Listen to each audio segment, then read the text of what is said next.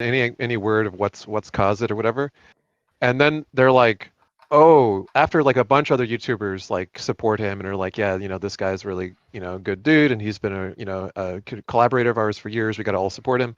After a huge amount of energy, they responded to him finally and just said, oh, you need to send us proof of your identification because we're afraid that someone might fraudulently impersonate you or something. Never mind the fact that while that takes place, he's demonetized. So he's like losing a bunch of revenue because someone randomly decided to verify his identity at YouTube, and it's very, very sus. And that's like a happy ending compared to the ones that usually happen. It's terrible. I couldn't imagine having your income be subject to just straight up removal, even while you're still doing your job. Like, that's insane to me.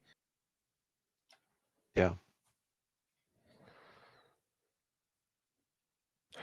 Okay, I'll be able to get started in just a moment here now.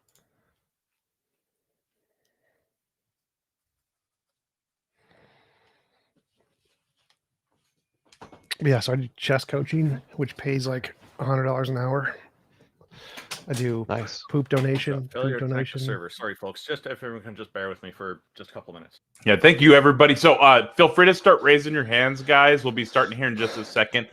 We have a couple people setting up their streams right now. We'll be starting here in about 2 minutes, it sounds like. But go ahead and raise your hand. We'll do an intro, and then we'll start pulling people up. First person I see in queue is Captain Parwelk, so we'll pull you up first. These stupid certificate errors come in once in a while, and then we have to update something. I'm sorry, folks.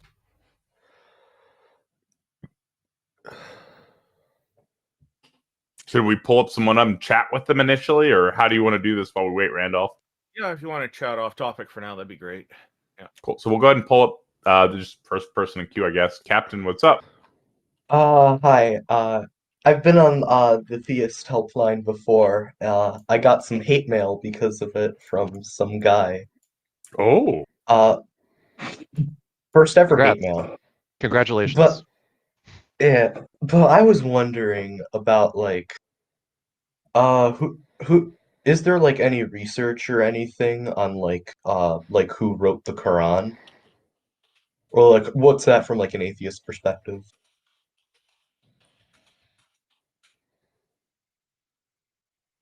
I think there's a much smaller community that explores theories to the effect that it wasn't all written by Muhammad, or his, the people who wrote for him, because he allegedly didn't write. But I think that it's much smaller as far as like the number of people that study that or believe that, because it's closer to the present day, and there's more attestation to Muhammad being a historical figure than there is with Jesus. So yeah, I'm not really up to date on that, but okay, that's my impression of the like the status of it. Like if you go to MythVision YouTube, which is an excellent YouTube channel that interviews all kinds of scholars, the majority of their stuff isn't about Islam, but they have some people to interview, and they interview people on kind of all parts of the spectrum, not just what is sometimes referred to as like hard mythicism, like Jesus did not exist mythicism. So like there's a range of positions that different scholars' works could support, all the way from the legendization of a figure who did exist, all the way to the like partial like mythicism, where it's like a mostly invented story, all the way to like full mythicism, which is like there's just some Gnostic character that got turned into a historical figure by a gospel writer or whatever. All of those different positions get explored by different scholars. It's not like there's some single mythicist position on either. And MythVision covers kind of all of it, and doesn't just like say, oh, it has to be like full mythicism, or they don't cover it. They talk to Christians, they talk to Muslims, they have a pretty and Jews, they have a pretty broad scholarly base. As far as like who wrote it down, I think we know that a lot of the stuff is classified as hadiths. In other words, it was written by supposed companions and witnesses who he met, who recalled things about what he had said, in addition to things which he directly had dictated for the Quran. Yeah, I have like another kind of like defense, I'm not a Christian, but I think the Trinity is understandable. Do you think the Trinity is like understandable, or do you think it's like self-contradictory? I think I know the argument you're going to make, which is that the Quran says, do not worship God as three, Oh and it no, doesn't. this is about Yeah, Christianity he's a now. Christian. So no, I think it makes no sense. The Trinity is gibberish. Oh, I'm not a Christian. So how do you think the Trinity is not gibberish? Do you know what a siphonophore is? Sort of. Go ahead and tell us. Yeah. A siphonophore is a deep sea creature that it looks like a jellyfish, but it's not technically a jellyfish. But what's interesting about siphonophores is that they're not really one organism. They're many different organisms that are all working together Like a jellyfish. as a well, jellyfish are singular organisms. Well, they're multicellular organisms put together to make a single organism, but they're not single cellular organisms put together. They're multicellular organisms put together. Yeah, siphonophores are multicellular organisms. So a jellyfish is one. No, not exactly. But siphonophores aren't all three different things. So it's not 100% jellyfish, 100% sea potato, 100% swordfish. They're combinations of different biological life forms that all work together in harmony, which is perfectly fine. Like humans are kind of similar. Like the mitochondria is not human DNA. It's a different animal that became a part of us, which is fine. Those are two separate things. They're not 100% human and 100% not human at the same time. The Trinity is not analogous. Well, what I was saying with that is the idea of like a single thing and like different things is more of a spectrum. And there's a lot of like fuzzy areas. We do have an idea that, oh, this is like an individual organism. Life is classified as cells, then tissues, then organs, and then organisms. And these siphonophores are different organisms. Well, we'll skip the that siphonophores. How does this relate to the Trinity? Are you saying like Jesus is like the mitochondria of God or something? No, I'm saying that this relates because it shows that it's possible for there to be creatures that are technically Well, that doesn't help. That doesn't help us feeding understand. zooids, the locomotion zooids, and so The on. Trinity is God is 100% Jesus. Jesus is 100% the Holy Spirit. The Holy Spirit is 100% God, but they are three separate things. Nothing in biology shares that. Nothing. All of the siphonophores have parts that are of different species, but it is not 100% three different things, which are three different things. Okay. Thank you for answering my question. Yep. Thank you for coming up. We've got a couple more in queue, and feel free to keep raising your hand, everybody, if you have any questions or just need help with theism. Steve, we've got you in queue next. I'm pulling you up. Hello. Randolph, you still setting up? I am set up. The problem is that the TLS certificates are not being accepted. There's an update again with Google has created a compatibility issue. I'm trying to get the certificates update, and then everything will be okay. I have no idea what any of that means, but okay. What's going on, Steve? So I have a question mostly for Tom, but I'd be interested in any answer from any of you. What is your opinion on Thomas Aquinas' first mover argument for the existence of God? Stupid. Can you elaborate? Well, it assumes that anything in motion must have something to cause it to be in motion. So you can just have a brute fact where things don't have causes that solves the problem. So there's no logical entailment of his argument. It's just false dichotomy, more or less. Well, can you give me an example of something that can be in motion and it itself has caused it to be in motion? Well, no. So it's not itself caused it to be in motion. It's nothing caused it to be in motion. It just is in motion. So like a brute fact is just a fact with no explanation, no cause. Brute facts are logically possible. There's no logical contradiction with a brute fact. Therefore, it is not the case that an object in motion necessitates something to cause it to be in motion. I just linked the argument to in Heathen Hangout chat. All right. What about the? I mean, he frames this in a couple different ways. One is simply that everything which has come to exist has not been caused to exist, and so on. Is there anything that could exist without anything having caused it to exist? Yes, that's literally what a brute fact is. It's just the definition of a brute fact. Okay. I'm unfamiliar with the terminology, so. Okay, that's fair. Like, it's a very common thing in philosophy. Just Google brute facts, brute necessities. Okay. It's one of the. Thank you for the answer. Sure. I think that's it. Yep.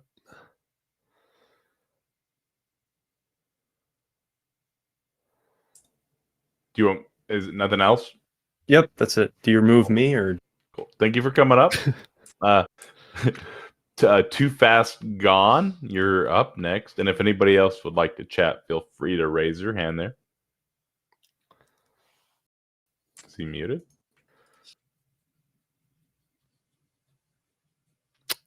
I cannot hear him. You say. And now. Well, that didn't last long. Cool story, bro.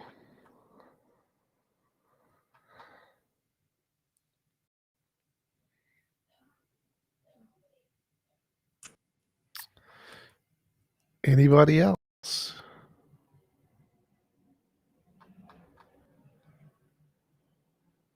This is a frustrating problem. Last time we just refreshed the certificate store and it worked, and normally that happens automatically. This is not making sense. Where are you trying to stream to that is not letting you stream? Oh no, the problem is that there's TLS certificate is not being accepted when I'm trying to connect to YouTube. So this happened once before a long time ago, and updating certificates fixed it, but this time it's not. And also, if I could just say, it TJump was correct. It is not the. It is the Portuguese man-o-war, not the jellyfish. That is a multicellular organism, and we know how the Quran was made. It was by humans, not by an angel. Just wanted to put that in there.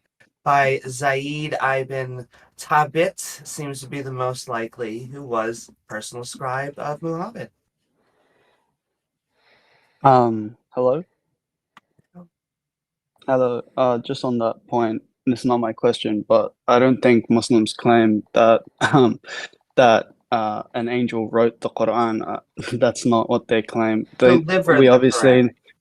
yes, delivered the Quran, not wrote it. We obviously know that humans wrote it. They claim that the message is inspired by God, not that like some Okay. angel came and wrote it down. Okay. Just- Do you Yes, have that an doesn't argument? make the claim better. We understand that. Yeah. Okay. So I suppose I'm assuming that you guys are all atheists or agnostic. Sure. Do you have an argument? Yes. So if you're atheist / agnostic, what is the most? I'm a theist. So what would be the most strong argument that you could convince me that theism is untrue, that God doesn't exist? Do you have any? Sure. All things that humans come up with are vast majority imaginary and do not correspond to reality. And so until evidence is provided for any idea, it is rational to conclude it's made up by our imagination, just like any of the other ideas with no evidence. Therefore, God is equivalent to Santa Claus, leprechauns, fairies, unicorns, Loch Ness Monster, UFOs. So until you provide actual evidence for it, it is irrational to believe it, just like it's irrational to believe Santa Claus is real. So I think that's a bit of a false equivalency, because why would I don't think there's any proof to say that most things that humans invented are imaginary. Like, would you say that would you say that a circle is imaginary? Like, Well, yes, but I think like your argument is more that things that correspond to reality. So it's not like obviously any imaginary thing is imaginary. So English, imaginary, math and logic, imaginary. The things we imagine.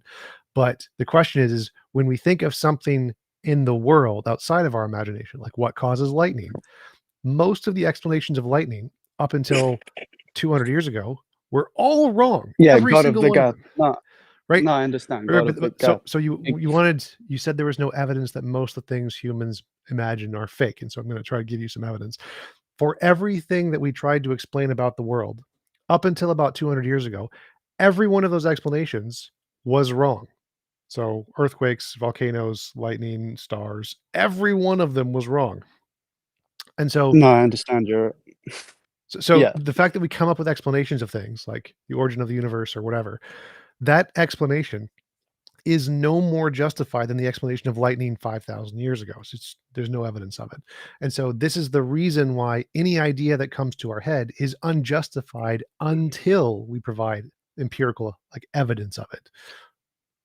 So you're a so No. you're an empiricist. So No. you don't believe anything unless there's empirical evidence for it? No, at the very beginning I said conceptual things are conceptual. So we can imagine things without them being empirical.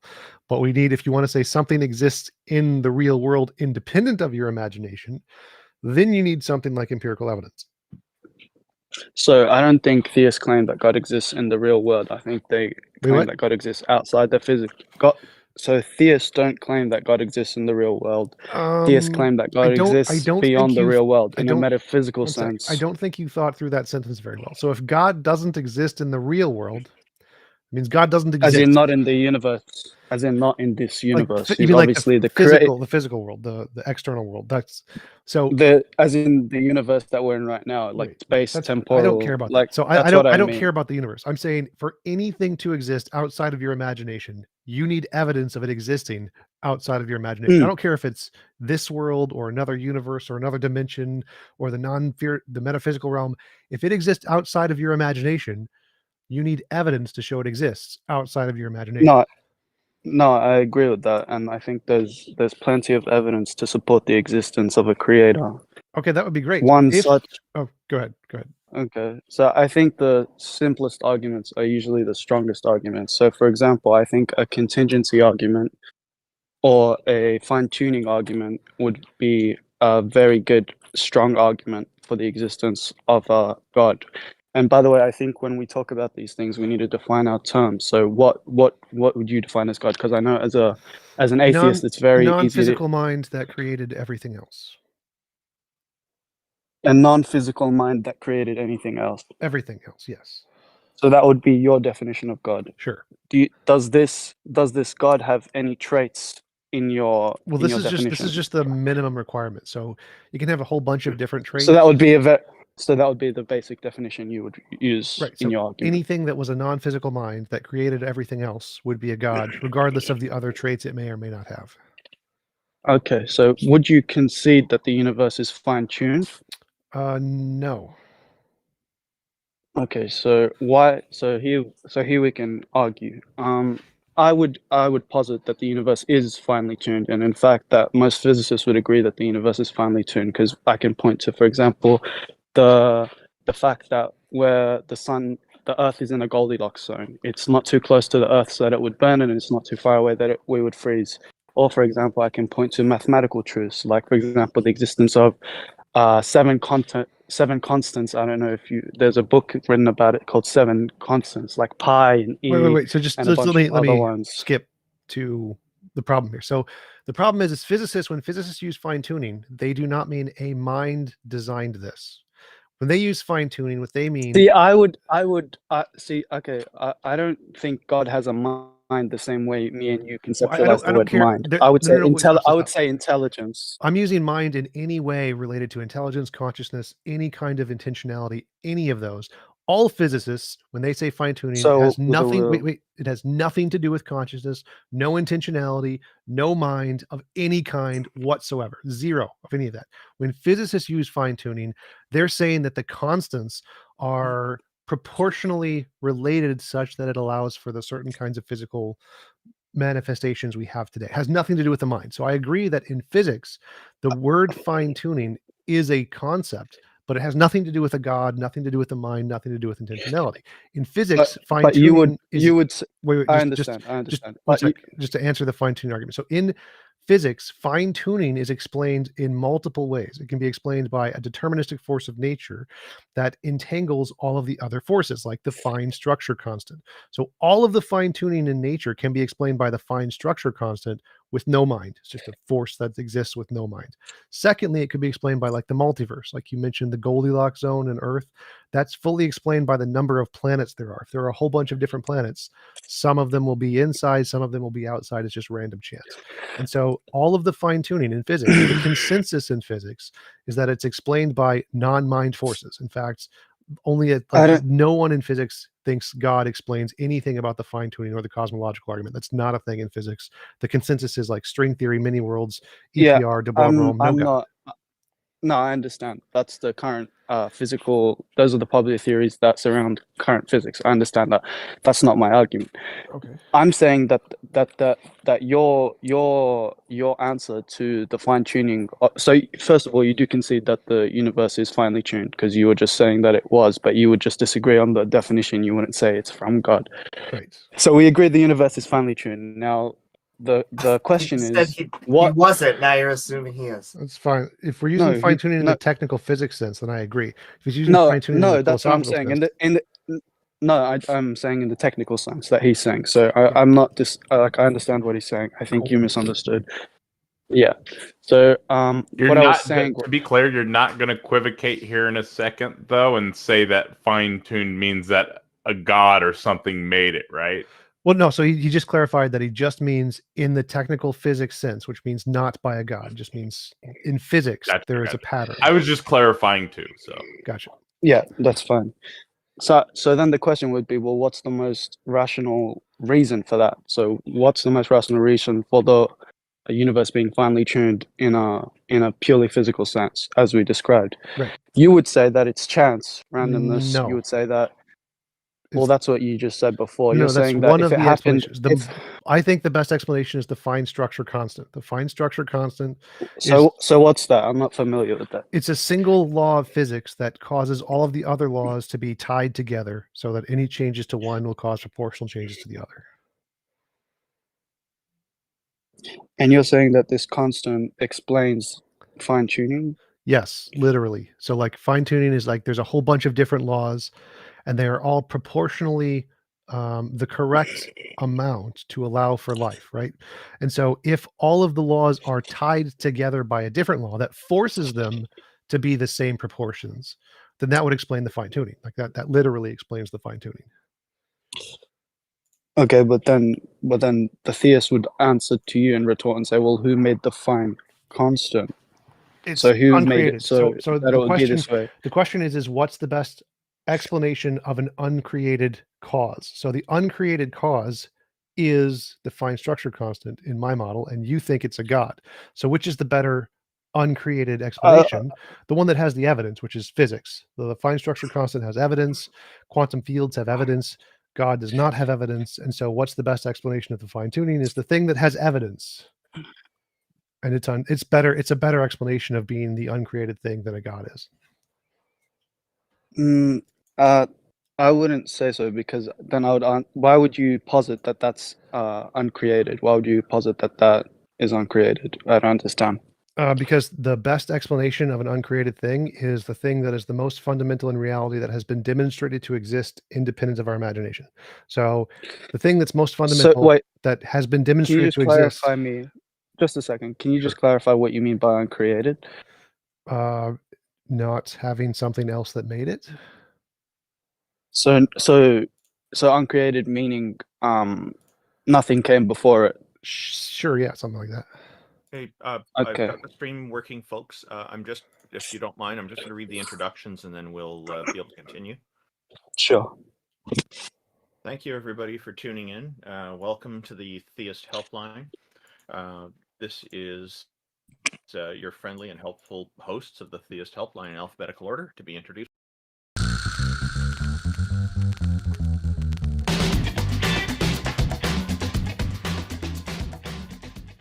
Hey guys, just wanted to give you an update. The dumbasses at YouTube still have not given me back my monetization because my debates were uploaded on other channels first. So even though they're of me with my content that I own, they're reused content.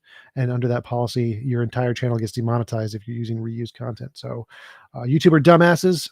Please support me here at my PayPal link, bit.ly/TomJump. It's case sensitive, so capital T, capital J. If you can, I'd really appreciate your support to make up for the idiots at YouTube. Thanks. Thoroughly analyzing and reviewing debates, often from the comfort of his genuine lazy boy chair. J.L. Warren is an atheist activist, educator, and entertainer. He runs the Bridge the Divide YouTube channel where he addresses irrational beliefs, the irrational behaviors that often follow, the societal divides they create, and how those divides can be bridged with education, rationality, and reason. J. Mike is one of the co-hosts of the Talk Heathen show. King Xerxes is an atheist activist and political commentator who has extensive knowledge of the Holy Bible and Christianity and the histories surrounding it. Mubarak Abu Sharifa is an ex-Muslim who grew up in Saudi Arabia with knowledge of Islam and world history. He's also a co-host on Peter de Tucker's YouTube show. Peter de Tucker is an atheist epistemologist from the Netherlands, inspired by Aaron Ra, Seth Andrews, Anthony Magnabosco, and others. He started a YouTube channel that mainly focuses on religion, but he also hosts shows on other topics, including interviews with other content creators and atheists he meets through social media. I'm Randolph Richardson. I'm an atheist activist from British Columbia, Canada, and I advocate for the equality and normalization of people who don't believe in deities, which entails advocating for fair justice, freedom, and critical thinking. I'm also the founding president of the Canadian Atheists, a national organization that promotes atheism and agnosticism as culturally common aspects of Canadian society. Taco, the visionary organizer of the Theist Helpline, is a #1 Discord debater who has never lost a Discord debate in his life. TJump, is the founder of an atheist church called the Church of the Best Possible World, which is based on his model of objective morality.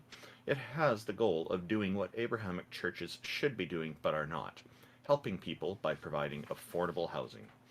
Thank you everybody for tuning in, and I apologize for the delay in getting started. I ran into a technical problem with TLS certificates, which is now resolved. We had a conversation going, and if you would like to continue that, or if anybody had anything quick to announce first. Oh, one more thing. Our website is at www.theisthelpline.com. And we have on there a section called hosts where you can, or about us, where you can see this list of hosts and all their relevant links. Thank you very much. Can I ask you guys a question? You just did. Go for it. Another one? Yeah. I've got this Muslim dude DMing me, and we're talking about so he's trying to argue with me that Muhammad wasn't bisexual, right? So in regards to that, so Randolph, say your best friend comes over to your house, like knocks on your door, takes his shirt off, and like you open the door, there's like your best friend's there with no shirt on, right? He's standing there, and then he hugs you, and then he takes your and he kisses you, and he takes your shirt off and like starts kissing your side. Like what would you think about that? Would that be a gay action? I think so, and it's starting to sound like the plot for a pornography movie. It wouldn't get that far with me. I'm not going to let him take my shirt off. There's literally multiple hadiths transmitted about this action with Muhammad with multiple men. Are they Sahih Hadith or weak Hadith? Multiple hadiths. They're strong, weak, all in between. There's all sorts of reports of this. Whatever you like. Hadiths. So I would just like to quickly explain to our audience. Sorry, just 1 second. We have Leafy here. Welcome to our stage. You were previously talking with TomJump just before we brought the introductions in. The reason we had to do that is because we had got started late due to some technical issues. So thank you. Please go ahead with your question. And then afterwards, I just want to have a quick question with you. That's fine. Right, sure. No, but just about the gay Muhammad being gay. So do you do that as a to provoke Muslims, or like for what? Like, because you're an atheist, right? So are you just ridiculing religion, or so what's the purpose? What's the intention behind that? I'm just curious. That's a valid interpretation as much as any interpretation. So, like, you can take any holy book and interpret the context of the situations, and theists do this all the time. They just interpret it in a way that's beneficial to their ideology, and so atheists are just mirroring that and interpreting certain phrases in holy books in a way that's beneficial to their interpretation to show the hypocrisy of religious people by only interpreting their one interpretation as being the correct one. I think so. I think that's a valid criticism for Christianity because that's very true. But I think in terms of Islam, that's not a valid criticism because the Quran has a very clear scope of interpretation. So while there is room for interpretation, the scope is very clear. There are verses that are unambiguous, and then there are verses that are ambiguous, and we use the unambiguous verses to make sense of the ambiguous ones. So You it's know, not fair to say that. It's not Christians fair to say Christians say the that exact same thing, but it's technically no, they don't. incorrect. So they literally they say the same thing. But so there's this I thing don't think they in do. language called the natural ambiguity of language. It's a fact of linguistics that all language can be interpreted in many different ways, unless it's like math or logic or a science textbook. All language can be interpreted in many different ways. So the problem is that all holy books necessarily have this flaw because they're not textbooks that are like academic textbooks. But that is slightly off topic to our original point. You were asking about fine tuning and what is the best explanation of the uncreated being, and you wanted to know why would I think that the quantum field was uncreated or something? And my answer was that the best candidate for an uncreated thing is the thing that is most fundamental that we've discovered exists. And positing something that we haven't discovered exists as fundamental is like saying Santa Claus. So quantum fields have tons of evidence. They're the most fundamental thing we've discovered. We don't have any reason to think they're created. There's lots of math in the case they're outside of space and time and have no reason to believe they had a beginning. So they're a good candidate for the uncreated thing. There's no such evidence for God existing. So all of the properties of quantum fields have been demonstrated to exist independent of our imagination. None of the properties of God have been demonstrated to exist independent of our imagination. Therefore, quantum fields are a better explanation. So I don't think physicists would agree with you on that point. I don't think a physicist would say quantum fields are uncreated. I don't think physicists would say quantum fields exist out of space and time. That's the consensus. I don't think well, let me just correct you really quick. think Google emergent spacetime. Emergent spacetime is the consensus that space and time emerge from more fundamental things, which is namely quantum fields. That's the consensus in physics. Yeah, and the so consensus quantum fluctuations. Yeah, fluctuations are a thing that happen in fields. So quantum fields are the fundamental thing. Fluctuations are things that happen in the fields, but that's separate. So this is the consensus in physics that both they are uncreated and they are outside of space and time. So like if you go to the you kind of cut out a little bit. I don't know if it was just me, but so the consensus of physicists is that quantum fields are uncreated and they are outside of space and time. You can check the poll Fundamental Attitudes Towards Quantum Mechanics by Schlosshauser, which confirms this. sure, I'll believe you. Like I'll take you at your word for it. Our quantum fields are uncreated. Would I like some references? Is that what you're asking? Yeah, Leafy. So I posted in the Heathen Hangout a few things for people to mull over and for yourself to look at that support what TJump just said. It starts with... Sure. I'd like to look at that. Okay, cool. So there's a very excellent YouTuber. TJump, do you have any videos specifically on fine-tuning? I haven't looked for your video yet, but maybe you have one. But we have a video here from Detroyer, who has a YouTube channel called Friction. And you may have seen Detroyer in these circles. He hangs out on Discord and is very knowledgeable. He does a great job of explaining the fact that the priors for the specific God, intelligent creator causing fine-tuning hypothesis are far less probable than the much less specific hypotheses that it could be any number of things, including just an uncreated brute fact or a natural cause, which is not intelligent. And so when you actually do a sophisticated evaluation of the priors, it's not more probable that it's a very specific, highly advanced intelligence that could predestine everything to be just one way. It's extremely improbable when you actually compare those priors. Further, there's an article on religions.wiki which summarizes as such. It says essentially the fine-tuning argument is a version of the argument from design using cosmology instead of biological questions. But in the treatment of the biological mysteries, it's claiming that they cannot be solved except by theology. But scientists have been able to solve the problems in biology, and they will also be able to more than likely solve these problems in cosmology. Fine-tuning heavily depends on the argument from ignorance fallacy, a god of the gaps, and shifting of the burden of proof. And the argument is essentially the anthropic theistic principle and the natural law argument, just all like put in a physics dress, which it is not actually agreeing with physicists about. So this is from where? So that's the summary what- from Religions Wiki. So there's two main things I would look at. I would look at the Wiki? Religions Wiki article, religions.wiki. It's a religion specific wiki. Religions.wiki. And the Yep. Detroyer video does fine tuning prove design. He's very sophisticated in philosophy and explaining things.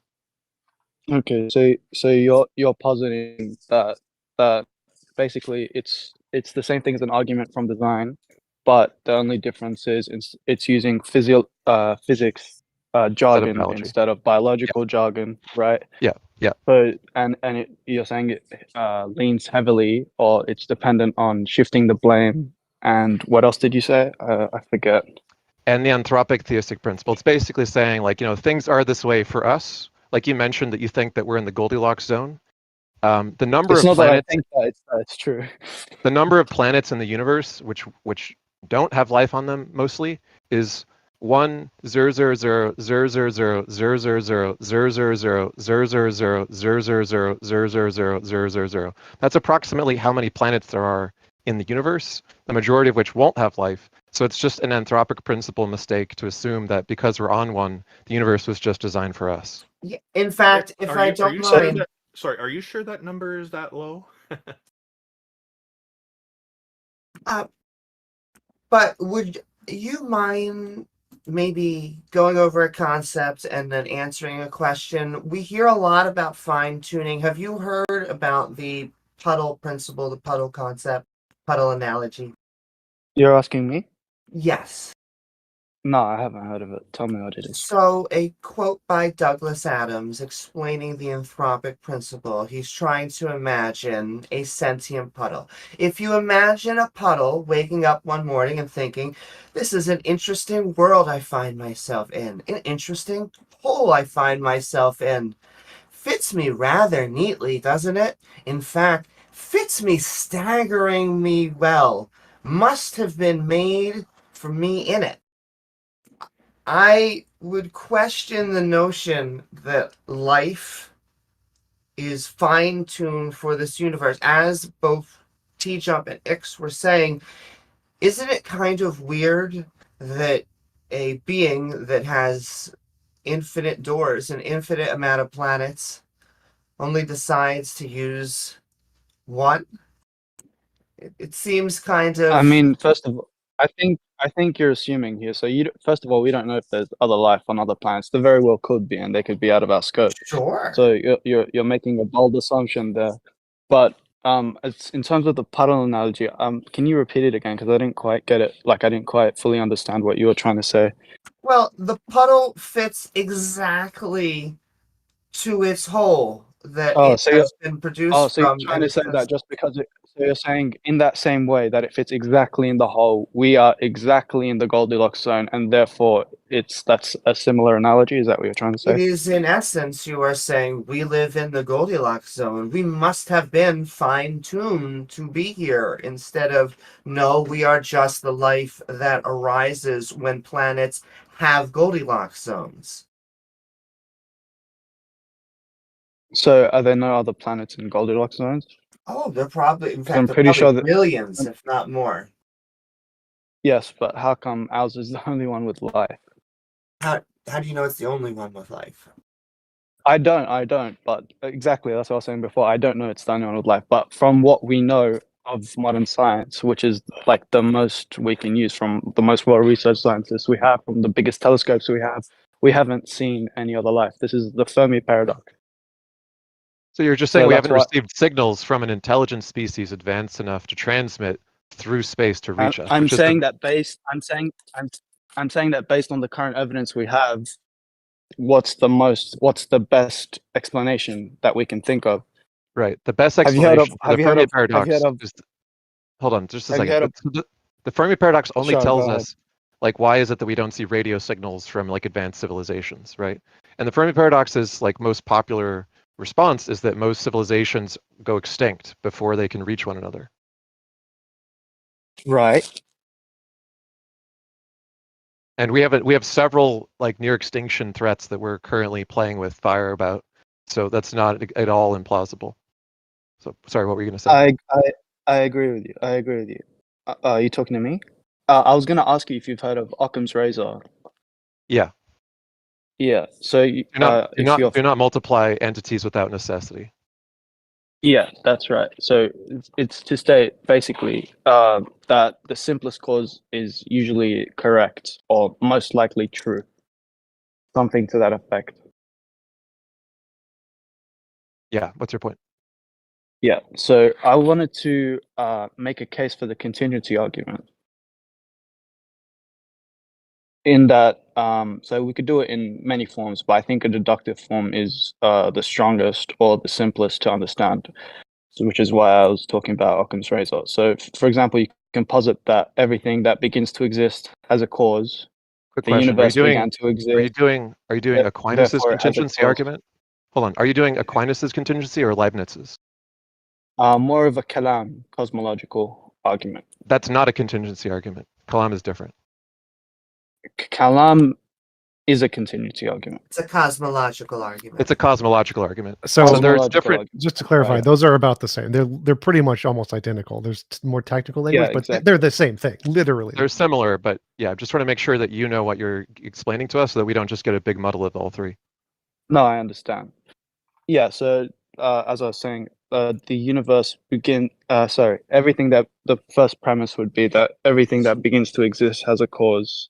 The universe began to exist, therefore the universe has a cause. Would you guys object to any of these premises? So that's the Kalam cosmological argument, which has been thoroughly debunked, but I don't accept it. Yeah, I So don't why accept the wouldn't you? first premise. Everything that begins to exist has a cause. You don't believe that premise. Why not? I don't Because accept it the because I can't begins rule to out the exist- possibility- Sorry, go ahead, Amy. Well, I'll tell you how it's shady, shoddy language. If we were to just remove words and I were to just say everything that exists has a cause, would you agree with me? Yeah, I can't accept it because I don't. I can't. It hasn't. been No, ruled no, out as far as I know. wouldn't. It hasn't No, been to your ruled point, out I as far as wouldn't I agree know. to you. It hasn't course. been Because ruled out. everything that It hasn't. because then it you hasn't- because then you would run Amy, into I'm trying to the answer your question. I'm trying to Oh, answer. sorry, I was responding to her. Sorry. Oh, okay. Go ahead and respond to her. It was quiet. No. So I didn't. Go ahead. No, that's fine. You can go ahead. I don't want to interrupt you. I was saying that I can't accept that first premise because I am not aware of anything that rules out the possibility of things that begin to exist that don't have a cause. Can you say that one more time? Well, you're putting on a condition that everything that begins to exist must have a cause. I can't accept that because I don't know that to be the case. So how would you prove otherwise? Brute facts. So That's like, not my burden. so You're he's the one who's making the claim that it can only be that way. So it's the burden actually belongs to you. sort of. So I So would have just to clarify, what that Randolph is everything that saying. begins to exist has a cause. Leafy, one sec. So the first premise is everything that begins to exist has a cause. Randolph is saying it's possible that something could begin to exist without a cause. And this Yeah, is, I would disagree with that. right, but so it's Just to be logically clear, possible. I'm not actually making that claim. I'm just saying I can't rule out that possibility. That means the same thing, Randolph is. But so if it's logically, if there's no logical contradiction with the thing beginning to exist without a cause, then it's possible. I'm saying that there is. There, I'm saying that there is. okay, well, that would be you're refuting or you're claiming that brute facts are logically impossible. Brute facts are not logically impossible. This is something that's been proven in philosophy for a long time. So what do you think is the So- logical contradiction? So define what a brute fact is. A thing that exists without a cause. A thing that can you give me an example of a brute fact? Well, I gave you an example of what it is. I don't actually need to point one out. That's irrelevant. It's not irrelevant. It's actually very relevant. No, it's not. There's What's an the example of- argument is what's there an is no logical contradiction with a brute fact. There's no logical contradiction with a pink elephant, but I don't need to give you an example of a pink elephant. So if you're claiming there is a logical contradiction with a brute fact, I don't need to give you an example of one. You need to show what the logical contradiction is. The logical contradiction is that something can't come from nothing. So That's not we a, have so scientific theories that do that explain how something can come from nothing in terms of cosmology. well, just to clarify, What- what do you think? No, they What do don't. you think a logical contradiction is? P and not P, right? Yeah, that's true. So an In terms of object, pure logistics, yeah. an object existing with no cause. What is the P and no P in that sentence? Say that again. Brute fact, an object existing without a cause. What is the P and not P in that sentence? The P and not P would be that it came from nothing. So how can it exist? So No, the no, no. contradiction P- is that it would be in a state of existence and non-existence at the same time. Wait, what? Where is that in the argument? So an object came into existence without a cause. Where is the P and not P? So what do you mean by P and So a logical contradiction is both P and not P at the same time. Like an object exists and doesn't exist at the same time, that would be a contradiction. But to say a brute fact is an object which came into existence without a cause, what is the P and not P at the same time in that sentence? Because philosophers agree there's no logical contradiction in brute facts, but you're claiming there is. So I'm trying to understand why you think there's a contradiction in a brute fact. So I don't understand what a P and non-P is. So can you explain that to me? Okay, so a logical contradiction is like both P, like something exists, and not P, that something does not exist at the same time. Okay, so it's for example like a squared circle. Right. That's a logical contradiction Right. because it's P and not P. Right. I'm saying that it exists, but it shouldn't exist because nothing caused it. Well, that's not a logical contradiction. Like, Yes, it is. no, I'm not sure. Like you saying it shouldn't exist because you don't like things that are uncaused isn't a logical contradiction. Like for you to have a logical contradiction, you need to show like which property of this set of premises both has one property which exists and one property which doesn't at the same time. Can something exist and not exist at the same time? No. Would that be a logical contradiction? Yes. Okay, so I'm claiming that that's what the contradiction is, Well- that this thing is in a state of existence and non-existence because it can't be if it doesn't have a cause, it shouldn't exist. Wait. So the brute facts, at no point in the argument is there one of the points where it both exists and doesn't exist at the same time. That doesn't exist anywhere in a brute fact. So a brute fact is at one point it doesn't exist, and at another point it does exist. There's not a point of both ever in the argument. Yes, but you're saying that at one point it doesn't exist, and then through nothing, through no cause, then it exists. I'm Right. saying that that's a contradiction because that's an impossibility. Well, no. Because then it would have to be in this. No, because it would be in a state of like what quantum entanglement where it's two things at the same time, No. like it's existent and non-existent at the same time. No. Leafy. Causality and existence are incidentals. If you disagree with that, then you will probably what's have to refute your own God. What's incidental? I don't understand. They're not dependent on each other. So causality and what? Causality and existence Causality are not and dependent. existence. Causality And and what- something existing. Causality and existence are incidental. So you're saying something can exist without it being caused? Yeah, it seems to be the case that like I can't rule out that possibility, and then many So- religious people claim that their God was not caused and has always existed. So do you think that something can come from nothing? I can't rule that out. Really? Your logical, intellectual mind thinks that something it's actually a non-zero possibility that something can come from nothing.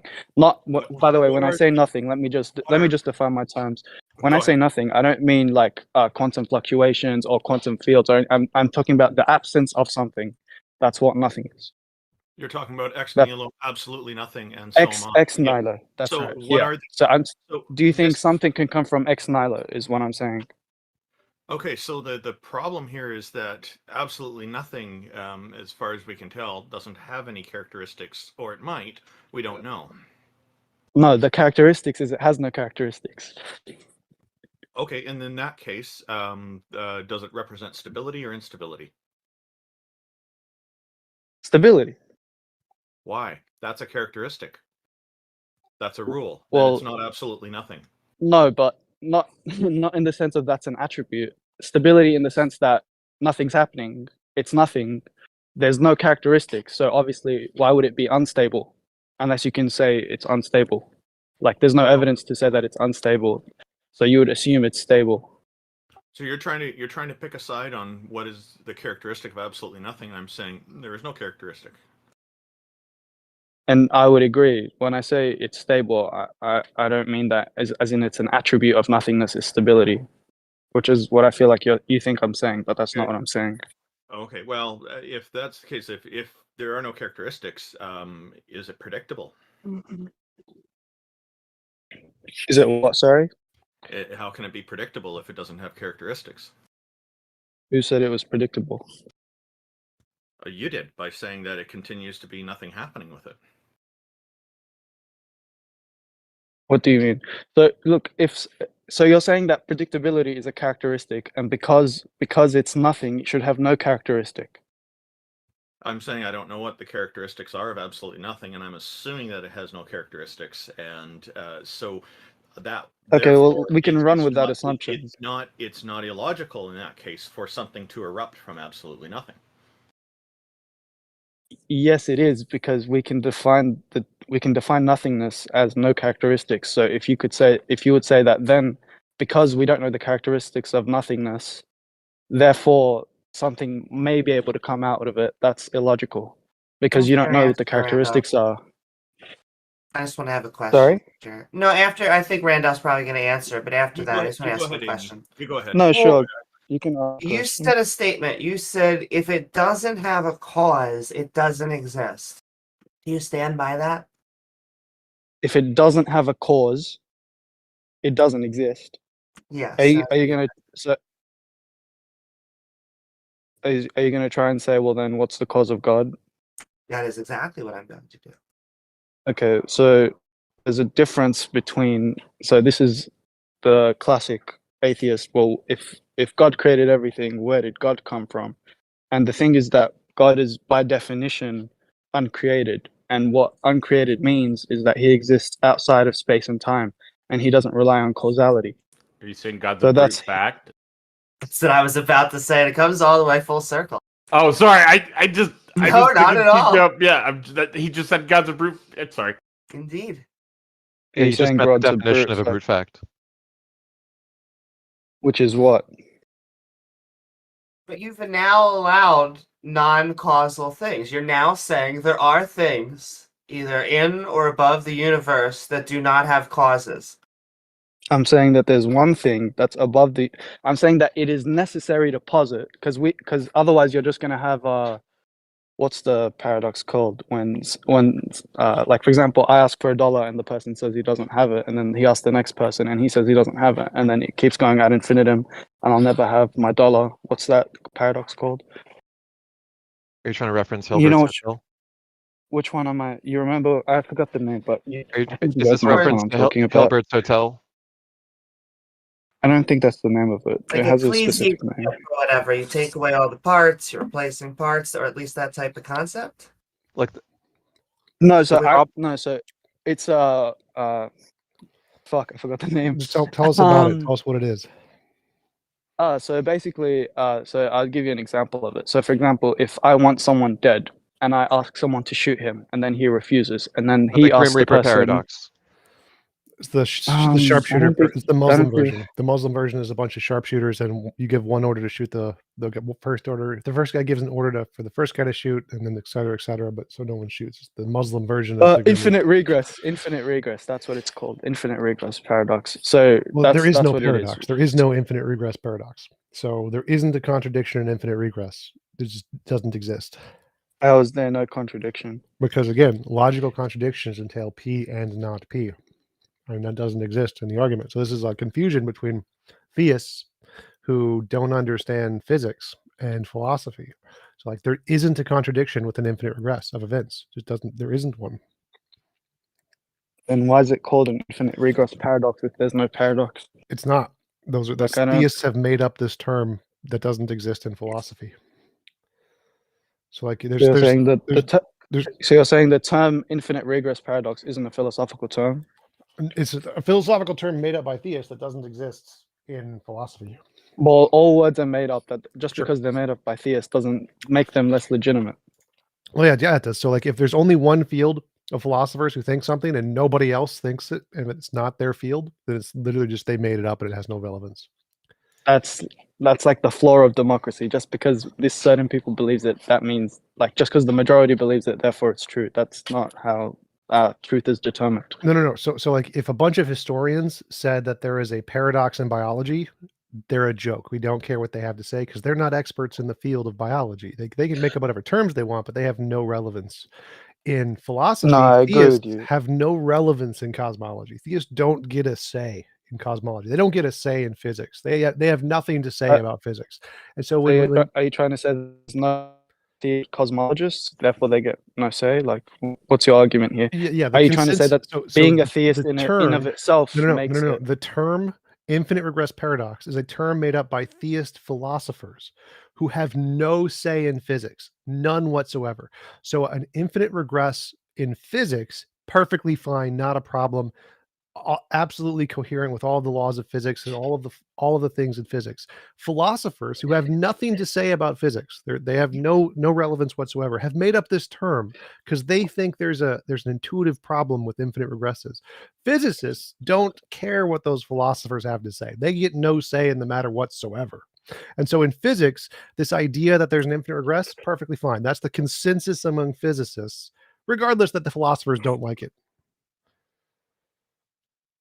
So why don't the philosophers like it, but the physicists like it? Only the theist philosophers, because they want to try to fit God in. So you're saying that they use it, and so that you're saying that they make something up to justify believing in God. Yes, literally, that's their entire profession. And you're saying that you guys make stuff up to justify not believing in God. No, we do things based off of the evidence. So physicists don't make up anything; they just go based off of the evidence. The evidence indicates quantum fields are eternal. You guys keep cunning. Okay, so you don't. So what's wrong with infinite regress? Why is that? There's nothing wrong. Why is that acceptable? Why is yeah, exactly. Why is there nothing wrong? Is my question. Why do they think something's wrong, and you're saying that there isn't? So for example, in my example, I'd say, for example, I want $1, and I ask the person, and he says no, and then he asks the person next to him, and he says no, and so on and so forth ad infinitum. I'll never get my $1 because it assumes one specific type of time relation that isn't the consensus in physics. So, like, if B theory of time is true, what does it assume? That like one moment is the causal precedent of the next moment, that literally the previous moment is what causes the next moment, which is false. Nope, that's not the consensus among how time or causality works in physics. It's just not.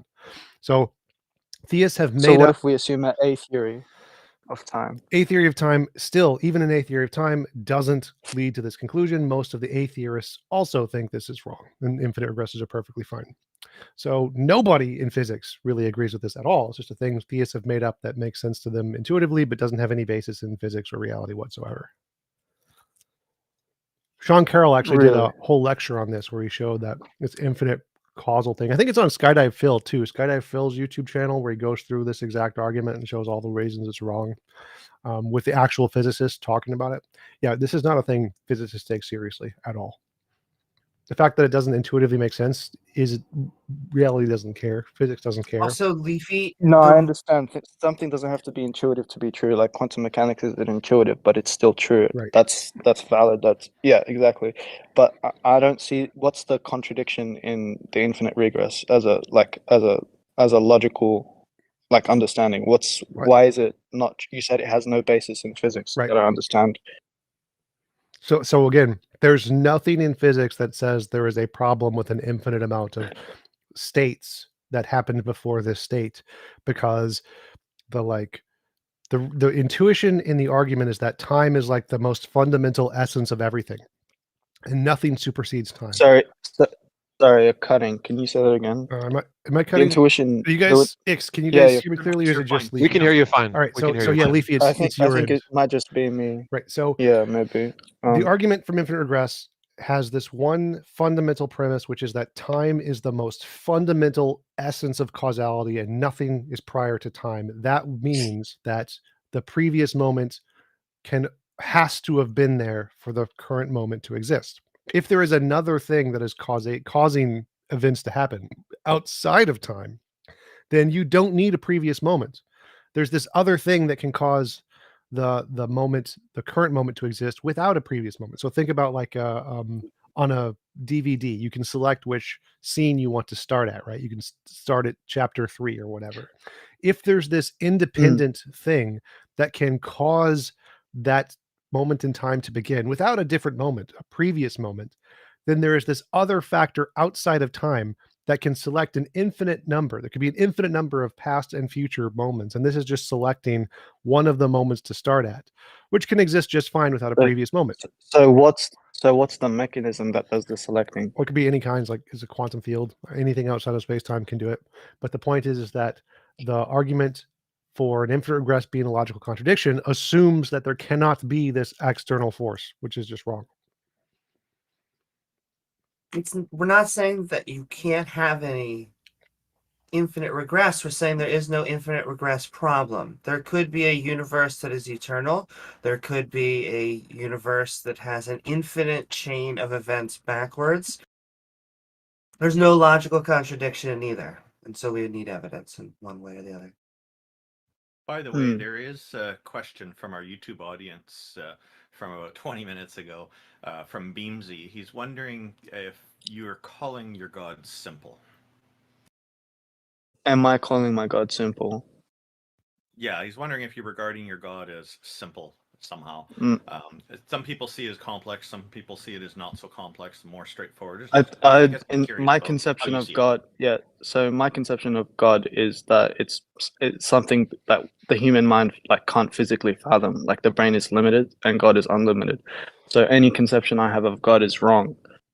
So that's how I see it. So even the term simple, complex don't do the concept of God justice. Yeah, I think Beamsy because is language a different argument. This is because I think Beamsy is talking about about simplicity. So I think what he's saying is because I said something about Occam's razor and that the simplest explanation is usually truest. I think he's trying to say, therefore, by extension, is your God simple? I think that's what he was getting on about.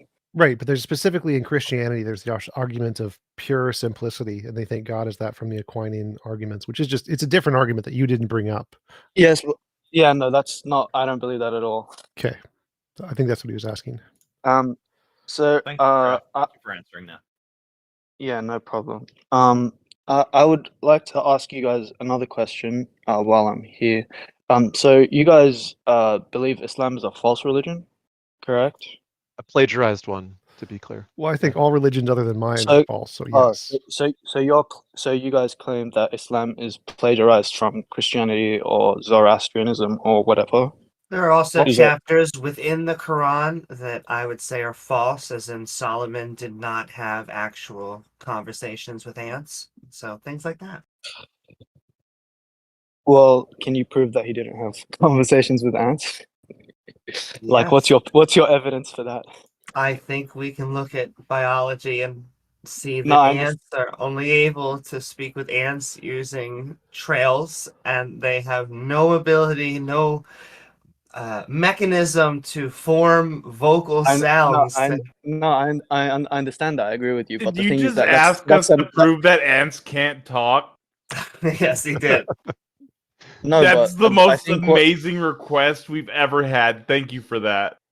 You're welcome. I think what you guys don't understand is that's supposed to be a miracle. So if a miracle is something that is unnatural, that's not supposed to happen, and that's why it's supposed to be miraculous. If it was something that existed within normal laws of science, it wouldn't be a miracle in the first place. So why would he even talk about it? That's exactly so I think that's what you guys aren't. Say. When they say that Jesus resurrected from the dead, we say that's ridiculous. No, but do you see how they claim it's a miracle? So what is a miracle? A miracle is something that is cannot be explained by laws or science. So it's something that's unexplainable, naturalistically. You've exhausted all the possibilities of what is logical or according to your understanding, and it's something that is beyond that. So that's why you say it's miraculous. I don't understand. Can you give us an example? of a miracle that has been observed? What do you mean? Can you give us evidence that miracles occur, any kind of miracle? Yes, I would say the Quran is a miracle. The Quran is a book. We have lots of books very similar to the Quran in all sorts of literary senses. In fact, we have entire passages of the Hebrew Bible which are reproduced imperfectly in the Quran while being claimed to have come from the angel Gabriel. Which And in those passages, can you give me an example of such passages that are Yeah. so-called plagiarism? For Sure. example, you're familiar with the passage which says, if you kill Which a passage, single sorry? man, I'll pull up the number, but you're familiar with the passage. You should know the one I'm talking about, where it says, Yeah, if you Surah kill 5 verse 32, if you kill one person, it's as one if you've person killed as all though of you killed humanity, all and if you people. save one person, as if you saved all of humanity. I That's right. understand. And the Yeah, sentence, so where's that the full plagiarized from? sentence, the full sentence is important. So can you read me the full? I'll pull it up too. But yeah, what was the number again? 532. 532. Okay. So it's very important to look at the full context. So That's true. 532 says it is decreed, right?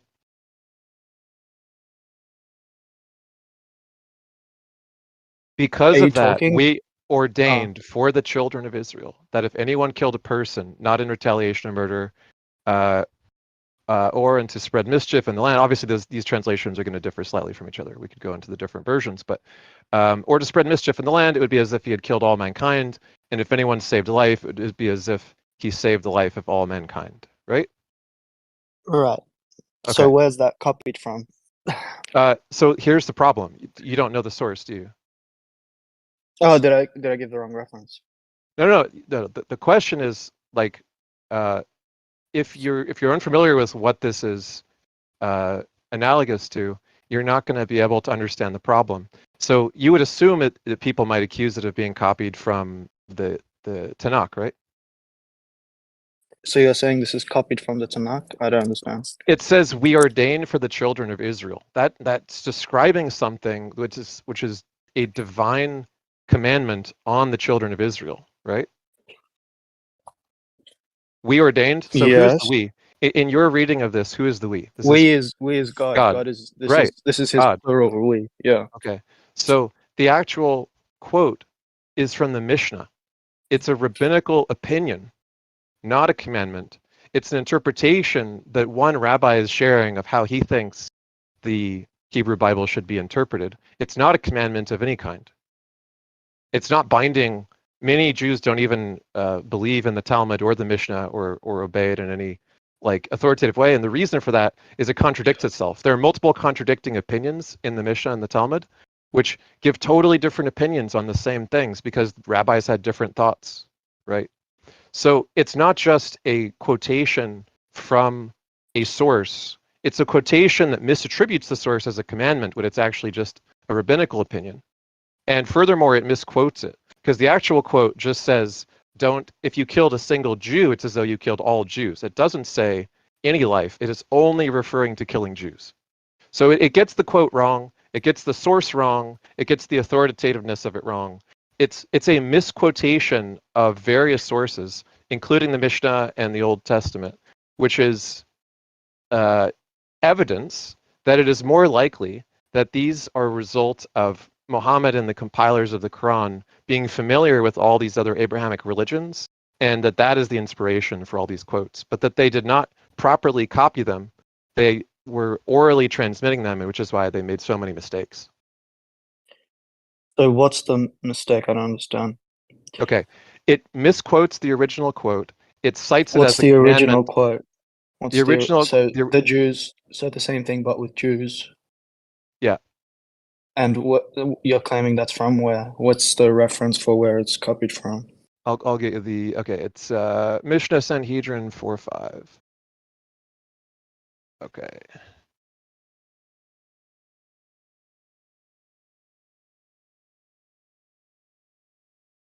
Okay, so therefore Adam, the first man, was created alone to teach you that with regard to anyone who destroys one soul from the Jewish people, kills one Jew, the verse ascribes him blame as if he destroyed the entire world. This is the opinion of a rabbi about what this means. It's not a commandment. It's just a rabbi describing what he thinks we should interpret from Adam's story. And it's specific to killing Jews, not to killing any person. Right. So the problem here is that the Quran actually claims that it is commanded to Jews. So it's citing like the context in which it's coming from. And it says that it's commanded by God, and it says that it's for any person. It's wrong on all of those things. So I would have to see the source and I'd have to look into it. But I think if what you're saying is true, then you'd have a valid point. So I posted a link. Or sorry, that's Oh, the Quran one. Let me put the Sanhedrin one here. So where do I find this link? It's Okay, there's a link word, to the chat Mishnah. called Yeah. Heathen Hangout. I'm also reposting these for our YouTube audience. Yeah, so the point is, look, if you go and you look at the actual list of all of the passages in the Quran that are lifted from other sources, it's not just the Old Testament. It is from numerous sources. It is widely agreed that the biggest criticism of Quran from the beginning and of Muhammad was that these are retold stories from other sources, right? Yeah, but no one disagrees that they're retold stories. Even the Quran itself says that these stories are retold, but it says it with details that are either new or that have been lost over time. That's what it says. So, for example, you'd find similar stories, but they wouldn't be exactly the same in the details. Yeah, and it's more plausible that any given person who's going to be looking at the evidence is going to be convinced that it's because they had abundant access to all these other texts that they have similar stories, not because an angel Gabriel miraculously dictated it all perfectly to them. No, but I think that when was the Old Testament translated to Arabic? Because they didn't have libraries, and very few people were learned in Arabia in the 5th century. So Do you you'd know have who to give Waraka evidence. is? Do I know who? Yeah. Do I know who? Sorry. Waraka. Do you know who Waraka is? Waraka ibn Warak? I don't. It's just Warak. I don't think it's Waraka. Okay, I don't well, know who the Waraka English is. phonetic is Waraqah. I'm going to post in the chat. Okay. So it's important to understand that at the beginning of Muhammad's career, his wife was distressed by his visions and his upsetness about it all, and she wanted to take him to Waraka, who was one of the foremost Abrahamic scholars, to see. Khadija wanted to know. Christian priest who thought he was a prophet, who was like, he told him that he's a prophet. Yeah. Oh yes, And I know who. a member, and a member of their family, and that he passed away saying that he gave 100% support to Muhammad in any way possible, meaning that any books and texts that he possessed, which is one of the largest collections at the time, would have been able to pass into their possession or access to their family, meaning that there's no way to say that Muhammad didn't have access to any of these texts from this point forward, or at any point before that, because members of the family were Abrahamic religious scholars. I don't think Waraka was a scholar. I don't think that's actually true. He wasn't a scholar. It literally says that he could recite the Abrahamic just text because from he can memory. recite something. I can recite something. That doesn't mean I'm a scholar. Okay, it's widely agreed that he was one of the foremost Abrahamic scholars. Your skepticism notwithstanding, that is the consensus. So what evidence is there that Muhammad received this from the angel Gabriel compared to the evidence that he had abundant access to these texts through Waraka and other members of his family? So to answer your question, what evidence is there that he received this from the angel Gabriel? Yeah. As compared to what you're saying. Waraka so and you other could family say members. that you could say that the Quran makes predictions about the future that come true, that most people can't understand. Not only the Quran, even in the Hadith. I can give you an example of this. For example, Surah Rome, the opening verses say, "غُلِبَتْ Rome," mean within a period of 3 to 9 years that the Persians will defeat the Romans, and the Persians did defeat the Romans, despite the consensus at the time being that the Romans would beat the Persians. So this is a clear historical truth that played out, that the Quran predicted before it happened, and that would be one of many miracles of the Quran that would justify, or would say prove its authenticity or truth. That's an easy to make prediction for any secular person to make without the access to angels. Why would that be special? No. Why would it be an easy prediction to predict that one army which is losing is gonna get stronger and beat the other army which is everyone considers it to be superior, and not only that, you would say the time period which it happened. You would give a specific time period, and it happens in that time period. That's not something that any man can do. That's false, right? We have plenty of military surprises and upsets in which a larger army is defeated by a smaller because of superior tactics. Okay, so you would chalk it. So you would chalk it up to chance. So literally, this Yeah. happened in the Afghanistan war with the Russians, the Iraq war with America, the Vietnam war with The Vietnam Vietnamese. War. Yeah, so this happens pretty often. This is not a rare occurrence. It's like saying, "Oh, look, It's not it's pretty. gonna I rain wouldn't say next pretty week. often. It's gonna rain next week. Ah, my prediction was right. I must be God." I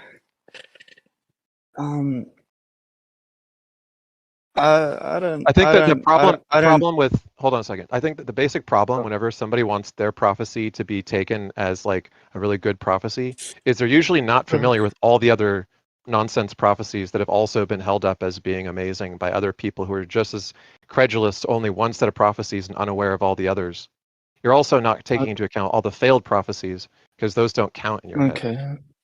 So, what's an example of a failed prophecy that is in the Quran, or a contradiction that's in the Quran, or The moon splitting. that's something, again. So this is something metaphysical that only the people at their time saw. It's a miracle for those people. Metaphysical is just speculation about the natural. It's not some No, like but I'm saying realm. I'm saying that that's something that I can't prove, and that's something that you can't disprove, and that's something Well, that is there's only a- a miracle to those people at those time. And There- there's actually historical documents of, for example, the King of India. He saw the moon split, and there's sources for that. So You know, just because that's not because true, right? what do you mean is what's not So true? that's like a folktale told by Indian Muslims for like, I don't know, That's like the not- last 800, 900 years, something like that. That's not true. There's Look into actual it. there's actual historical like evidence to support No, that there's the not. king Provide it. Yes, I will find it for you. That would be Let me see. amazing because I talk to people about the moon all the time because there's 3 different interpretations of that verse. There's people that say that it will happen, there's people that say that it's metaphorical, and there's people that say that it did happen. No, So I've been told by different sects of Muslims, all 3 of them, that it's a prediction, which in that case it would be a failed prediction. There's that more than 2 it's sets, by the way. I know, I'm talking about the 3 interpretations though. That it's metaphorical and that it's just like no matter what you tell the non-believers, they're not going to believe what we tell them, right? That's metaphorical in that sense. And then I've also been told that it's literally happened and that there's this king in India that witnessed it and there's these historical documents backing this up, but it's total nonsense. None of that exists. So, as far as the interpretation that it's metaphorical, I would say that's one of the least popular interpretations because it's like I think it's just not true. The evidence for that doesn't really make sense, and the actual your reading. interpretation is correct? Well, there's different ways you can understand something, and you can make observations as to what's more likely or less likely. For example, linguistically, the term is inshaqat al-qamar, and that's in the past tense. So, assuming that it has happened. Not that it will happen. I found it. It's not sofa yunshaq al-qamar. It's not the moon will split. It's that it has split. So I found the therefore, reference. It's the idea that legend it's of metaphor. Cheraman, and it says, according to the Cheraman Mosque, once a Tamil king was walking in one of his favorite queens with one of his favorite queens at the late night in Stroll Palace, where he lived with her. When he witnessed the splitting of the moon, however, no one else in the palace or the rest of India or the rest of the Indian subcontinent saw this. I can link you a video to a sheikh who provides evidence. Where would you like me to put the link? I'm new to this. Well, this is literally called the legend of Cheraman. It's a folklore myth. Well, so this one guy saw it. His wife didn't see it, was right next to him, and the rest of India didn't see it. just this one guy. It seems not real. No. Also, the Persian prophecy that you mentioned says that the Romans would be defeated in a few years, but it was 14 years later. There's no version of a few I years, think which it was means 6 14. years later. It was 14. It was 14. It was 14. So I posted references which quotes numerous hadith and other sources historically that it was 14 years when the so-called prophecy said it would be a few. 1 sec. So that one is busted. And there's a whole bunch One more in second. that document. It's called Muhammad's False Prophecies. You can go through it and tell me if there's any in that list that you think are mistaken. Sure. 1 sec.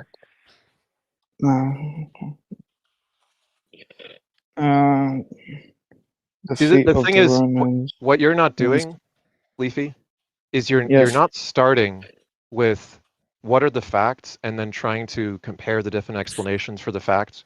You're starting Oh, with okay. a worldview in which everything must be correct in the Quran, and you're trying to defend that. And any time that it gets falsified, you're just going to Mott and Bailey to another claim to defend the Quran. If you Well, I want should. if you want to steel Okay. man, like if you want to steel man different explanations for the same facts, you're going to have to step further outside of the Quran must be true framework to learn about what other explanations there are for the phenomena that you're trying to defend being the way the Quran says they are.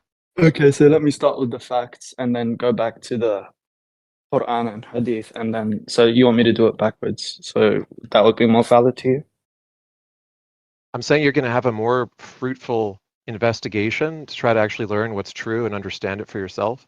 If you don't just start out as an apologist trying to just justify by the arguments that Muslims make for the Quran, but if you actually study, for example, cosmology or study history, instead of just starting, like for example, before you brought this story up, did you know anything about the history of Persia and the Byzantine Empire? I'm Did not you saying study an it from a expert. non-Muslim?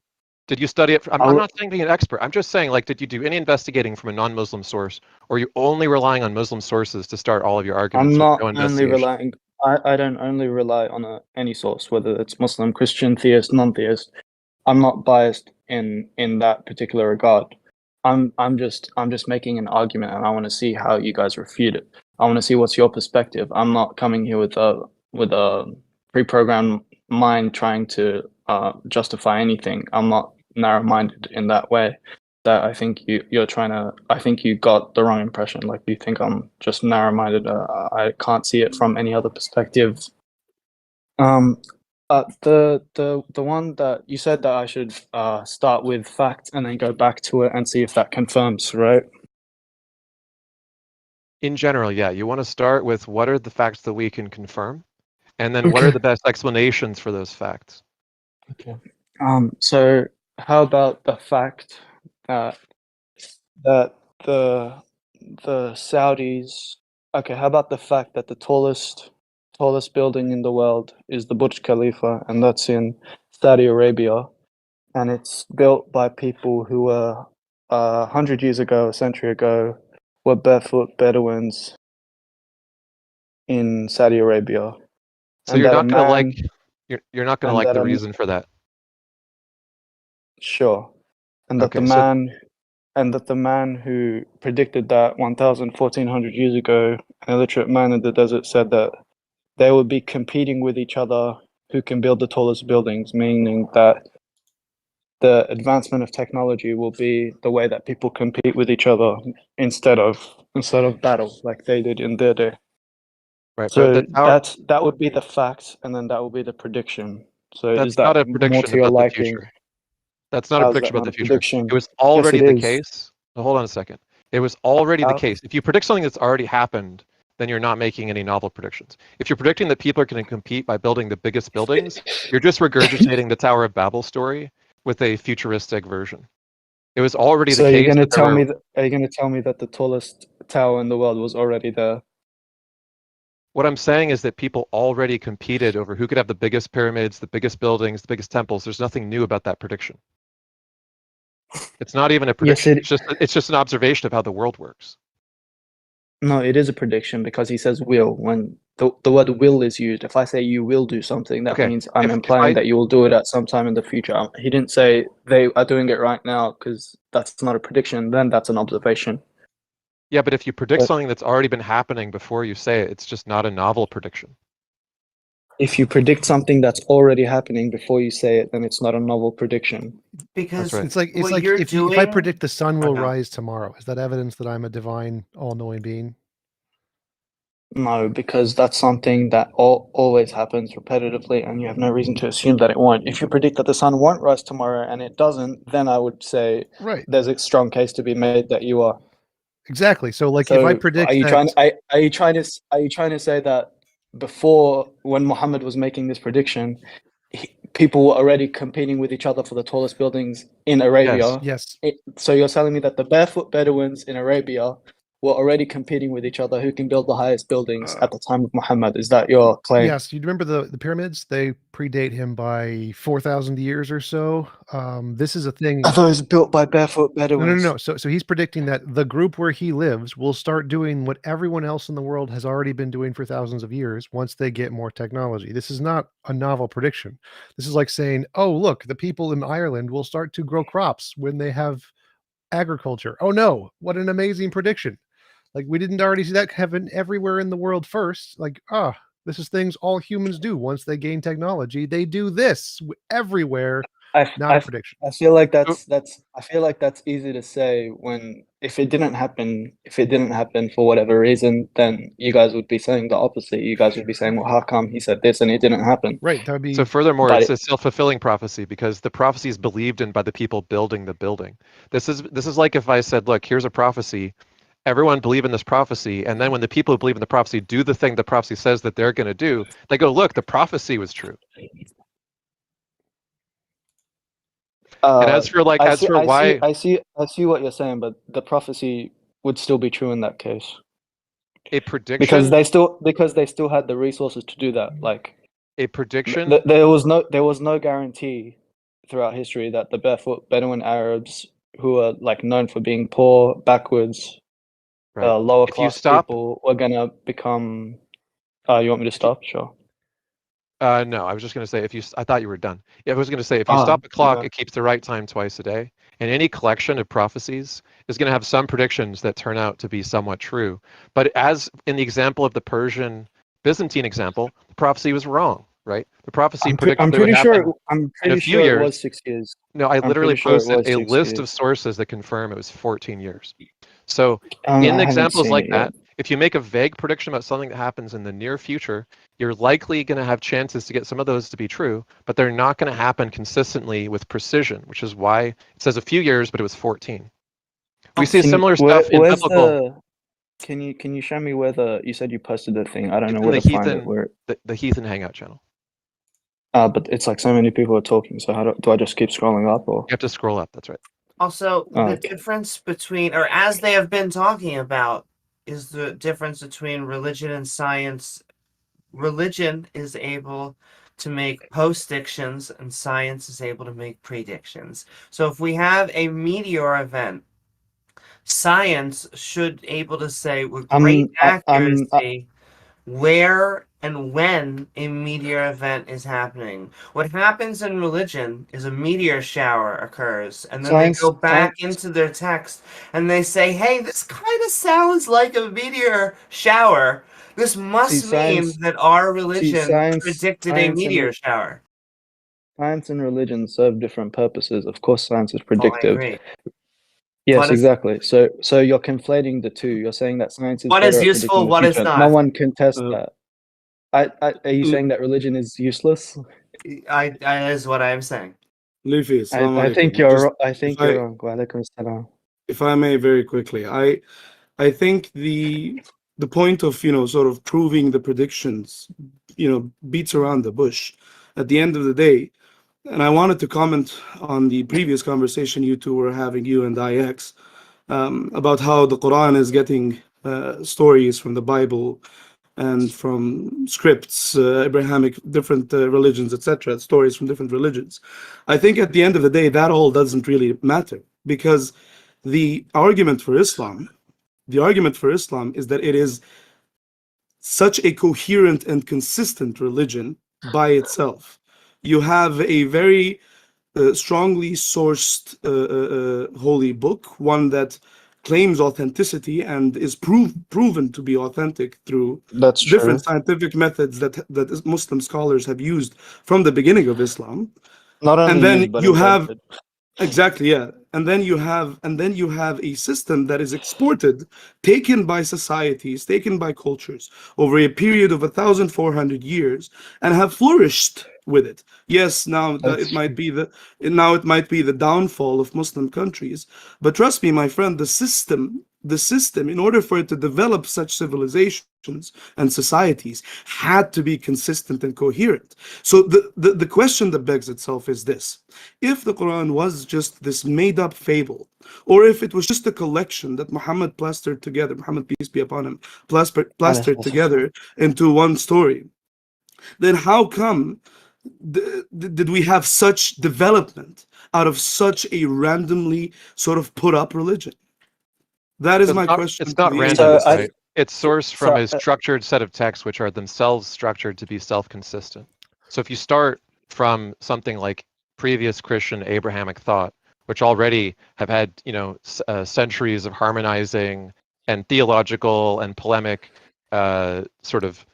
study that gone into how to make them all work together, it's not surprising that you're going to have some continuity by doing that. That's going to have some self-consistency. But furthermore, self-consistency is not evidence of truth. You would agree that Mormonism is a false religion, would you not? It's very self-consistent. What's the problem with as a Muslim, I Mormonism would. if it's consistent? It's consistent with think itself. What no, fault but do I you think see with I it? think If no, no, it's no. I think consistent, that just means Maybe it's the true, word, doesn't it? maybe the word then, maybe the word then that I used. Read is what good. he's just for a second. I think what he's trying to, it's not the consistency is what he's trying to say. I think he's trying to say that because of the results of the religion, like the what do I say, the well-being that it produces for the people who follow it, this is the best way of life. That's just Therefore, ad it must populum, be true. and that's ad So- populum from utility. Those are Wait a just minute. two very weak, very So- fallacious arguments. Couldn't you just say, look at Christian nations and how, or even atheistic nations and how far superior they're developed in most instances, and just say that those No, have better results? It's just irrelevant. It's just not a relevant Right. comparison. So Do you know what? So Hold on yeah, a second. sorry, Do you know? I- Do you know what I- ad? Do you know what ad populum and arguments from utility are? But their position is inconsistent. It is fallacious, but it's inconsistent. Is all. He even admitted at the start. He did admit at the start. He said, the Muslim countries are in a downfall or something right now. So he already granted that that's the case. exactly- Why would that's anybody not- accept that there's inconsistent there's position? reasons there's reasons for that. For example, if the US comes and invades your country It's and not kills relevant. 1,000 people, it Well, is yeah, relevant exactly. because I No. agree. there's What I mean is, Let's go back to highly relevant. 1900. Let's go back to 1900 and see No. where they were at. Hold on. Go 1900. back This to is 1900. The stop. superpower of the world was Muslim. So We need to stop. what's your This is a point? red herring. We need to Yeah. stop. This is a red herring. We're indulging. If you may, like if you may, I completely understand you, and I'm with you on this, right? this is all a red herring. I do want to say, I do want to say, the reason why I mentioned what I mentioned was just to establish some form of legitimacy, or rather, just to have you think and consider, perhaps with some curious nature, how come such sort of products or outputs have come out of a religion that was started in a nomad society by a man who basically had nothing, right? He So didn't have nothing. I'm He just started from Abrahamic religions, which had already jumped from a right. small Okay, sect so you made of that Jews argument. to a You made that Gentile argument. Yeah, I wanted to actually evangelistic respond to that. religion that was spreading through the world rapidly. So he I want took a I want to rapidly respond to that. I want to respond to spreading that. religion If and he modified it.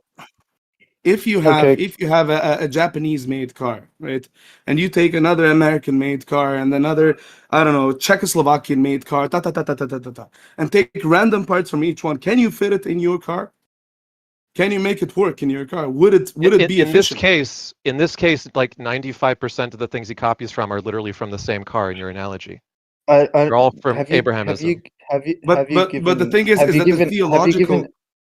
I don't Yeah. think you've given evidence. You keep referring back to that he's copied from people, but I don't think you've actually given evidence that that's the case. Like you haven't proven where But he's copied that's the from. thing, Leafy. The said- reason why I'm saying like humoring this is that it doesn't really even matter. You know, that's what I'm trying to get at.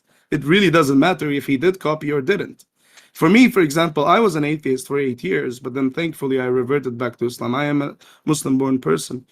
And in order for me to revert, I had to have a significant sort of like troublesome time trying to understand Islam and really get to the root of it. And thankfully, I was able to get to the root of it. And well, maybe not that much. Everyone is on their own journey.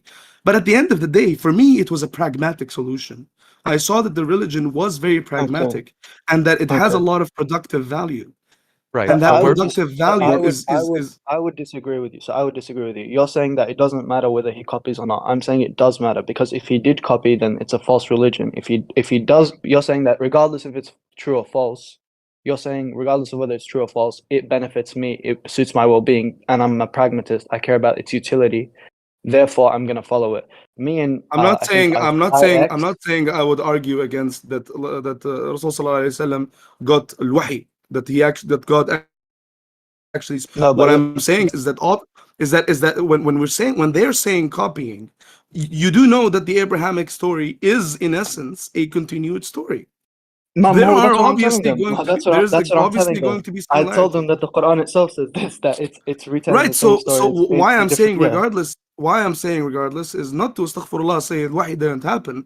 Why I'm saying it's irrelevant is because the atheists are still going to always just go back to that same point and say, but look at this. It's the same story as the story of Zarathustra, you know. Oh, there's this story, or this. Okay, so what then? Okay, argue against the consistency of the system and not you're right. the little parts. You, You know, that's you brought up a good point, which is that it's also the case that Judaism borrows from Zoroastrianism, and that Judaism borrowed from Zoroastrianism under the circumstances in which they were in captivity, having been rescued from the Babylonians by the Persians. They they praised Cyrus as a great savior, as a Messiah-like figure. There's about a dozen references where they praise Cyrus the Great. And then their theological positions took a strong turn towards Zoroastrian ones. They adopted the idea of as a savior, a Messiah figure that was going to come, which they got from Zoroastrianism. They adopted the idea that heaven or the afterlife was a paradise for the faithful. They adopted the idea that the devil was a great deceiver, an adversary who was testing and deceiving people. The whole turn towards the form of monotheism that Second Temple Judaism became took place under captivity under Zoroastrianism. So it is the case that each of these religions has borrowed ideas from the religions that strongly influenced it. We can do a family tree of most religions showing which ideas they got from where, and there's strong scholarly evidential support for these claims. It's not just like randomly speculating that because they're similar, they must be copied from each other. Which, by the way, as a Muslim, I am very comfortable with that. If it is fact, I'm very comfortable with that, because Allah Azza wa Jal has already told us that the messages have been since perpetuity, since the birth of man, since the creation of man. I brought up that point. So the idea is that these religions will exist and there will be prophets. Yes, but the problem is that he lied. So the problem, like Leafy already pointed this out, is that you're not good just because you say, oh, well, that's what he said it would be. The problem is that he lied and he said Gabriel gave him all this stuff, right? But we have evidence that he copied it. He had access to the text. He had scholars of Abrahamism in his family who were strongly supporting him and who could leave him access to all the text. We already posted the information about Waraka. Did you not follow? Yeah, but I didn't find it. Can you post it again? There's a search box on the top right corner of Discord. There's a little search. Type in WARAQAH. AQAH. Waraka. That's right. Yeah. Okay. Waraka was an old man and died shortly. Yeah. But Greed, the problem is that just saying argument from utility and argument from popularity is good enough for you. That might be good enough for you. And it's not impossible to be persuaded by that, just like people are persuaded by Occam's razor and other kind of bad kind of like ignorance-based arguments. But it's not persuasive philosophically. And the reason that argument from popularity and argument I lost my train of thought. But yeah, argument from popularity and argument from utility are just not good arguments, is they don't address the factualness of the claim. All you're saying is you think that it's helpful to be a Muslim. How is it then that I can How is it then that I can prove to you that there is some factual or observable or objective reality or truth to Islam. You would tell me that I have to use a scientific method, correct? Well, if you could produce evidence of miracles, that would help. If you could Well, produce see, that's the evidence, thing. Right. And you know what? It's like I had this issue as well because I am a scientific method person, and I follow that to the teeth when it comes to figuring things out and understanding things. And I do think sometimes, for example, especially me because I come from Morocco, so we have a whole cultural thing about black magic, and people would tell me, "Oh, this guy is cursed and this guy is cursed." I'm like, man, that guy probably has schizophrenia and he needs professional help. You know what I mean? So I completely understand this.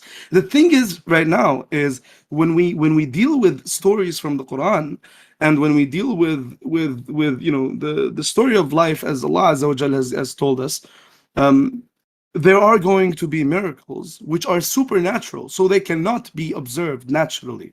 That's why they're called supernatural. So That's what the I'm saying. problem It's is metaphysical. So the one about the right, moon is and I heard you. completely You're right. irrelevant because it's You're right. it's only a miracle to the people in those times. So But bringing it's it up also now has no understandable. relevance. But Leafy, it's also very understandable why an atheist would be frustrated with this or would use it as an argument against Islam. No, I've used this as an argument against Islam, and I spoke to a couple of Muslim, very devout people, and I put a glass in front of them and told them, if God exists, let this glass float. I did that, but that's such a that's silly, the same. silly, That's silly. Right. That's the wrong mindset. Like, Right, that's but that's not. such not- a silly it's not- thing. it's such not a the silly question I thing. asked. The question I asked was, can you produce any evidence of miracles? Because I would ask the same I question did. from I did. any. I told you You about. said I the told you Quran about. was the evidence. Yeah. Yeah, exactly. Right. Well, first The of all, the Quran- Muslims regard the Quran as a miracle because it's something that's orally. First of all, it's orally transmitted, and then it becomes so clear and consistent. The Quran Right. itself, the text of it, linguistically. First of all, there's the Waraka. linguistic miracle. No, 1 second. First of all, there's the linguistic miracle of the Quran. I don't know if you're a speaker in Arabic or you're a professor of Arabic or anything, but I have the actual Arabic family. linguistic. Okay, great for you. Tell them salam alaikum. But that's nice. the actual Arabic, the actual Arabic of the Quran is an Arabic of itself. It itself is the highest linguistics of Arabic. That so much so that the poets of the time, when they Still heard not a the miracle. Quran, no, so much so that the poets of the time knew that this was from God. So See, if that's you the recite problem. That's the Shakespeare, problem. Leafy. X will not accept that as a miracle. X wants X wants scientific proof that the moon has been, split. He wants scientific proof that there is a unicorn. That there is a unicorn type feature. No, but this is the but Prophet X. Muhammad This is Sallallahu Alaihi Wasallam. no. But this is a wrong mindset. For example, if I say that in That's why I'm saying you shouldn't entertain it. But if I say because at the end of the day, what is the purpose of proving miracles? No. If I say that in Surah 21 about the Big Bang, if I pull a Dr. Zakir Naik and I say that this verse is talking about the Big Bang, but and then in 20 years from now, I say this is a miracle of the Quran, that the Quran predicted the Big Bang and it's ahead of science. Therefore, the Quran is true. This is miraculous. What would be because your then response the to that? atheist can easily X's respond to response that. They could easily respond to that by saying something like, "Oh, well, there's this guy or that guy in history who have also predicted very similar things." The problem is how consistent and detailed are those predictions? Does it have any element of vagueness? The issue is, I think the issue with X is you're coming into the Quran with the mindset that it's a book of science when it's not a book of science. It's a book of signs. Yes, that is It's true. it's not a scientific textbook. You're not going to find biology, physics, and chemistry in there because that's not what it's about. It's supposed to teach you how to live life. It's supposed to teach you what's right and wrong. It's supposed to teach you what your duty on this life is. That's the message of the Quran. So question. Sure, go ahead. When we talk to Muslims, they give all kinds of different perspectives on it. They have different interpretations, or they're familiar with different aspects of it. They use different arguments. One of the arguments that we most commonly hear, other than prophecy, is the claim that it does contain these like big scientific, amazing things that it predicts. So you brought up, for example, the prediction about Persia, but we more often hear people claiming that it predicted something about our shoes being able to talk to us. That the last one I heard from a Muslim was that I've never heard that. It predicted that the shoe, that the person would be able to talk to their shoe as though they had like spoken to their family or something like that. Now they were. I don't think there's any basis for that. What's the verse? What's the reference for that? I've never heard that. I've never heard anyone. Otherwise, I didn't take it very seriously, so I I didn't write it down. But the shoe prophecy they claimed was fulfilled by the fact that someone made a smart shoe that plays music or like has like audio or something that comes out of it, so you could talk to your shoe, right? Now the Okay, problem is That's why I don't like to engage in such conversations because yeah, they're okay, so so silly. just At the end of the day, just they're so silly. because someone makes an argument like that, that doesn't disprove Islam. That disproves that argument for no, Islam. it's just an example of Islam is treated by many Muslims as a factual description of things about the world which can be verified and which they believe are support for it being true. Yes, because So if just God because says Okay, it, well, because if God I says it, could, it I is could, true, I and you could, must I accept could it. say no, but I could say the same thing about atheism. I could say that there's atheists who say that they need empirical evidence for everything. They're complete naturalists. So if I tell them, "Have you seen China? Do you have any empirical evidence that China exists that you can trust without testimony?" They'll be like, "No, I need testimony to prove that China exists, and I don't trust testimony because it could be tampered, and I'm a pure naturalist. Therefore, China doesn't exist." There are atheists who think like that, but that doesn't disprove atheism as a whole. Do you see the flaw in logic with your argument? Just because someone makes an argument for something doesn't mean So that it I'm not disproves. saying, look, I never said that this is evidence that the Quran is false. What I said is that what you've claimed, which is that the Quran cannot be considered as a document that makes claims, is contradicted by most of the other Muslims we speak about. So it's fine if you don't want to make those claims, but it is fine to ask about the Quran that some of the claims that we think that it makes be verified. And if we can't verify any of those claims, then we're not satisfied that it's going to be able to tell us anything that gives evidence that Do it's you true. know of do you see the Quran makes a claim about itself that well, it makes a series of claims. First of all, that in terms of the linguistic miracle that I was talking about, that no one can produce something like it, not even 10 chapters or a whole book produce something like it, and no one's been able to produce anything like it for Have you ever 1400 read years. That have you ever read Thus Spake Zarathustra? I have not. Okay, so Thus Spake I have, Zarathustra is a story by Nietzsche that has as a main character a character named Zarathustra, which is supposed to be kind of based off of Zoroastrianism, but it's a totally unique, like apocryphal story that Nietzsche made up. The point of it is that the language in it is very poetic and very biblical-like. Now, I had a friend who had a similar opinion. He just read the Bible, and he was so impressed by the language of it that he thought it must be true. And he said, it's just the way it's written just sounds true, right? Now I said, okay, so if I show you another text that's similarly written, you think it would also be true? So we read from the Zarathustra, and then he realized, oh wait, this is written by an atheist, isn't it? Yes, it's written by an atheist as a parody of the Bible. Anyone can write a religious I text don't. if they're I familiar There's with such a other huge difference. religious There's texts. such a huge Because difference between I'm not done Latin speaking. language. I'm not just done one speaking. second. I'm not done speaking. Anyone can write a religious text if they're familiar with other religious texts and they imitate the style. It is not a miracle that anyone is going to consider to be a violation of the laws of physics or expectations, so try something else. Sure. Sorry for interrupting.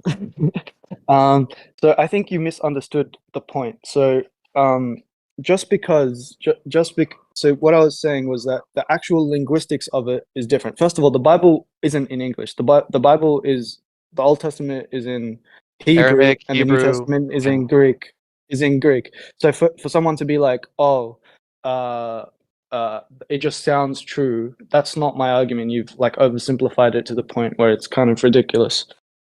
Second of all, what my actual argument, so that's a false equivalency. That's my first point. Second of all, when you say something, so the point I was making with the linguistic miracle of the Quran is that it's not that, oh, it's so beautiful, it's so poetic, it must be true, because there are lots of poems. That doesn't mean they're true. There are poems in Arabic, even there were poems in the Kaaba itself that were like praised at the time. And the reason why the Quran is miraculous is because it sent something like so beautiful and eloquent in Arabic to people who are known for their eloquence in poetry, and that's why they believed it was from God. But the thing is that it's not replicatable. Like this is a completely new style of writing. So unless you're going to claim to me that Muhammad is a poet, is a professor in Arabic, even though he's illiterate and he's never read or write, he couldn't even sign his own name. Like, do you know who Zayd ibn Thabit is? The scribe? Yeah, you brought him up before. Okay. Are you trying to say that he's the poet? No. But are you aware of his accusation that Muhammad was making it up because Muhammad allowed him to just change the wording around to whatever he suggested? I don't think that's a Sahih Hadith, brother. That sounds very, very suspicious. That's not a Sahih hadith, bro. Because Zayd bin Thabit is considered as a very highly No, bro, respected that's Sahabi. not a Sahih hadith. So just to clarify, Right. there's nothing special Yeah. about the writing in the Quran. It's the poetry in it isn't actually that good. There's much better poetry. There's much better writing all over the world. Harry Potter is better That's writing. you your speak subjective Arabic? opinion.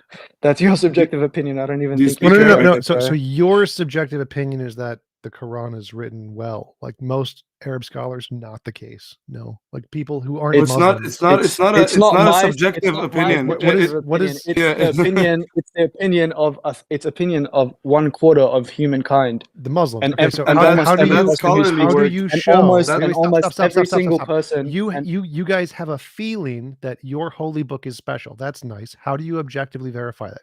How do you show that it is Okay. actually the case and not just you have a feeling? Because the writing, It's there's not nothing a mathematically. Can I explain Sure, it to you? go ahead. Go ahead.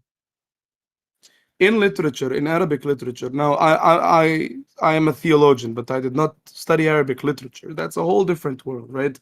When it comes to the Arabic language, the language in and of itself is quite literally mathematics. The grammar never changes, and there's so many sub rules which make the whole language that much complicated. And now, the development of this very, very complicated and very precise language didn't It's come not precise. as a result There are tons of errors. Islam. There's tons of changes. It's So, not- like you've said, like 4 errors. One, the semantics and Can grammar. you give an example of error? There's tons and What's an tons error? of changes that have happened to the semantics and grammar of Islam over the course of the Okay. centuries. So it's And changed I'd a like ton. to just. What do you mean? Sorry, what do you Go- mean the semantics and grammar of Islam? The You mean the for example- Quran has? Arabic, whatever language. I For don't care. example, Ibn Masud I'd was like to asked say, surrender. friends, hold on a second. I haven't continued my Well, point. no. and So I was you said interrupted. 4 things that And are I- wrong. what So I I- want to address what those. I- There's nothing special about the Arabic language. Nothing. It's not special. It's Okay. not mathematic. It's just a language like any other language. There's nothing. Okay, about it that's I respectfully disagree. What is your especially proof? I as would a person- disagree No, no, too. no, no, especially no, no. especially if my if- question. My question the was idea. Look, stop for a second. My friend, Stop. My question was how do you verify these claims independent of your opinion? And you just listed more of your opinions. I don't care about your opinions of why you think Arabic is special. how am I making Okay. how am I making Can I answer your opinions question? if I'm TJump? telling you Hold right on, now? One second. So One second. zero You asked the linguists. question, No TJump. one in You one asked. second, You one asked second. independent Just of. to Sorry, one clarify second. one I just second. want to answer your question. Well, I just want to I just want to One answer your second. question. Yeah, absolutely. I want to give you a chance. I just want to clarify one thing. Everybody in the field of linguistics, ahead. everywhere in the world, agrees there's nothing special about the language of Arabic. Not a thing. It's the same kinds of linguistics used everywhere, the same time frame. There's nothing special about it. So you would need to try to like disagree with all academic experts of linguistics. So you like Noam have Chomsky. then I'd like to I know. think I'd it's like to quite know a- from you. Wait, I'd like Leafy, to know let from Leafy you go. Let if Leafy there is wait. any Stop, Leafy. Is there any Stop, certain proof stop, for you? Is there any stop, certain stop. proof? It was Leafy wanted to respond to something. Let him talk. Yes, I do have proof. It's the field of linguistics. Google the natural ambiguity of language. Leafy, what did you want to say? So you were saying that because I wanted to respond to your point. You were saying that you don't care about our subjective opinion, which is fair enough. We don't care about yours either. You care about the truth outside of our opinion. Yes. Is there any verifiable proof that Arabic is special or the Arabic in the Quran is special? Sure. Right. So I would say the fact that almost all Arabs, I would say overwhelming majority are Muslim. That is a type of evidence. How? What do you mean how? How is the fact that the majority of people who speak Arabic, which were mostly converted by military force, in They any way weren't converted by indicate the military truth? force. That's a false claim. No, it's not. So Islam was spread by Yes, the it sword. is. That's how it was spread. That's why Christianity. It depends what you mean. Stop. What do you mean by- The question here is, why do you think the Red number herring. of people who believe is evidence of the truth? It's a bandwagon fallacy, as Ix mentioned earlier. Like basic philosophy shows So- any so- form of that argument, the number of people who believe don't understand philosophy. So that's all you're saying is you don't understand philosophy because you think the number of people who believe indicates the truth of the belief. No, it doesn't. Basic philosophy proves I'm that not saying- wrong. I'm not saying that. I'm saying that I'm not saying that because X number of Arab people believe in Islam, therefore the Quran is true. I'm saying that the majority of scholarly opinions accept that the Quran's linguistic style of Arabic is completely different from the linguistic style of Arabic of that time or any time No one, zero people, forever. zero linguists in the field who are not biased by Islam think that. You can Zero. Bro, you can search Honestly, on man. Wikipedia But you about didn't the ask Quran the and question. literally No. This is proven. This is proven in linguistics. Linguistics, we have a universal language translator written by Noam Chomsky that can literally prove this. But that doesn't answer the question. The question is what evidence do you have that the linguistics in the Quran is objectively better? Right now, you have nothing. Right now, you have a whole bunch of people like the pattern. That's nice. What is your standard to show it's objectively better? Saying a bunch of people like it is not a way to show it's objectively better. That's a bandwagon Well, to fallacy. prove that it's objectively better, you have to be an Arab linguist. No. In order for you to do that, I don't. Stop! We're going to kick you off Let the me stage. continue my We will kick sentence. you off the stage if you do Let that me again. continue my sentence. Stop. Let me continue my Stop. sentence. You're done. So what I asked, I don't need to be an Arab linguist. I don't need to know any languages. What you need to show any language is objectively better than another language is you need some kind of an objective standard that exists outside of language that you can use to measure the different languages and usages of language to try to assess this is the best use of language. Like, how do you show that Shakespeare is not a better use of language than the Quran, or that Harry Potter is not a better use of language than the Quran, or what ChatGPT writes is not a better use of language than the Quran? No one needs to read Arabic. No one. What you need is to give us you a could standard. say by its effect. You could say by its effect. What's the effect of Harry Potter? What's No, the you effect of ChatGPT? What is the effect that William Shakespeare has had? So Sure, that- it's significant. that Is it a significant? no, 1 second. no, Can I finish my no. point? That's an Can I appeal finish to my point? consequence fallacy. That's just showing you don't understand basic philosophy. The effect the language has no bearing on the truth of it being objectively better. No bearing. It's an appeal to consequence fallacy. If you know basic philosophy, you know that the effect that something has on people has nothing to do with whether or not it's true or whether or not it's better. Nothing. Literally nothing. So that argument just shows you don't understand philosophy. Okay, so if I was to say something in language X and then I said the same thing in language Y, but language X, if I said it to you and I said it to everyone, it puts you in a sort of trance. It puts your heart at ease, so much so that you converted to it. So much so that everyone in your town converted to the same thing. Everyone in your town believed what I said because I said it in language X. When I said it in language Y, it had no effect. Does that mean that language X is better objectively because it was able to influence? Because it was able to influence you. It was able to make you understand it more holistically, more fully. No, again, there is and it was no able to express the objective ideas standard. Islam doesn't do that. So I can read and understand Arabic. It does nothing. It's garbage. Harry Potter beats it every time. Harry Potter in Arabic is better than Harry Potter you a question? in the Quran. Can I ask you a question? No. Can I ask you a question? No. So there is nothing special about the Arabic in the Quran. Nothing. Zero. Academics can speak Arabic all the time. They read the Quran and say, this is garbage. There is nothing special about it. This is your opinion. I don't think, bro. Stop. This is your opinions and your feelings based off of your biased religious belief, but none of it's evidence. What you need as evidence is some kind of an objective standard that can measure the goodness of a language usage. You don't have that. There is no such thing. In fact, there can't be such a thing. Language is arbitrary. It's something we made up. The natural ambiguity of language is a law of linguistics. There is no such thing. So this idea that Muslims have that they think the Quran is special, it's objectively not. And we can prove it because anybody who's educated in linguistics knows the natural ambiguity of language. It's not a thing. This is just a bunch of made up nonsense that people think their particular religion is special because it makes them feel special. That's it. It's also Let me false. ask you something, T. Can I ask you something? If I may, please. Go ahead. Oh, If I were to say a sentence in English that delivered some sort of vagueness or ambiguity when you read it, All sentences do and that. then in another sentence, hold on a second, in another sentence in Arabic, I were to say a sentence that is very, very specific because of the nature of our language. It's not. So there was no ambiguity. There is to it. always. What, Can I just say I already something? addressed this. There is nothing specific about Arabic. Nothing. You cannot say something specific in Arabic It all has ambiguity because come? every word has multiple different meanings.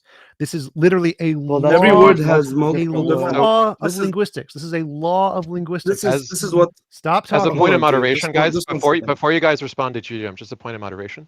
So we've given you guys almost an hour and a half to discuss because it was very interesting, and both of you were playing off of each other as well, and it's been a lot of fun. But we need to wrap things up. So why don't we get to some closing statements? So just to clarify, the natural ambiguity of language is a law of linguistics that applies to all of Arabic and all of English and German, but all of Arabic. It is necessarily the case that all of Arabic is ambiguous. The only languages that are not ambiguous, like binary, laws of logic, and mathematics, those are the least ambiguous, most perfect languages, if you want to call them that. Arabic is not special. It's a language, has many interpretations, like every language, and this is proven in the entire field of linguistics. So everything you're saying is like a young Earth creationist saying the world was created 6,000 years ago, even though all of geology proves them wrong. You're just denying what the entire field of linguistics says, and just saying, nope, all of linguistics is wrong because Arabic is special. It's just no. All right, T. I'd like to say, look, I as I said, I'm not a linguist, and I haven't read enough articles about the linguistics of Arabic from maybe a Western perspective, but from the Arab perspective, I have, and the idea of precision is an idea that is quite often debated in Arab / Muslim community scholarly communities. So I do understand though, T. Like, and I'm not saying you're lying. And I'm believing that there are these studies done on this, and that there is a consensus over that Arabic is not a precise language. And I will explore this later on. I do just want to say that out of the Arab / Muslim scholarly output, there's a different argument being made. Because when you say all linguists say X, I really don't believe that, because from my perspective, this has been the idea I've always seen in research circles or scholarly circles. Google natural ambiguity of language, linguistics. I understand that there is this So law. I would suggest That's what I stop reading understand of Muslim language, right? scholars. Start reading the ones who win the Nobel Prizes. not Look, the as Muslims. I said in the beginning when I introduced myself, I was for 8 years an atheist. So I've always read different sources, and I have no issue with being educated. I just wanted to throw that in so that, because you're saying all linguists, when I don't think that Arab No. linguists. All in this context means the okay, consensus of okay. experts. So the consensus of experts all means the consensus of experts. So if you go based off the ones that win the Right, Nobel Prizes, the most which- educated, the most well-versed in the entire world, Noam Chomsky, Steven Sure. Pinker, all Sure, experts agree. but when we there's say nothing all, special. so when we say all, we're saying the total complete sum of all linguists, majority of it are saying this. Well, or if you want to be very specific, you're saying all linguists in the whole wide world all is the say consensus. this. The consensus of experts in the field. Right. Okay. So that's what I'm saying, and I think that consensus that you have in your mind does not include the people of expertise in the matter, aka Arab linguists, because I think that they would make a completely different argument to what you say, T. Well, they don't have expertise in the matter because they're not experts in linguistics. They're experts in Arabic, one form of language. For them to be experts in the field of linguistics, they need to understand all languages. Which is something that you're assuming. No, because I have the Nobel Prizes, I have the academic papers in the field, I have the people who are the most influential in the field listed. Like, the Arabics are not among them. Just like people who are Muslim make up less than 2% of Nobel Prizes. Muslim scholars are not in the top 10% of academics in pretty much any field. And that doesn't legitimize your argument. Yes, Yeah, it does. I mean, you're arguing from authority. No, that's not a that fallacy. doesn't legitimize your argument. An argument from authority is only fallacious if they're not actual authorities. Listing the actual authorities in the field of linguistics who actually know and understand how all languages relate to one another. Yes, by those certain metrics that have been given by certain institutions that consider them experts in linguistics. That's the what you're actual going with. experts who actually make progress in the field and actually understand these things and wrote models of linguistics, like Noam Chomsky, who wrote the Universal Model of Linguistics, which has been proven to be correct, are the experts in the field, not the Muslims who don't even know how to do any of that stuff. Right. Okay, that's fine. Again, I mean, you are mentioning Noam Chomsky constantly and throwing his name out, but you have no clue at all about the world, the world, in the Arab region or the Asian region of universal the world. model of language means applies to literally every single language, including Arabic. The people in the West have solved these models for all languages, including Arabic, and it applies to all languages, including Arabic. Can I ask you a question? Would you agree that the purpose of language is to express thought? No. So what's the purpose of language? Motivate people to do stuff, mostly. How are you going to motivate people to do stuff if you can't express a thought? Language started as just like animals screaming at each other. It wasn't expressing thoughts. So the scream is an expression of anger. No, the scream is a response. Like the sounds happen even if there's no expression. Like if you move fast, that conveys urgency. So like if a deer hears another deer running, they're not expressing any feeling. The sound just causes a feeling in someone. Language is not designed to express thought. It's not really relevant to the conversation. I think it is, because there's a difference between sound and language. So language, I suppose, what's your definition of language then? Sounds meant to compel people to do stuff. So any sound that compels people to do stuff is a language. Well, language is more specifically ones that we've designed to make them do specific things. But yes, that's how language evolved. The purpose of language wasn't to convey ideas, no. So I would disagree with that definition then, because I would say that the point of language is human communication. So structured speech, conveying speech. Binary is a conveying language, thought. logic is a language, math is a language, no. Sure, in the abstract sense, but not in the real world sense. People don't communicate with binary. Language is literally Like, you nothing can but abstract. Language is by definition abstract. That's dumb. There is no like real language. It's all abstract. Okay, but there is no real language. It's all abstract. So you're trying to say that we've gone on for quite a while, and I think you guys are having trouble following TJump or whatever, but we're not going to be able to infinitely continue the subject. So we do. You guys No, wanna I make understand. You wanted some closing statements, right? Yeah. No, I definitely had fun talking to you guys. Likewise. I can see. It's definitely fun to interact with people and exchange ideas. And you guys are definitely very intelligent, and it's fun to talk to people like that. Where I'm from, there's not many intelligent people. So this has been a pleasure for me. I do think you guys are biased, and I'm also biased. Everyone is. Like, that's not special, but I do appreciate the exchange of ideas. And of course, like, even if it gets heated or passionate, like, that's just part of it, I guess, especially when discussing such topics. So yeah, all in all, I think I had a great time, and I'd love to do it again. Thank you for joining us, and please do come back. It was a delight speaking with you. Thank you. Likewise. Thank you, guys. Have a great one. We've got Kareem up next, and then Dole, and then Otangelo. So we've got a few people in queue. If you'd like to chat with us, feel free to raise your hand. What's going on, Kareem? Hello, Kareem. Nice. Not much, just chilling. Yeah, thank you, bro. I have a question for IX. Okay. If a scientific theory contains a miracle, is that enough to dismiss the scientific theory? No, we could accept that a miracle could be true if we had evidence for it, regardless of whether it was predicted by a scientific theory or not. We just have to find evidence that it actually occurs. Wait, could you give it like an example of what you mean by that? So if a scientific theory contained a miracle, what would that mean? So, for example, the theory of evolution. If you look at the origin probability of the first cell, evolutionists like Richard Dawkins say it's a stroke of luck, right? So you're familiar with protocells? Was that what you mean by wanna... miracle? A miracle is just a really improbable thing? I don't get it. Yeah. So evolutionists will say, give us the first miracle and we'll do the rest. I can quote some famous evolutionists. So I just want to verify before we go into this topic, like, are you familiar with the current state of like abiogenesis, protocells, and clay substrate, like RNA polymerization? Yeah, okay. go ahead. So you're aware of the fact that we have empirical evidence that clay substrates, like subcutaneous clays and micas, which are prevalent throughout the surface of the Earth in primordial conditions and in laboratories today, primordial produce... soup, right? Yeah.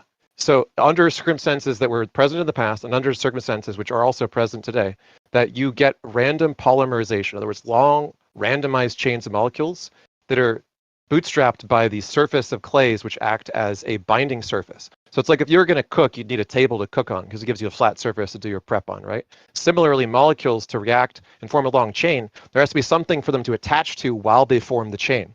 So they stick to the surface, they form the long chains, random chains get spat out, all the ingredients necessary for all the possible biologically replicating possible chains that could exist would be produced over time by random combination. And then the second ingredient is protocells, which are provided by lipids. So lipids automatically provide a hydrophobic barrier between an internal and external state, which is such that all that has to take place for the first replication to occur is what's called budding. In other words, budding doesn't require replication like RNA for the first replicator to take effect.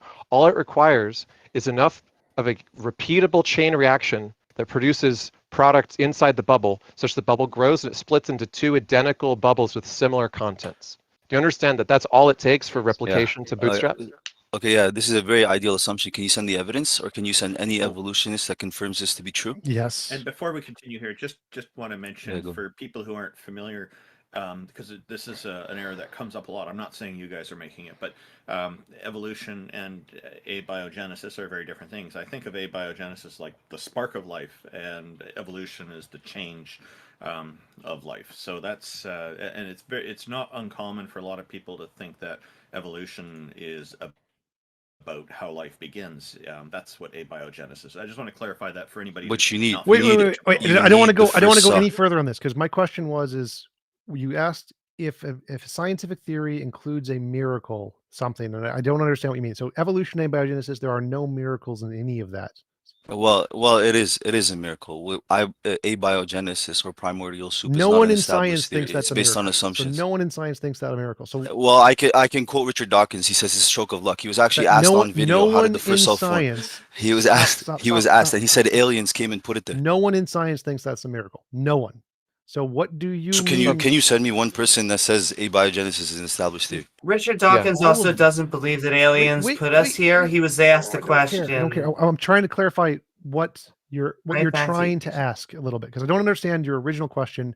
Something about if a scientific theory contains a miracle, should we reject it or something? No scientific theories contain a miracle. In science, none of them do. Now, I could make a theory like there's a miracle that God created a gold brick in front of me or something, and that could be a scientific theory, and if it was confirmed, that would be fine.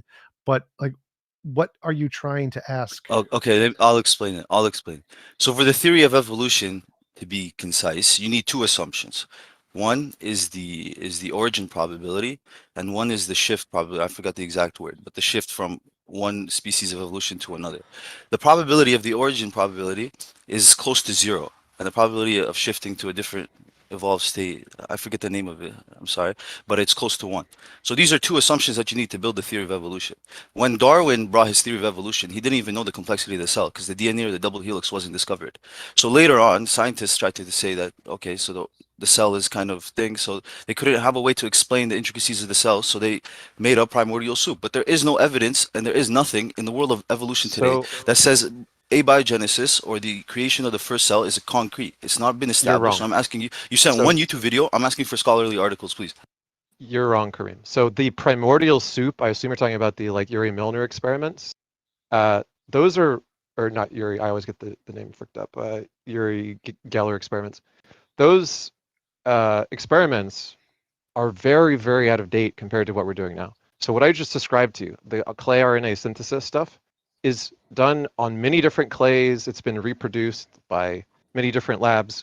That's already been demonstrated. The protocell stuff has been demonstrated. The only thing we haven't observed is the specific combination that would have taken place at the beginning because we don't have any way of that being preserved, right? There's not going to be fossil evidence of protocells. They're just not stable enough.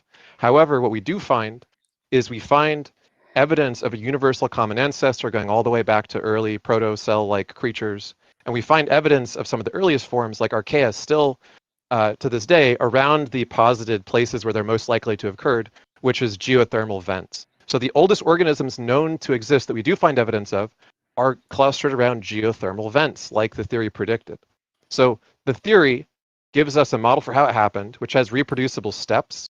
And those steps and the way that they occurred, we don't know exactly what order or what combination the first replicator used, but we do know that it's plausible and that it makes a prediction about where we'd find the oldest life, which is where we find it.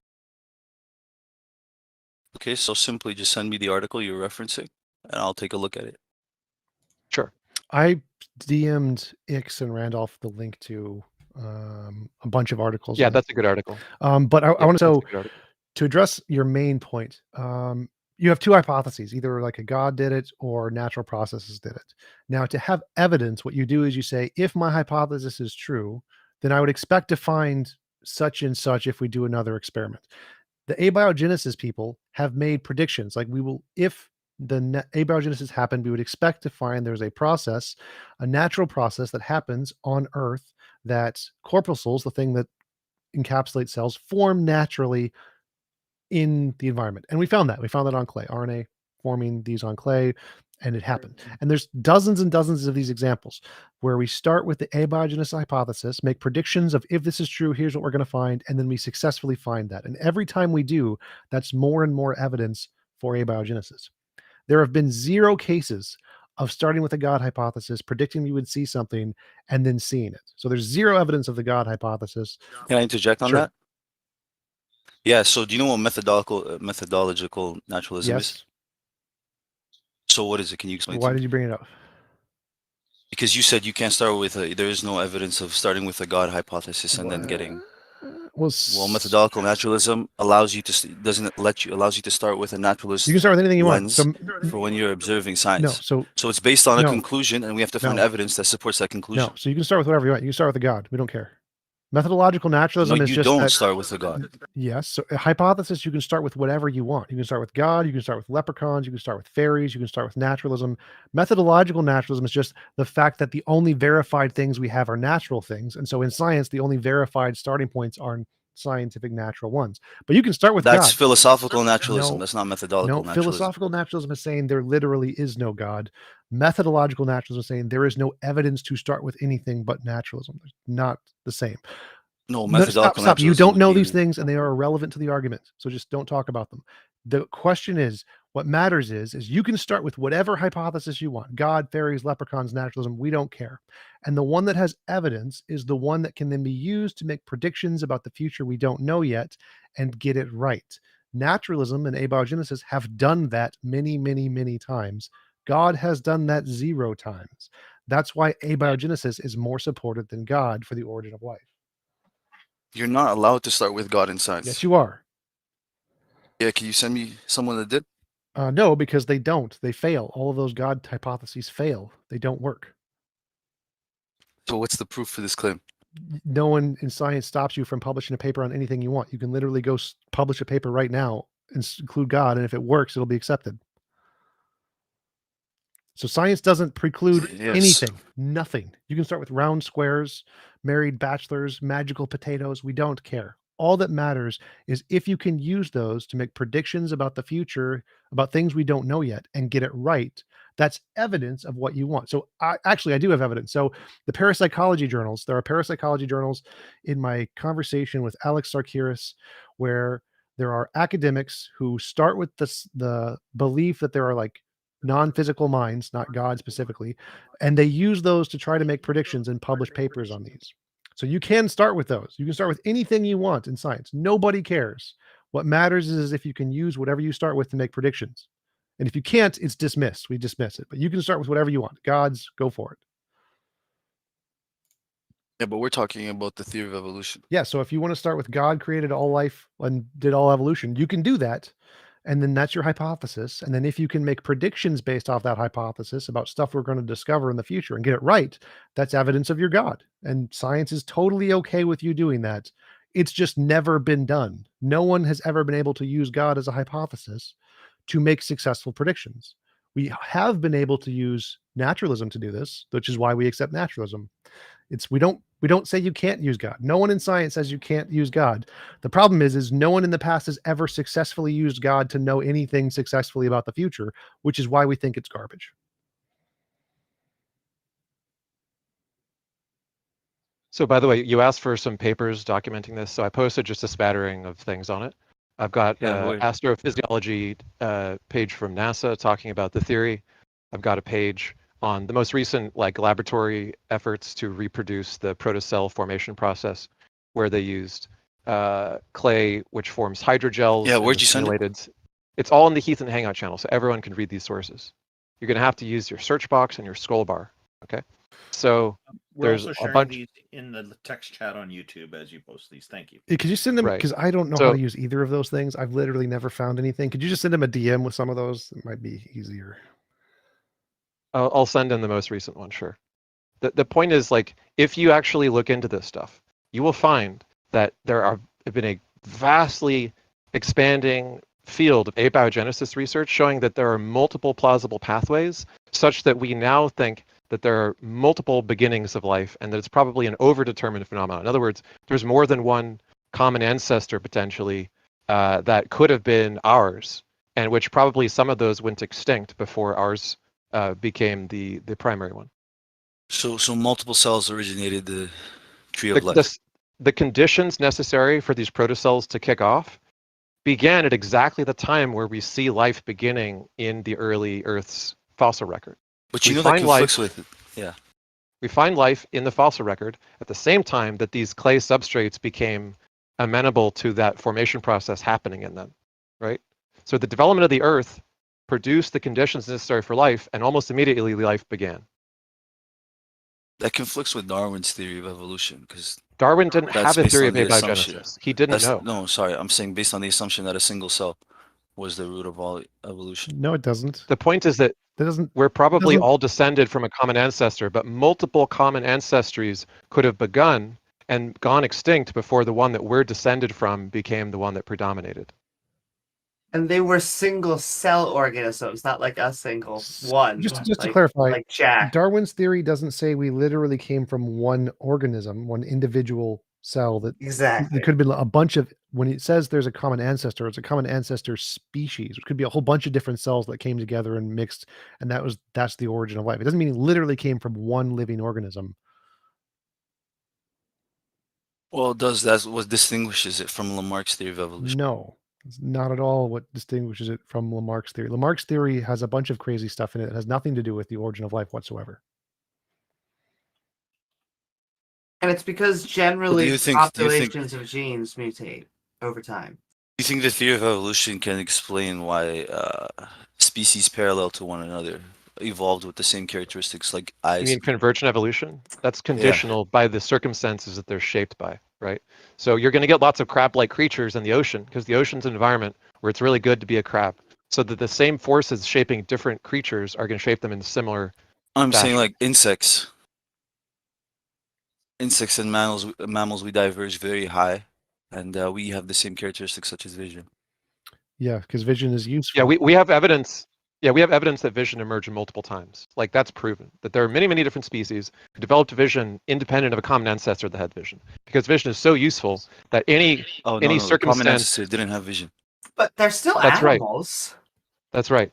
That vision developed multiple times because it's so useful that all it takes is photosensitivity to start the process. Being photosensitive, in other words, like just feeling heat initially, like feeling the warm side is the side that gets you to the sun, gets you to a place where you can photosynthesize if you're a plant, or where you can reach warmth to survive if you're an animal. So animals can start with just being sensitive to heat, then being sensitive to light, and then increasing in their sophistication until they develop eyes. That's why we think it happened multiple times. I encourage you to actually study biology and study abiogenesis research. It's actually a hugely growing field, and you can make a career out of studying this stuff and make discoveries in your lifetime.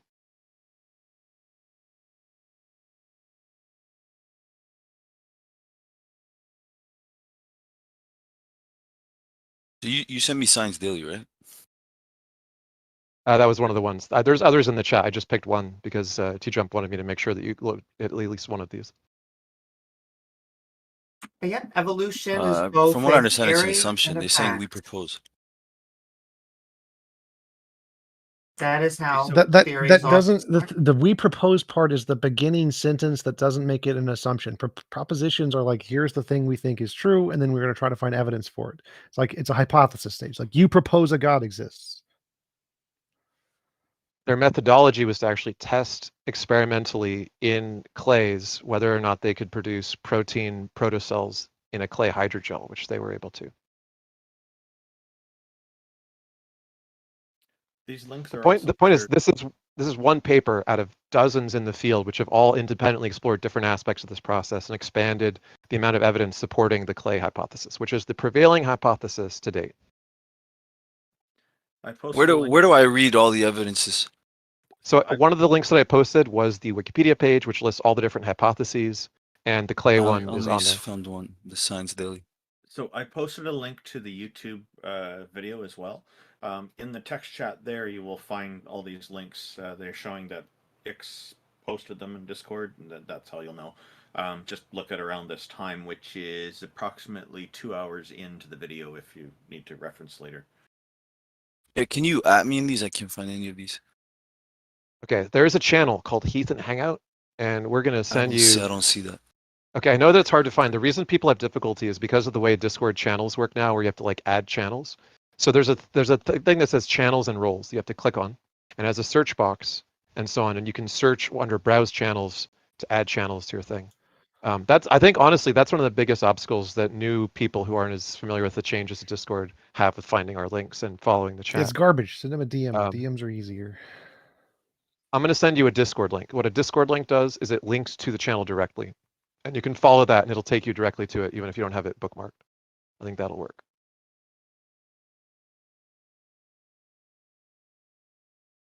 Okay, copy message link. Okay, this message link should take you to the channel itself. Try clicking on this, Kareem, and see if you can find it.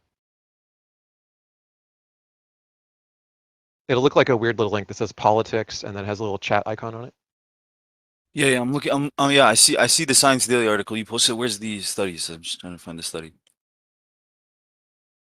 Actual data. The Science Daily one refers to their study, which you can get. You know what Sci-Hub is? You can get any study by going on Sci-Hub. So if you're looking at the one I gave of the New Scientist one, there's studies are listed in the articles at the bottom. I also sent you a link to the YouTube in your private message with a reminder to skip ahead to 2 hours. If you want to look at this later, you can always find it there. Discord doesn't archive these things like YouTube does. And if I may be so spicy, there are thousands upon thousands of articles from reputable sources on evolution, and there are no reputable sources on creationism or intelligent design. I think Otangelo may disagree with that. Where's the? I don't see this. Otangelo's sources are his own website, which he cites as though they're a source.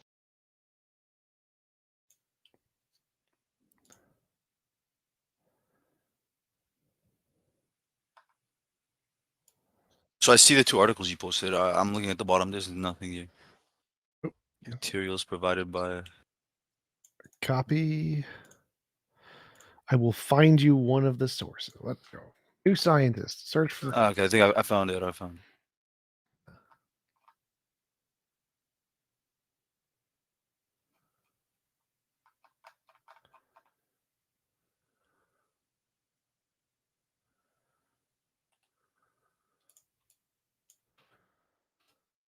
Yeah, I think I found the full article for the other one.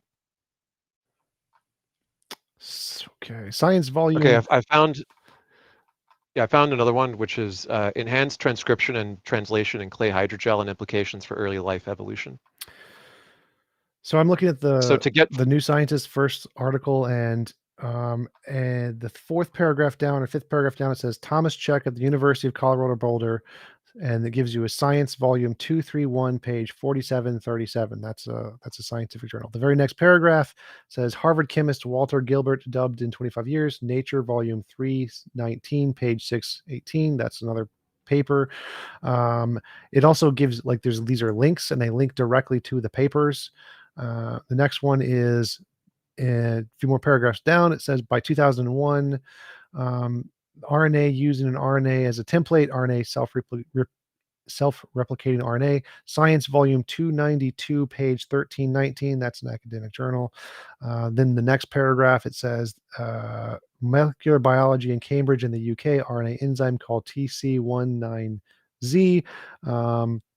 Reliably copied sequences of 95 letters. This is in Science, volume 332, page 209. That's an academic journal.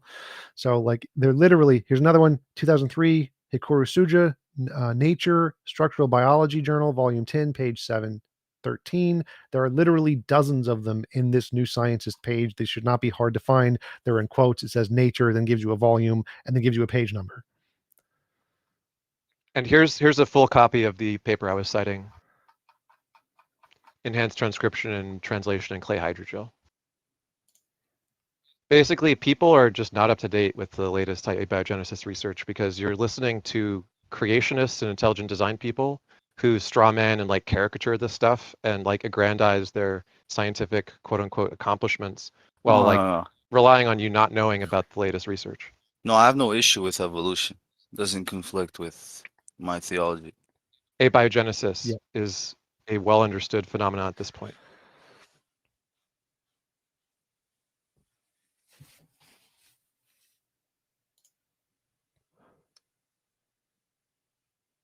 Were you able to find the links to all of the academic? Yeah, I'm reading one of them. I'm reading the Cornell University one at first. It's talking about the clay hydrogel provided an effective confinement environment for the nucleic acids. Does it talk about the reduction of nucleic acids though?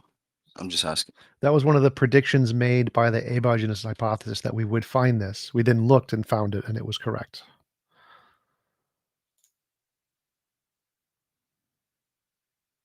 So how? So help me understand, how is the nucleic acid formed?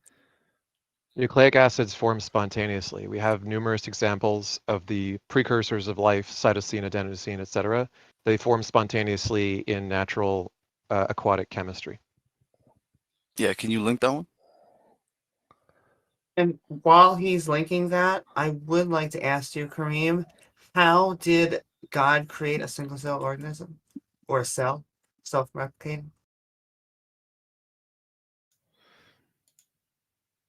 And do you have any references of academic journals where it says that? Yeah, some references too. The loaded question. How is that a loaded question when it's coming from us? But that's all we've been doing for like the past 15, 20 minutes. Okay, I'm sending you a paper. It's called, I'm going to post this in the chat.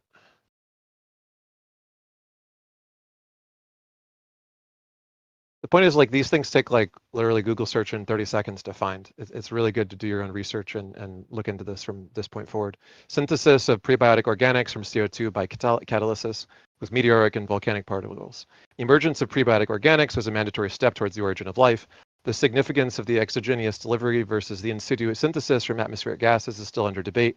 We experimentally demonstrate iron-rich meteoric and volcanic particles activate and catalyze the fixation of CO2, yielding the key precursors of life-building blocks. The catalysis is robust and produces selective aldehydes, alcohols, hydrocarbons, independent of the redox state of the environment. It is facilitated by common minerals and tolerates a broad range of early planetary conditions, etc. So, any questions about that? Yeah, let me just read it. Okay. We're not going to have time for you to read all these papers right now, but if you want to do some research on all this and come back to us, we could have you call again. No biggie, bro. Yeah, if you're just studying, then you'll need time for that, obviously. We will want to bring other people on the stage. I hope we've answered your questions. I'll be back. I'll read this for sure. I'll be back. I hope we've been helpful Awesome. to you today. Yeah, thanks for coming calling. up. We have a long-time listener of the show, Otangelo, up next. I'm inviting him right now. He's been a big fan of ours since the first episode.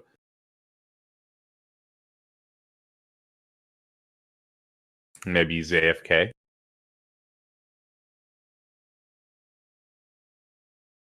Otangelo, yeah, he wrote me a private message. He wants to get up, and I told him he's got to talk to you because you manage the queue. All right, well, I'll invite up Punk here in the meantime, and We used to do raunchy things in front of the Shroud of Turin. Good times. What's going on, Punk? Hey, how's it going, guys? Can you hear me? Yes, sir. What can we do for you today? What's on your mind? I'm not a theist, but people might consider me a theist. I've had a lot of conversations recently about mathematical realism versus nominalism on the atheist side. So, do you guys consider? I don't know if you guys already covered this topic. I kind of came in during the middle of a talk, like a question before. You guys seem to be talking the same topic. We've talked about mathematical realism before, and I've recently been chatting with people about it. But you can be Right. you could be a theist or an atheist and believe or not believe in mathematical realism. It doesn't commit you to either position. I agree with that. So my idea is that, since theists so often say that God is truth, I think they're personifying truth. So they would be automatically realists. You know what I mean? And they just use that sort of mythologically to go the extra step and say, "Oh, truth is alive. It's talking to me. It's giving me miracles and stuff like that."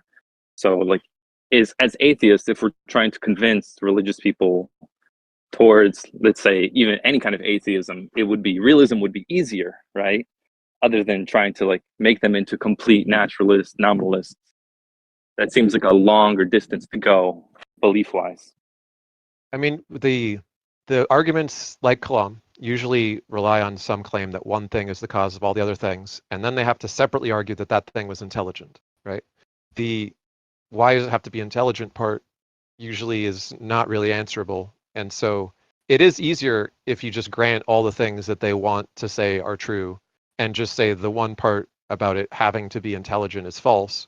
And then you could grant that could be that you think the universe is made of math, could be the universe is fundamentally just like pre-existing eternal quantum fields or whatever. So sure, it could be the shortest route if you go that way. Just say, look, if we grant for the sake of argument, let's just talk about where that gets you. And it still gets you to the point where natural singularity is more probable than a highly specific hypothesis that has a huge number of improbable priors that require it to be true or required for it to be true.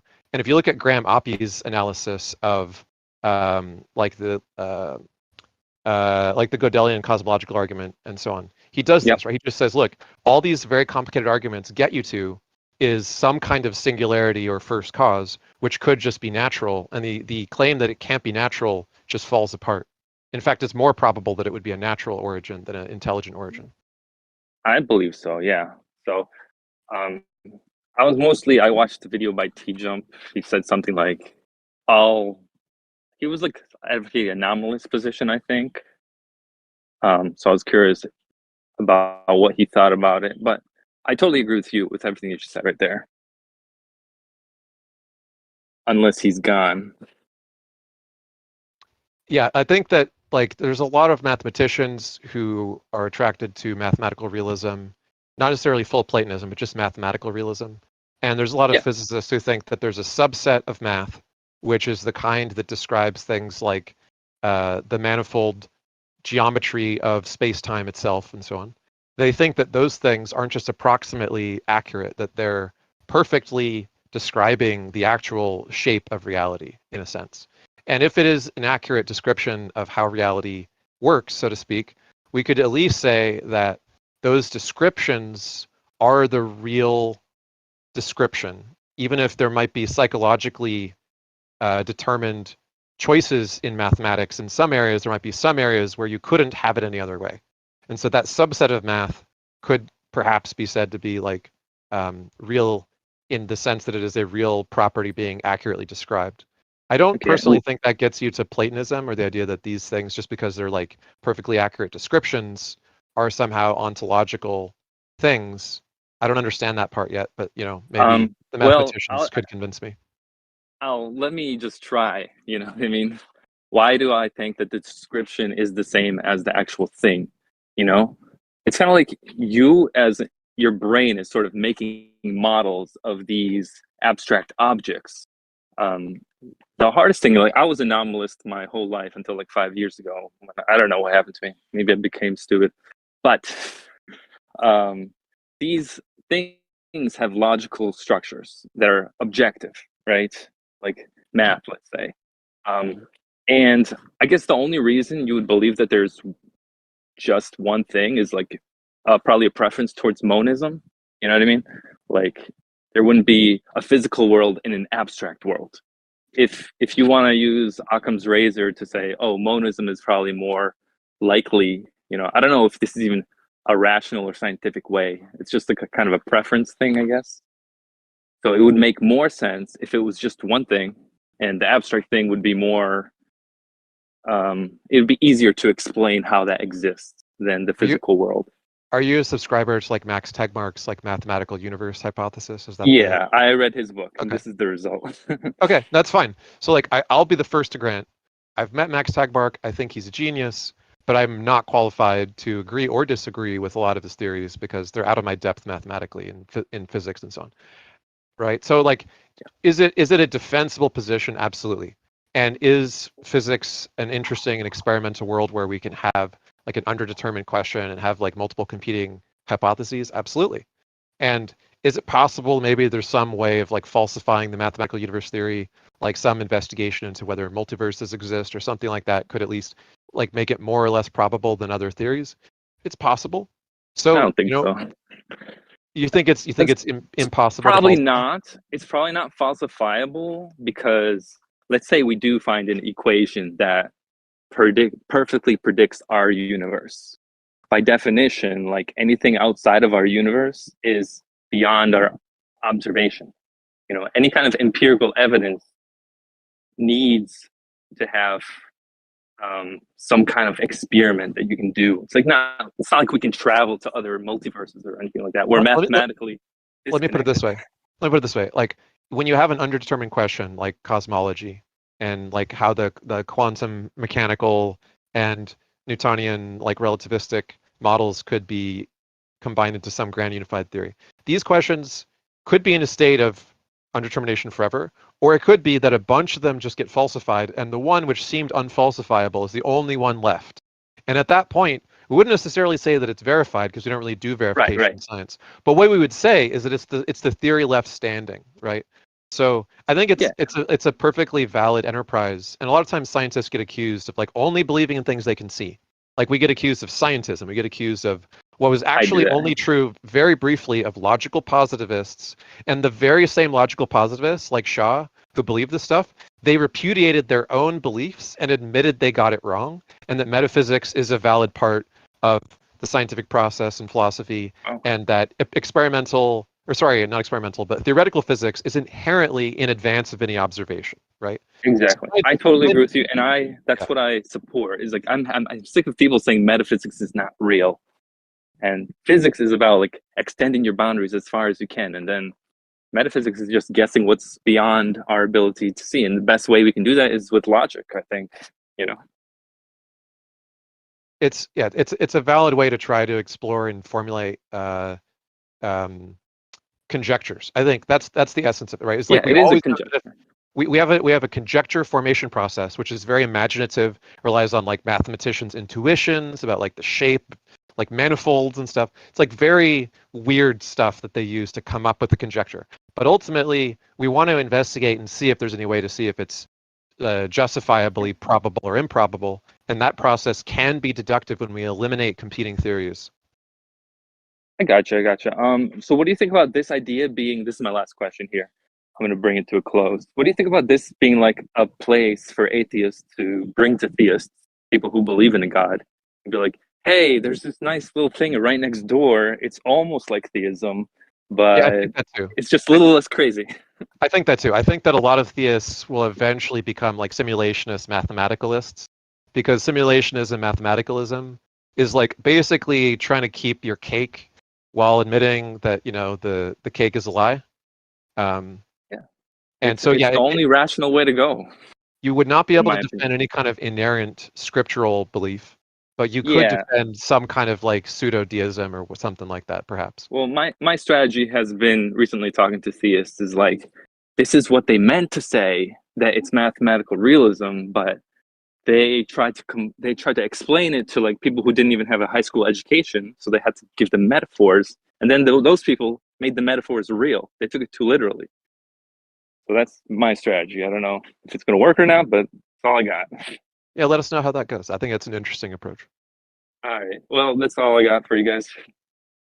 Thank you for coming up. Thank We've you. got David Good coming up. Hello, David Good Hangman. How are you?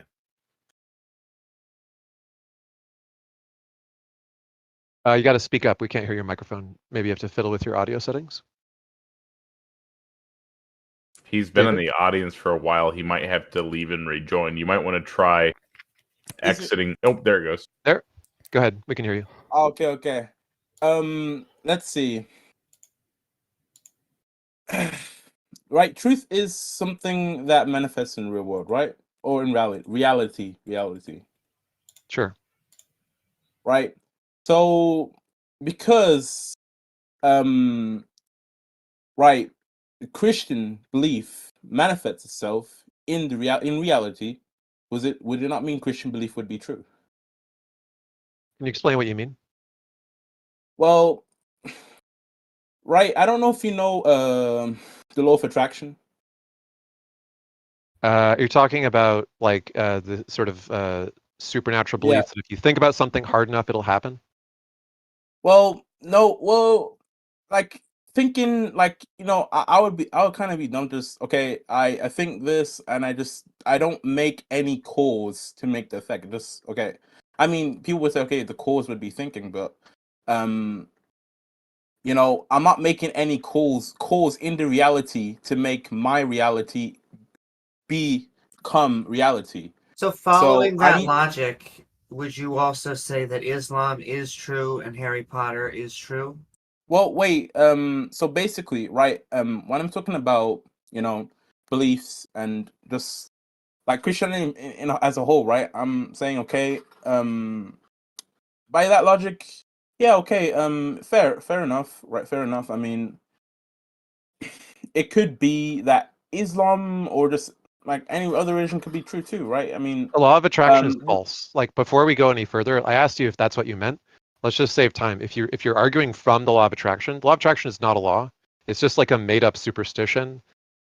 What is the case is that if you believe that you're paying attention to something, and if you take actions and you're looking for that thing, you're going to notice it if it happens. You're much more likely to notice it because if you weren't looking for it and expecting it, then it would have happened without you paying any attention to it.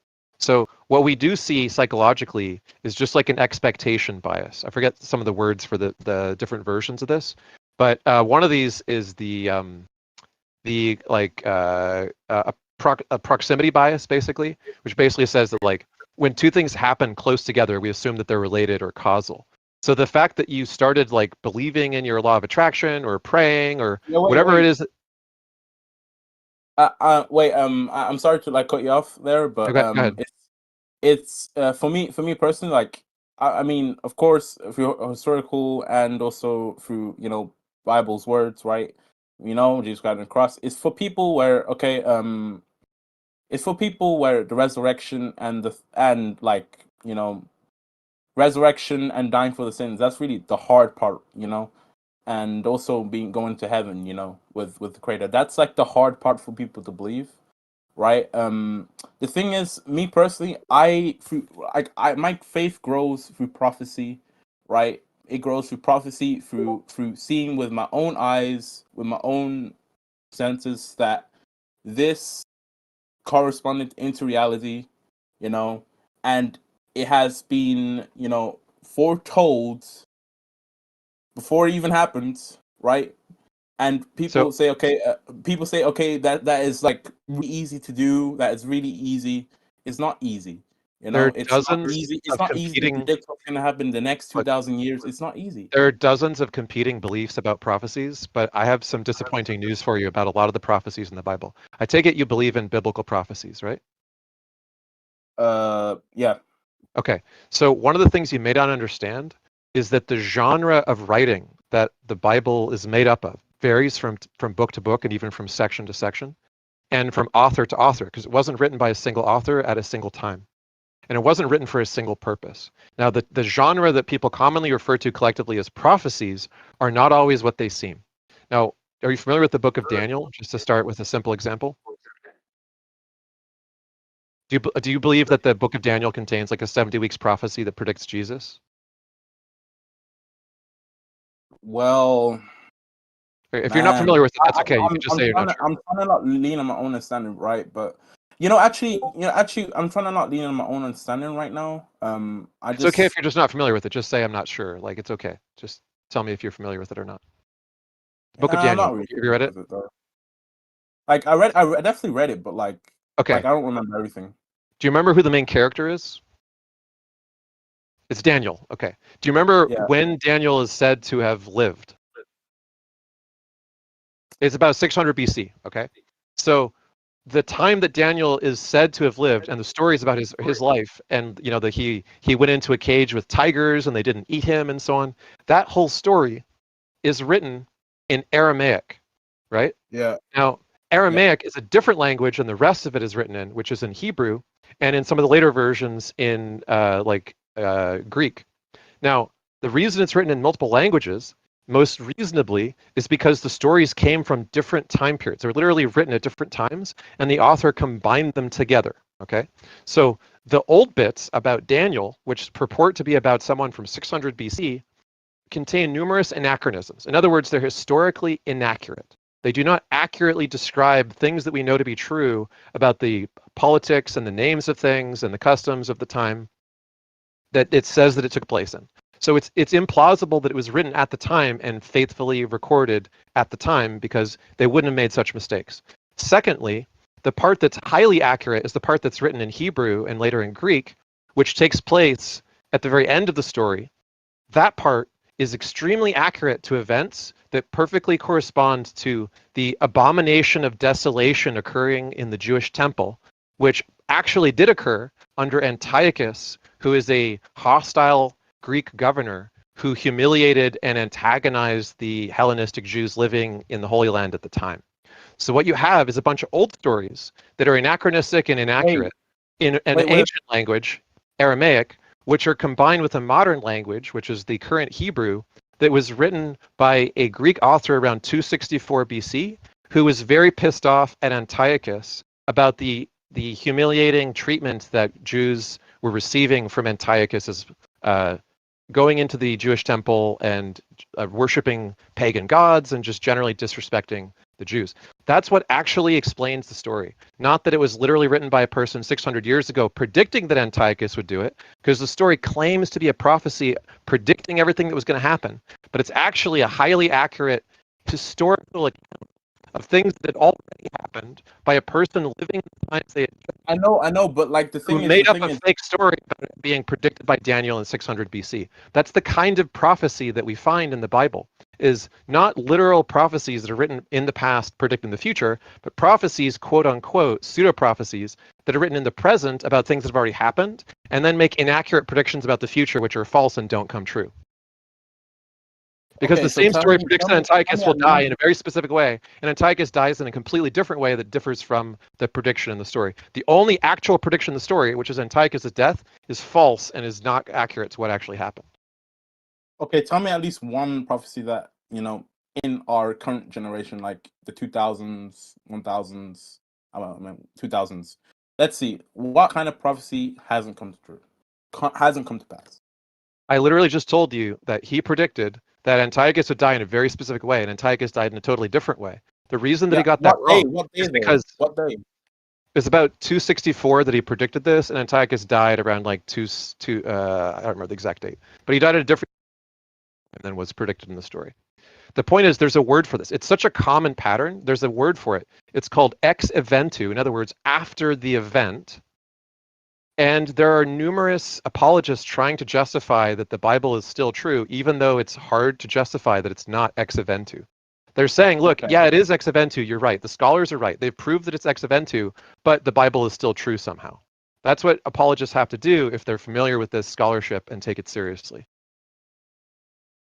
So you should reevaluate your belief that the prophecies are what they seem. The whole point is that what people wrote was in response to historical events, and they were trying to give people polemical and theological ammunition to handle the world that they actually lived in, not to try to give them some like super accurate prediction about the far future. Fair. I want to ask you another question, by the way. Basically, right? Basically, we can only basically make sense of our reality if we ourselves are in reality. We can't make sense of anything that we are not in. I agree. We're in reality, and we can make sense of things that we observe in it. Yeah. Yeah, but we can't make sense of things we're not in, right? I mean, we can conjecture about them. So we could make sense of a thing that's plausible that we aren't in, but was, at least conceivable. The simulation hypothesis is an example where, you can hypothesize that we live in a simulation because we can build simulations, but probably there's reasons to think that we don't live in one because it's implausible, it's impractical, and numerous other reasons, right? I can't help but jump in. Could Christianity be true and we're in the Matrix? What do you If mean? we live in a matrix, it would not be Christianity. No, not definitely not Christianity, bro. We can't be in the Matrix and Christianity is true. Not from the claims that the book makes, no. I would like to So see- this just could be the But sub-reality created by somebody in the Christian base reality that put all of us into the Matrix, right? And so the Wait. Christian base reality still could be true. Wait. I need. I want to still know. It's not How- really a how- relevant position because there's no justification for it, so it could be as just base speculation. How is law of attraction debunked? Okay. How is it debunked? People I briefly believed in it at one point. Everything has cause and effect, bro. Look, I briefly believed in this so I can kind of understand how it is appealing, right? If you do things with an expectation that you're going to get a certain result and the result happens, it's confirmation bias that makes you think that the thing that you expected is true and that the thing that happened was caused by the thing that you believed was going to cause it, right? But what we actually find is when people test things like prayer, when people test things like the law of attraction, they either get no different than randomness, or they get a worse result because they actually cause things to be worse than if they hadn't had that belief. So in the example of like intercessory prayer where people pray to make someone feel better, if the people know that they're being prayed for, it makes them sicker because it causes stress because they're worried about the prayer, then they actually do worse than people who are not prayed for. Yeah, but that's law of attraction. No, they're literally praying to make the person better and they're making them worse. I had this debate with someone, bro. Like, thinking, it's just like, let's say you're trying to think of, let's say you're not trying to think of not doing, you're going to try to think, okay, I don't want to do anything bad, eventually, because you are used to doing bad, you're gonna eventually do bad. It's like the point is what I just explained. That is basically law of attraction. No. What's being You so the law of basically attraction is not that. The law of attraction is actually the claim that the universe is somehow actually shaped by you believing that it's going to be a certain way. What's actually happening is just that your perception of it causes you to pay attention to certain aspects of it differently that you wouldn't have paid attention to. And to a small extent, there's such thing as a what do you call it? A placebo effect that can biologically affect you from psychosomatic illness. No, but wait. I need to jump on this argument, right? Because I hear a lot of people thinking about sex and everything. I don't know if I'm allowed to say this on here, but I think I heard a lot of people thinking about sex and stuff, right?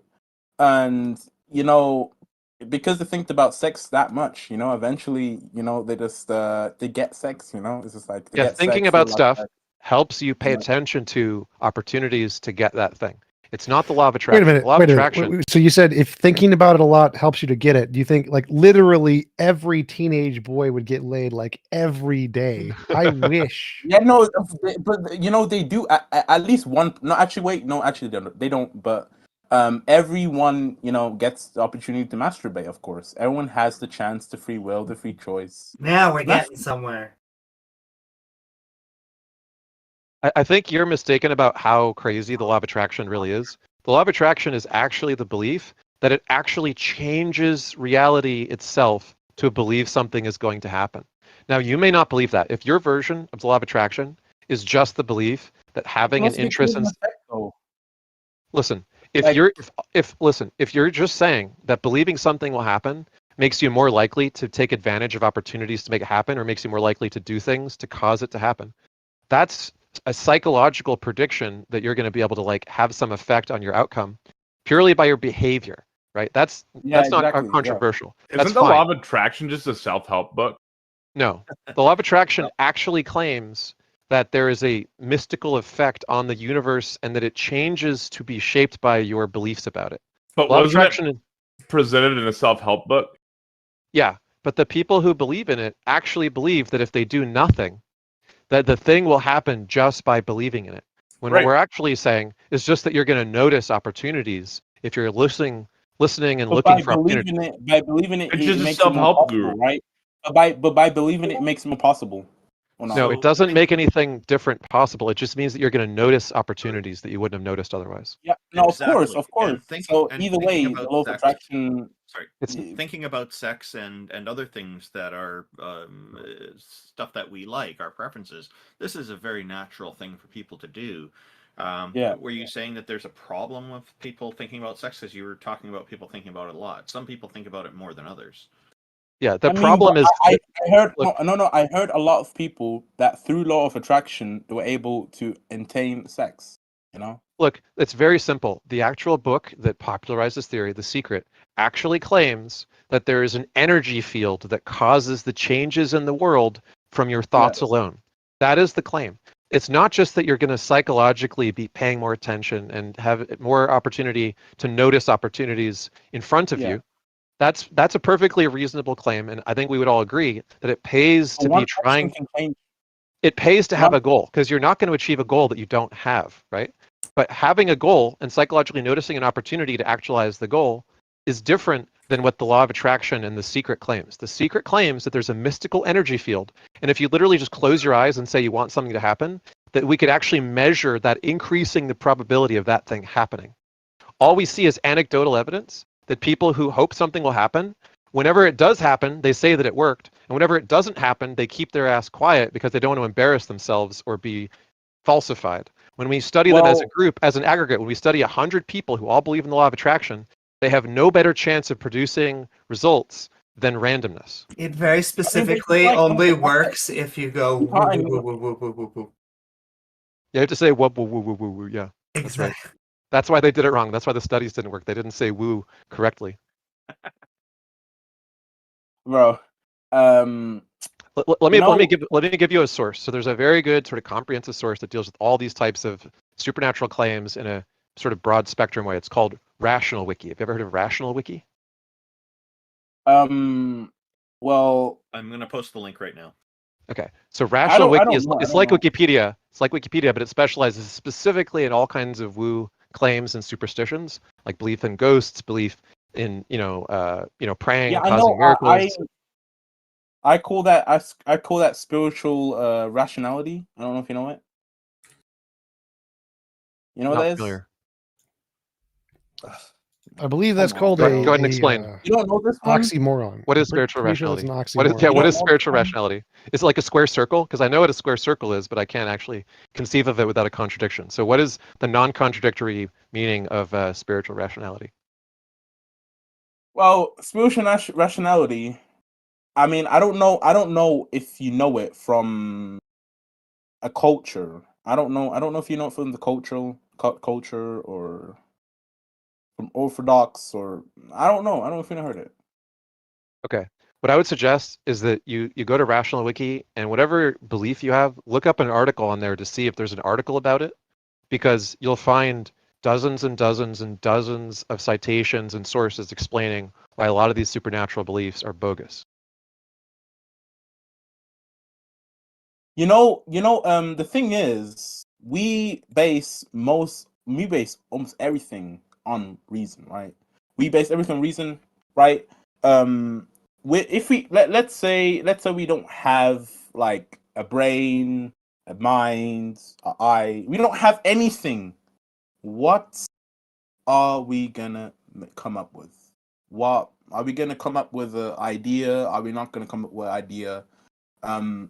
Or does evolution, funny enough, make a way for, even though we have none of these stuff that make us function, we still can function in a way. That's why I'm really wanting. That's what I'm really interested in now. I don't. Does anyone else understand the question? Like it's like, what if we, like, we know when we dead, right? We know when we dead. Uh, can we make any observations, anything like that? No, When we we're dead, we dead. can't make sense of reality when we dead, right? Well, Or we not? can. So we can investigate what happens to the brain and the body during death. And one of the Yeah, things of that we've course. been able to establish is what kind of Yeah. neural activity takes place, which correlates to what people describe as near-death experiences when they almost die and don't, or when they have cardiac arrest, they're clinically dead for a while. In other words, their heart stops beating, but then their heart is restarted by like paddles. They come back to life. What they describe is very similar and consistent across all these different people, and correlates to recently they finally were able to get experimental data showing that these people all have the same gamma wave spiking in their brain. As the brain appears to be clinically, as the body is clinically dead, the brain is still doing some little gamma wave activity which produces these hallucinations, which people sometimes remember when they wake up. So yeah, we do observe some things about death and what happens after death, even if we've never been able to talk to a Right, person who fully died so and stayed that everything is way. a hallucination. Everything people experience, everything people gone through is a hallucination. Sort So of. wait, There's so it could also be that I'm a hallucination, right? Like, or a person you see outside, you walking, like, is a hallucination. That's a possibility too, right? It's unlikely because we can intersubjectively correspond our different observations to show that there's a consistent law-like world with regularities of nature which we can all agree upon and understand, right? That's what scientific enterprise is. It's just trying to correspond all our different observations such that we can build a coherent model of how things work and predict what's going to happen in the future. And it works. So it's not reasonable to conclude that everything is just a hallucination just because some of the experiences we have are hallucinations. Okay. There's a Okay, technical then there's a you there's can a think, technical okay, sense. how do these hallucinations, like, be created? Of course, the specific images, right? Like Yeah, I specific can. images or something you have already seen, but some people hallucinate stuff they haven't seen yet, you know? So there's a pretty good understanding now that comes from the Yeah. synthesis of biology and artificial intelligence, which Yeah. is that How we have. how can your brain create something? Of course, how can your I'll brain explain. create now how can your brain create something? That you Like quote unquote haven't seen. Sure. Okay. So yeah, if you close your no eyes memory, and no data. say a word, okay, if you close your eyes and say a word, like if I say hippopotamus, if you've seen a hippopotamus, you can imagine a hippopotamus, right? Now, if I say imagine a creature, and then I just give some kind of vague terms like some poetry or something, some kind of creature is going to form in your imagination. It's going to be different for each person because the words are ambiguous enough, right? But you're going to be able to imagine something that fits that description. In the same way that when people hear song lyrics, they think that the lyrics relate to them, even though many different people from different backgrounds think different things about the same song lyrics. People reading the Bible have all kinds of different interpretations about it and so on. The reason that you can do this, you can take Yeah, ambiguous, but vague things and produce something that to you seems clear, like you're absolutely sure that's what it is because of the way that your yeah, but neurons you fire. need to also see the thing is I like this argument make. At the same time, there are, like, okay, there had to be a point of time where they had to see, like, a similar image, or they need to at least see an image of the animal and then think, okay, this word, and then make some kind of image. Like, they have to, like, see, like, some point of time, right? They have to see something similar to that, right? They don't because So, they can like, imagine let's say things. they hallucinate Jesus, right? Let's Look, say they look. hallucinate Jesus. We have artists. Artists So can just say arbitrary words, and then they can yeah, imagine what those words look like, and then they can draw those words for other people to be able to see. So it's like seeing into their mind, right? The reason that we're able to do this has been investigated, I think, by the field of artificial intelligence because we do what's called biomimicry. We imitate the way that the brain's actual neurons fire to do artificial neurons that fire in a similar way. And what we're able to do is two things. We're able to recognize images. So if you put in an image to an AI that can recognize images, it's going to classify the image. It's going to say what's happening and describe it for you. It's going to say what's in the picture. If you use the same model that is able to do that in reverse, the reverse of the same model can produce the pictures that it could also recognize. It's a bidirectional process that if you have neurons that can recognize things as some identifiable thing, you can run those neurons in reverse to generate the thing which would produce that label. So all the things that we have experienced are both recognizers and generators that work both ways in the brain, such that when you go to sleep and you close your eyes, or when you imagine something and listen to poetry, you're able to reproduce things that are a mishmash of stuff you've seen before, but it doesn't have to be like any one particular thing. It can be a combination of things. So that combination ability is how you could just describe something verbally that you've never seen, but still come up with a picture of it. Okay. Like if I say, imagine a creature that has 8 legs and pincers and big bulbous eyes, you might imagine a spider, or you might imagine something that's kind of like a spider, but it was your own version of it. I don't know what you're going to imagine. I was imagining a spider when I said that, but I don't know what you're going to imagine. Okay. Well, what if you never like saw an image of anything? You know, I just described how it let's works. say let's say If you you have say let's say verbally, all your senses. Let's say all your senses are gone. Let's say you have no senses. You know, I mean, you're born with no senses, which I mean could happen. Um, what would happen then? there actually is some research on this in a phenomenon Yeah. called blind sight, where there are Yeah. animals that physiologically cannot see. In other words, they don't have functioning optic nerves, but they're able to navigate around optical obstacles, like things that you could only see, not hear. They're able to navigate around those things for all intents and purposes. They're able to blind see, right? And the reason we think that's possible is because the traditional way of perceiving that we experience, where we have a conscious sense perception and like a phenomenological experience of a thing, is not the only way for biology to tell a brain how to navigate around something. So just like a blind person who cannot see can develop with a weird ability from their acoustic sense and other like, you know, mysterious processes, the ability to navigate around environments even though they don't have functioning eyes. Okay. You make at least like I don't know. Are you atheist or theist or? I'm an atheist, but I used to be a theist. I used to believe in many different gods. Used to be basically a polytheistic occultist. Okay. You know, you're the first person I can actually talk to without, you know, like having a big screen with them, you know. Like That's great. yeah, man, because there's so much people, you know, like that like scream and like all that stuff in debates, bro. You know. That's what we're aiming for. But you actually explain it really good. Um well, for me personally, right? For me personally, right? When I'm like in my when I'm like sleeping, you know what? When I'm like in my bed sleeping, right? And then I would dream something, you know, and that would come to pass, right? I would think, okay, you know, it it is, you know, it is, you know, the prophecy too, you know, from Bible and stuff.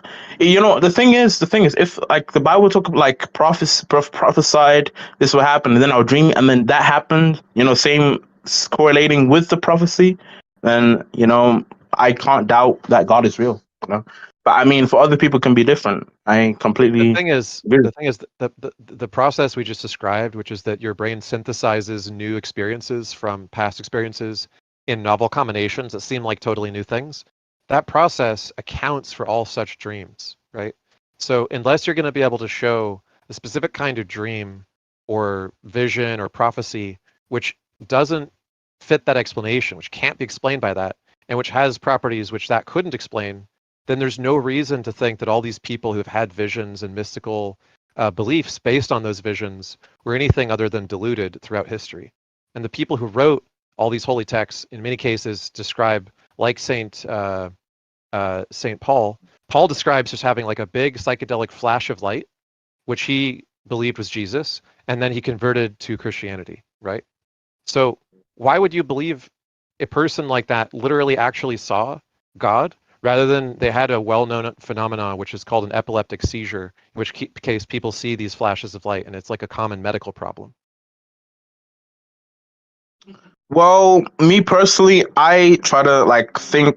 I'm trying to think out of reality. You know, like I know people. I know people are gonna make like this argument. Of course, you know. I mean, people are always gonna make this argument. You know, when it comes down to like most atheists I talk with too.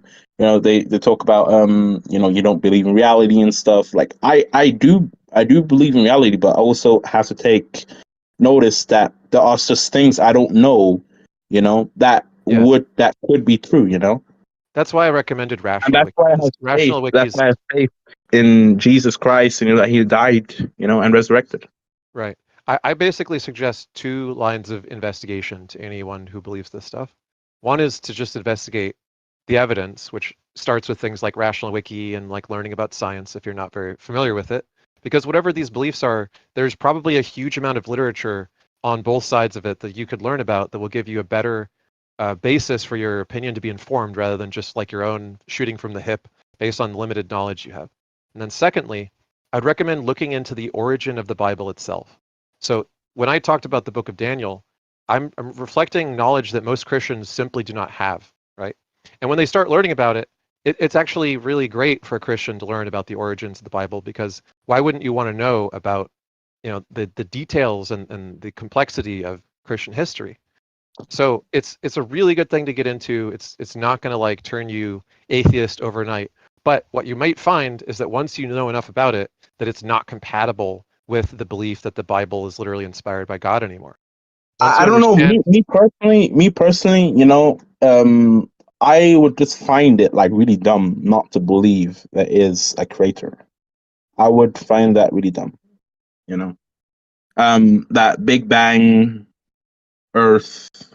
I just know, bro. I don't believe that, you know.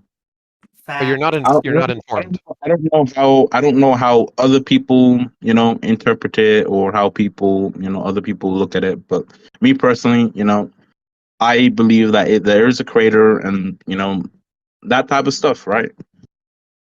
I don't think it makes sense to assume that the other positions on a question you haven't really studied much are dumb. I wouldn't say that about your position. What I would say is that there's a lot of evidence that you could study and that it might change your mind. And I'm just trying to recommend those sources to you. What's the sources? So I suggested starting with Rational Wiki and a YouTube channel called Myth Vision, which interviews all the various scholars that study the origins of the Bible and other religious texts. Okay.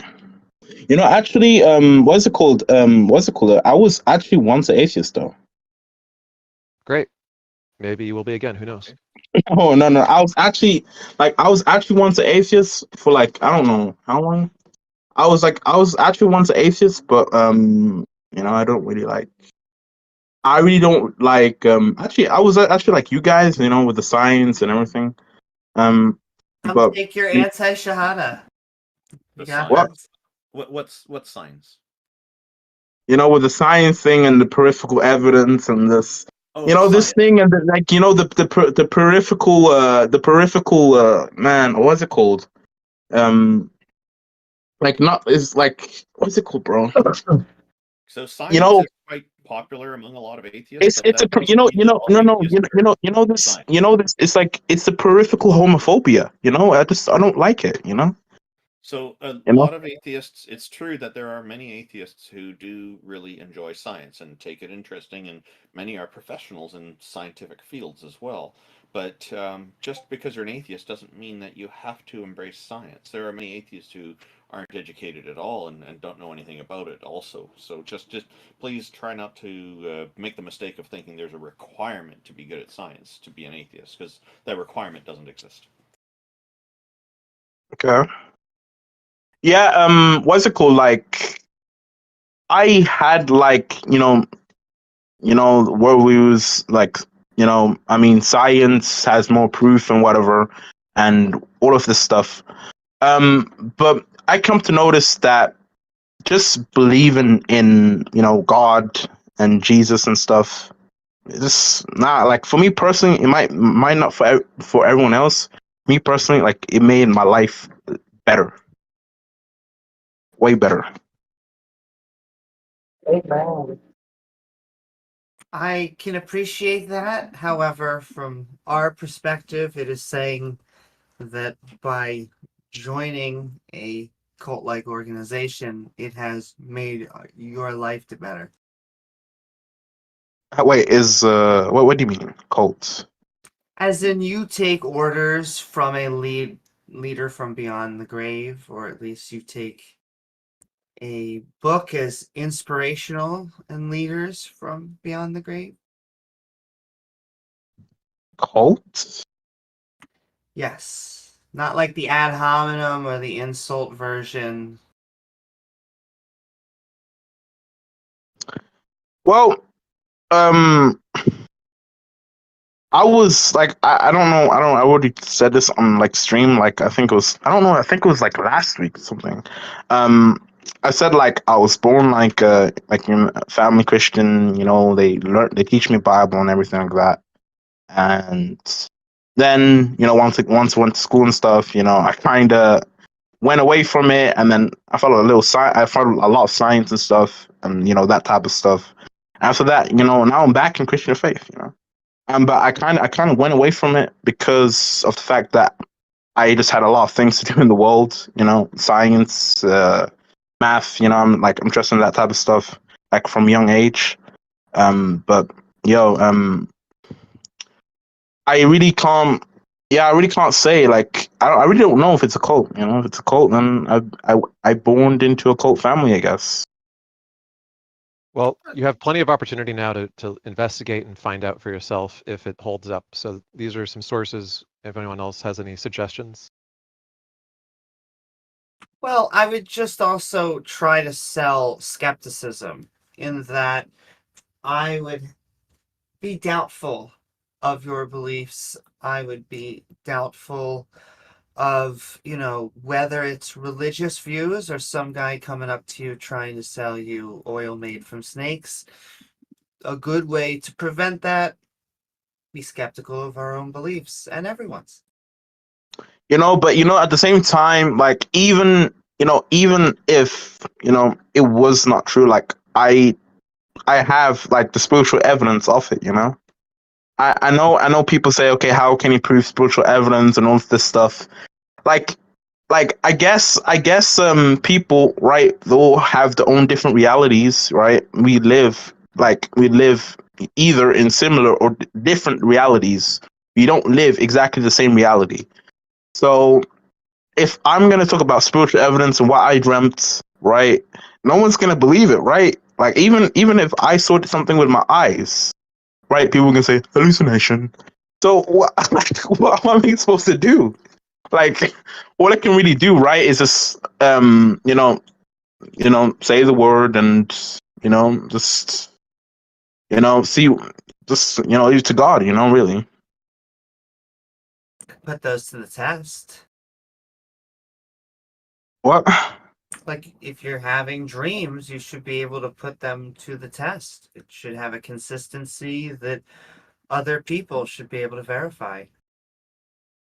Well, what do you mean like other people should verify? Well, The thing is the mind is so complex. The brain is so complex.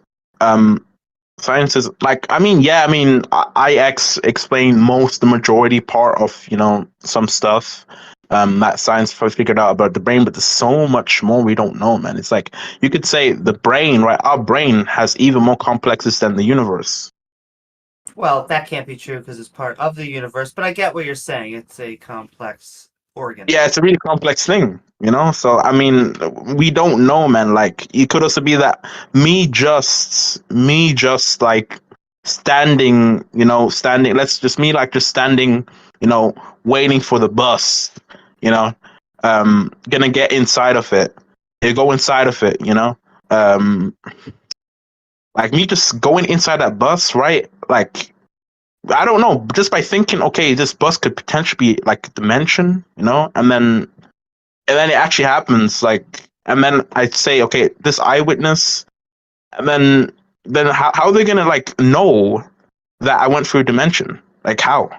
Well, a bus was actually a creation. It has a creator. We made it with a purpose to go out and help people have public transportation. You know, but I always come back to the argument where okay, non-existence can not make existence. You So what made know, God? Like, there's a very simple objection, right? So what could make God has existence always that? existed. Yeah, but you could just say the same thing about the things that you're saying have to have existed by some cause, right? Like the arguments for God always existing to make everything else are just like circular. Yeah, Let's just say that we agree, for the sake of argument, that there has to be some first causal force. Why would we think that that causal force is an intelligent, very complex, very unlikely, particular kind of being? In other words, a very specific being. but wait, Rather if than, if God had a cause, then he would not be God. All right. rather than, why would we think that the first No, no, no. cause have to If be? God had a cause, if he was caused by something, he would You're not be a God. interrupting me. You're interrupting me. Look, why would we think that whatever caused everything else, if we were to grant that there has to be a cause for everything else, why would we think that that thing would be a very specific, highly intelligent, highly complex God that did it, rather than any number of other possible explanations, most of which are not going to require it to be an intelligent being or any specific intelligent kind of being? For instance, it could be the case that there's a brute fact, such as that there's quantum mechanical properties to the way the universe can exist, and so because it can exist, it does exist. That's one of the possibilities that Max No, Tegmark no, and but if others who hold the mathematical universe hypothesis hold to, is that because math can possibly be formulated only one way, that anything that could mathematically exist does exist, and therefore they think that the universe is literally just created out of math. I'm not persuaded by that, but it's a perfectly valid competing hypothesis, and there's nothing that gets you to it has to be an intelligent creator instead of one of these other hypotheses. I mean, right? There's so much things about the universe where we have everything around us. Everyone's saying it's by chance, by chance. Like everything is literally perfectly ordered. No, it's not. That's just false, right? Like the No, universe I mean, especially with the sun and that Earth has like this protection thing around it where it doesn't lose its water from the sun. Like, no, there's so much things where there is so, and also know that I heard TJump said this, that all the planets, right, made by rocks and everything, right? It's true, of course, but why does not like other planets have like this magnetic protective defense mechanism, fields, blah blah? There Like, probably are other planets outside of our solar system that have all the properties. And we think that some of the planets in our solar system may have had them in the past. It's possible that Mars, for instance, was capable of supporting life and had a magnetic field in the past. We don't know yet. The point is, the universe is not perfectly fine-tuned for life. Even if you were to grant that all the parameters could be fine-tuned any particular way, it could be fine-tuned to be much more hospitable to life, to allow much more life in the universe to exist, to allow life to exist for far longer on far many more worlds, etc. The universe is not perfectly designed for life. The universe has a bunch of properties which allow for life, but is in no way perfect for life. okay, then so that means you think, okay, this is basically by chance, right? Yeah. Okay, so how do you explain chance? How do you explain chance? So I posted a paper earlier in the chat that explains one of the theories about how the universe could come into existence just from a pre-existing quantum mechanical set of laws. So the quantum mechanical laws may be something like geometry, which is to say math and geometry are not arbitrarily psychologically arrived at. They're basically discoverable properties about how things are shaped, right? So it's not like we arbitrarily assign all. You know what's funny, actually? Well, I don't know, but I was in the middle of it. I was in the middle of a Yeah, sentence. let X finish. Okay. Okay. So the point is that there is a hypothesis amongst many different competing hypotheses for how the metastable quantum vacuum would automatically create a bubble imbalance within itself, which would expand until it created a universe. In other words, if the universe has the quantum mechanical properties which ours has been observed to have, it automatically has to create a universe, even if there was no universe at the start. If all you had was the quantum mechanical properties of the universe, which are necessary to bootstrap all the quantum fields that we observe, that is enough for the universe to automatically come into existence by force of the way the bubble would expand. So that's enough to say that all you need is a minimal quantum mechanical property of the universe, and all the other things about the universe just follow from that. I posted the paper in the chat. Wait. So if you follow something, right? Follow something. It's basically under that thing, or not? Yeah, and it could be that the quantum Yes. mechanical properties of the Yeah, universe but you are still have to. Then you still. necessary, which means that they're true for all possible worlds. Yeah, but you still would have to acknowledge. Okay, there's some type of higher power. You know. It No. doesn't even it doesn't even matter if you acknowledge that there's like a conscious God, but like Elon Musk has this Elon Musk had this thought of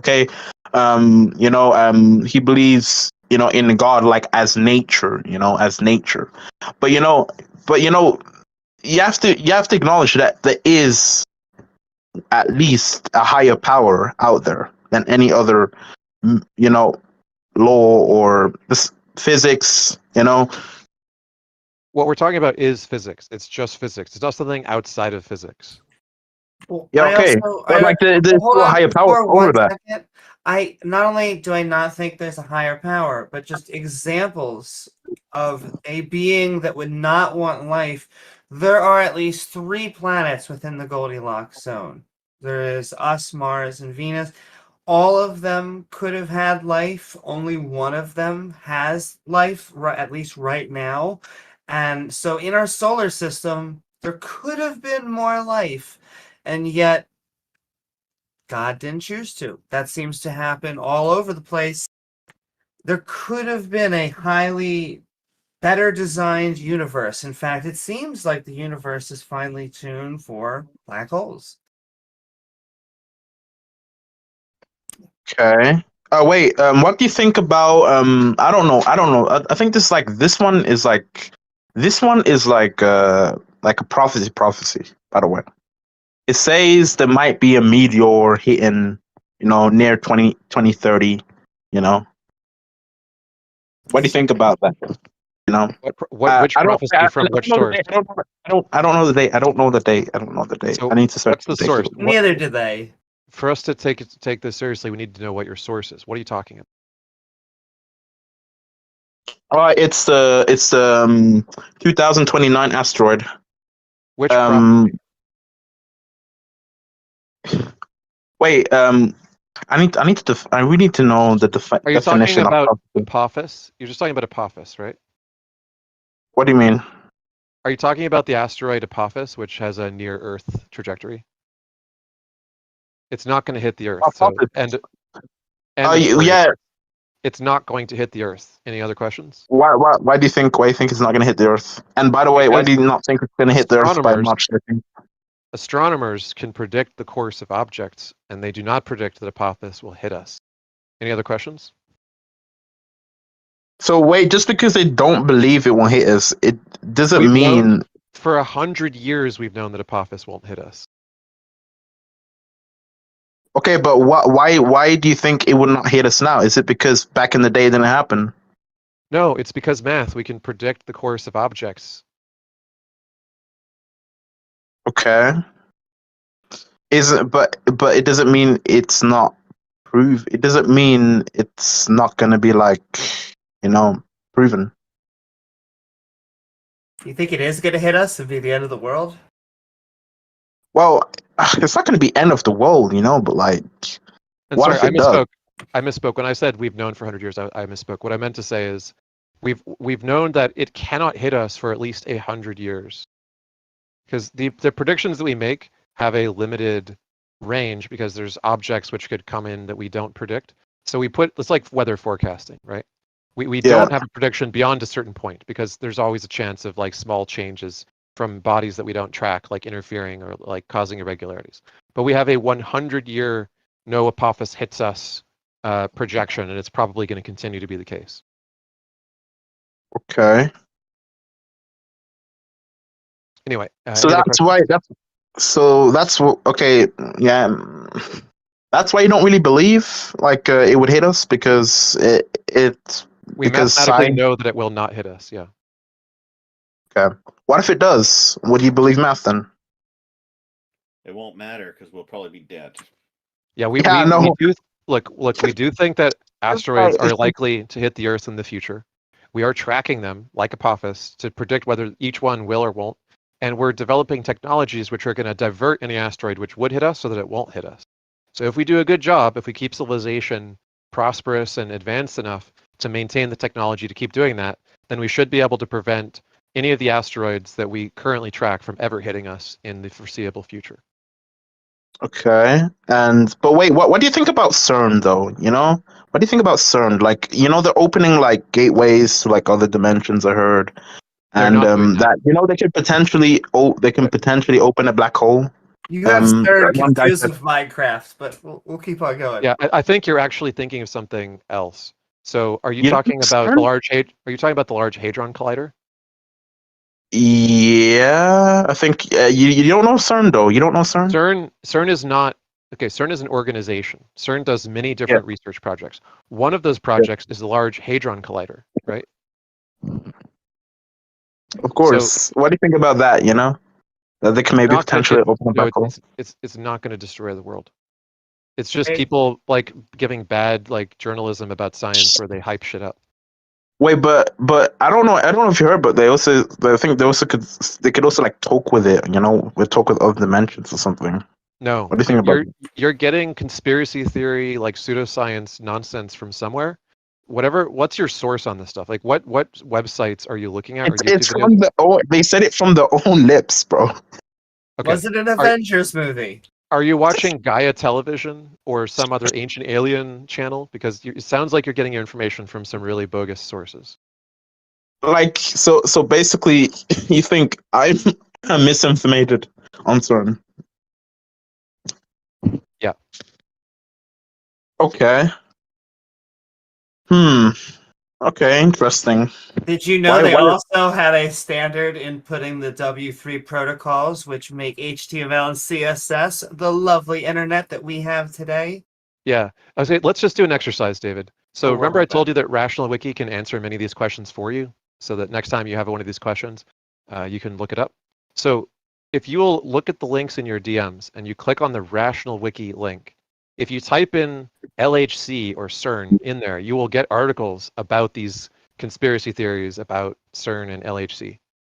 You want to do that and just tell us what the first sentence or paragraph says about LHC or CERN? Just to demonstrate that you're capable of using these sources for yourself in the future? On Wikipedia. No. On Rational Wiki. So Wikipedia will have stuff about it too, but Wikipedia is not written for paranoid, like crazy people. Wikipedia is written for a general audience. So it'll have like a little section at the bottom that addresses the stuff called like controversy. I do Wikipedia, but like I can see what was Rational Wiki. I sent you the link. Rational Wiki is tailor-made to address specific claims that warrant abundant skepticism. What's Rational Wiki? Is it for people like me, like believers, or? Yeah, it's a wiki for shall we say extraordinary claims to be investigated. It's got a more scientific approach, and it tries to be more objective and clear on focusing on this factual aspect of things. Yeah. Okay.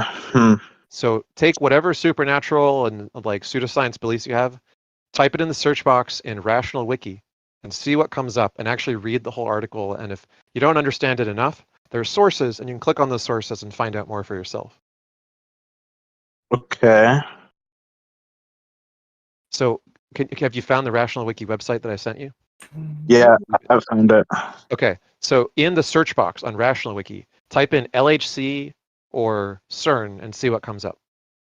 I haven't looked in advance, by the way. I'm not trying to dunk on you or like this isn't a gotcha. I haven't even looked. I'm just assuming they'll have an article. Of course. Wait, Switzerland. Say something. Switzerland.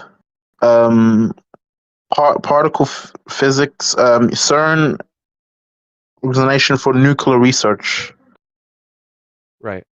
I mean that sentence. Okay, we'll have to. So you're specifically talking about the LHC though. So type in LHC. It doesn't have enough on that page. Large Hadron Collider. There's an article about that. Okay. LHC. So I'm going to post this in the chat just to demonstrate. This is how you do it. This is how you do basic skeptical investigation of any claim. The Large Hadron Collider. Yeah. Okay. Oh wait. Oh yeah. True. I did heard they're trying to find the God particle or something. They already established that the Higgs boson exists. That's old news. Wait, but they're still I think they're still trying or not? They are still doing experiments to try to like learn things about it, but the Higgs boson's existence has been accepted based on the research they've already done. Okay, so if you scroll down on this page, and if you read the whole thing to understand LHC better, you'll find there's a section called Fear, Uncertainty, and Doubt, right?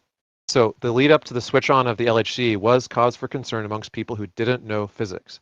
Some were worried that it would create a black hole and destroy the Earth. Some were worried that another universe would undergo total existence failure. Yeah, but wait, does Wikipedia talk about this though? Or is it just Rational Wiki? Wikipedia is not going to put as much detail into these skeptical questions because Wikipedia is just but wait, is Rational Wiki is Rational Wiki trusted though? Is it like a trusted website? Yes.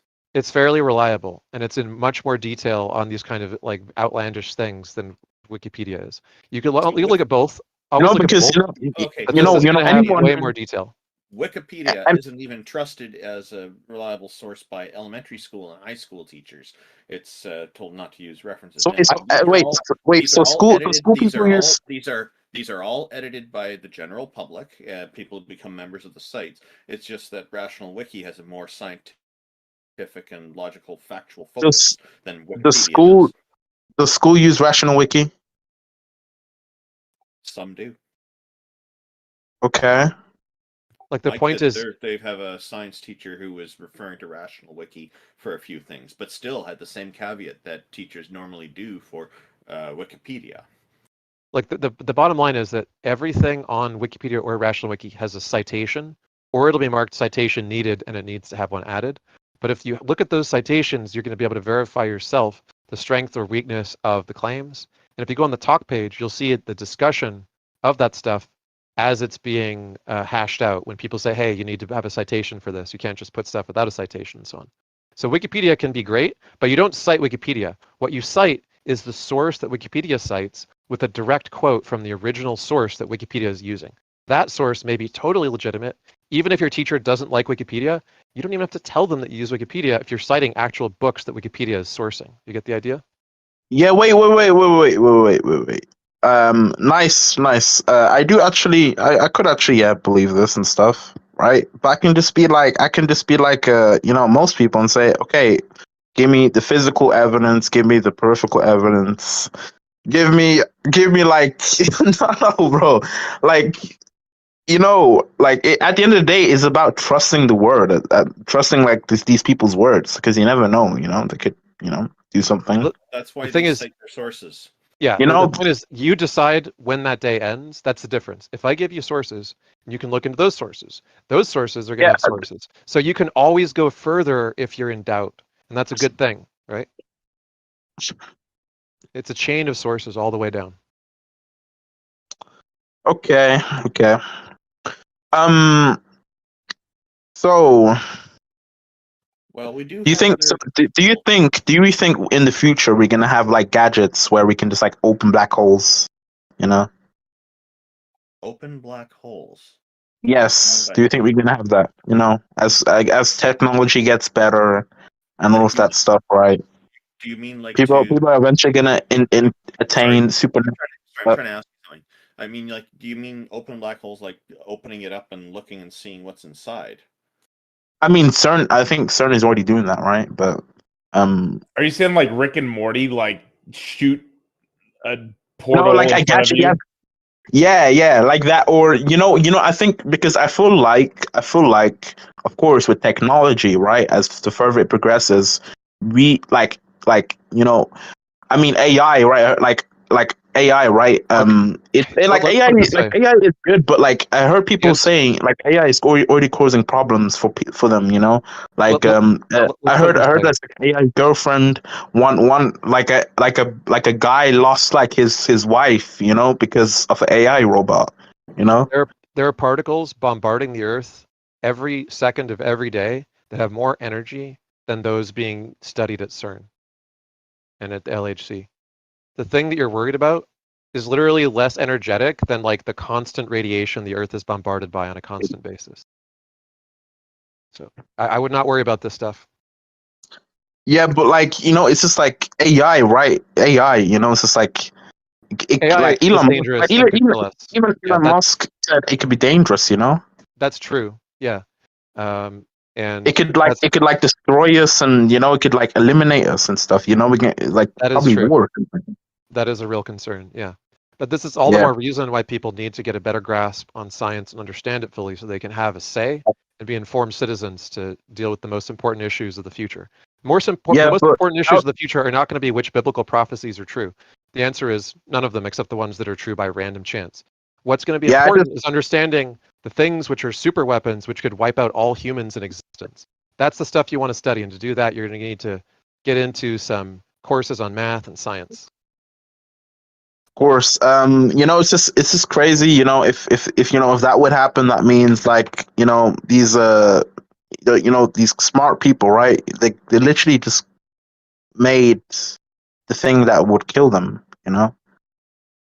Yeah, it's a We real concern. may have to send an Austrian back in time so that him and his sunglasses might be able to stop us from building this type of technology to begin with. Yeah, I would give him my boots, my jacket, and my motorcycle. Do we want to get to Intangelo? I think we're running out of time, though. Yes, we do. Are we all ready to move on? Yeah, I mean, you guys can kick me. It's Cool. been great chatting, Yeah, and thanks for coming. tell me what you Thanks for think of joining us. tell me what you think of those sources after you have time to investigate. Of course. Cool. Have a good one. Thanks for Otangelo, welcome. You've been waiting patiently. How are you, sir? Your audio is a bit muffled. Can you get close and clear on your microphone? Is it better now? No, it's still terrible, but it got like 1% better, but it's still bad. Is it better now? I can hear that you said the word now, and that's about it. It sounds like you're talking across. It's like your phone is at the end of the hallway, and you're like yelling it across the hallway. Can you switch to your phone or your computer or something? Just switch devices, microphones. I'm trying here. Oh, that's better. That's better. That's way better. You're Better good now. now. You just need volume up. Okay. Okay. Very clear. Okay. So let me quote you here. I don't say. Can you from increase whom your it volume a is. little bit, Otangelo? Let me check here. Just a minute.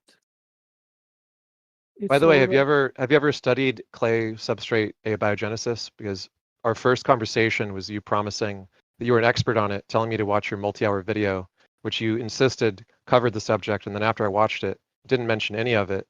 And then when I asked you for sources, you referred me only to sources which were your own website. Well, on my website, I collect actually scientific papers. I post them there in regards of variegated subjects and as well of the RNA world hypothesis. I have extensively written on that. It's also in my book on Montmorillon and so forth. And I don't think this is a plausible explanation for polymerization of RNA. You don't think that clay polymerizes and that an RNA chain or a simpler replicator, precursor to RNA, could be produced by that polymerization? Well, the thing is that, and I think, I'm not sure if I quote that in our last conversation, but I can quote you here from Shapiro in 2006. He said, this handicap was overcome in the synthetic experiments by titrating the clays to a monoionic form, generally sodium, before they were used. Even after this step, the activity of the Montmorillonite depended strongly on its physical source, with samples from the Wyoming yielding the best results. Eventually, the experimenter settled on wall clay, a commercially processed Wyoming montmorillonite provided by the American Colloid Company.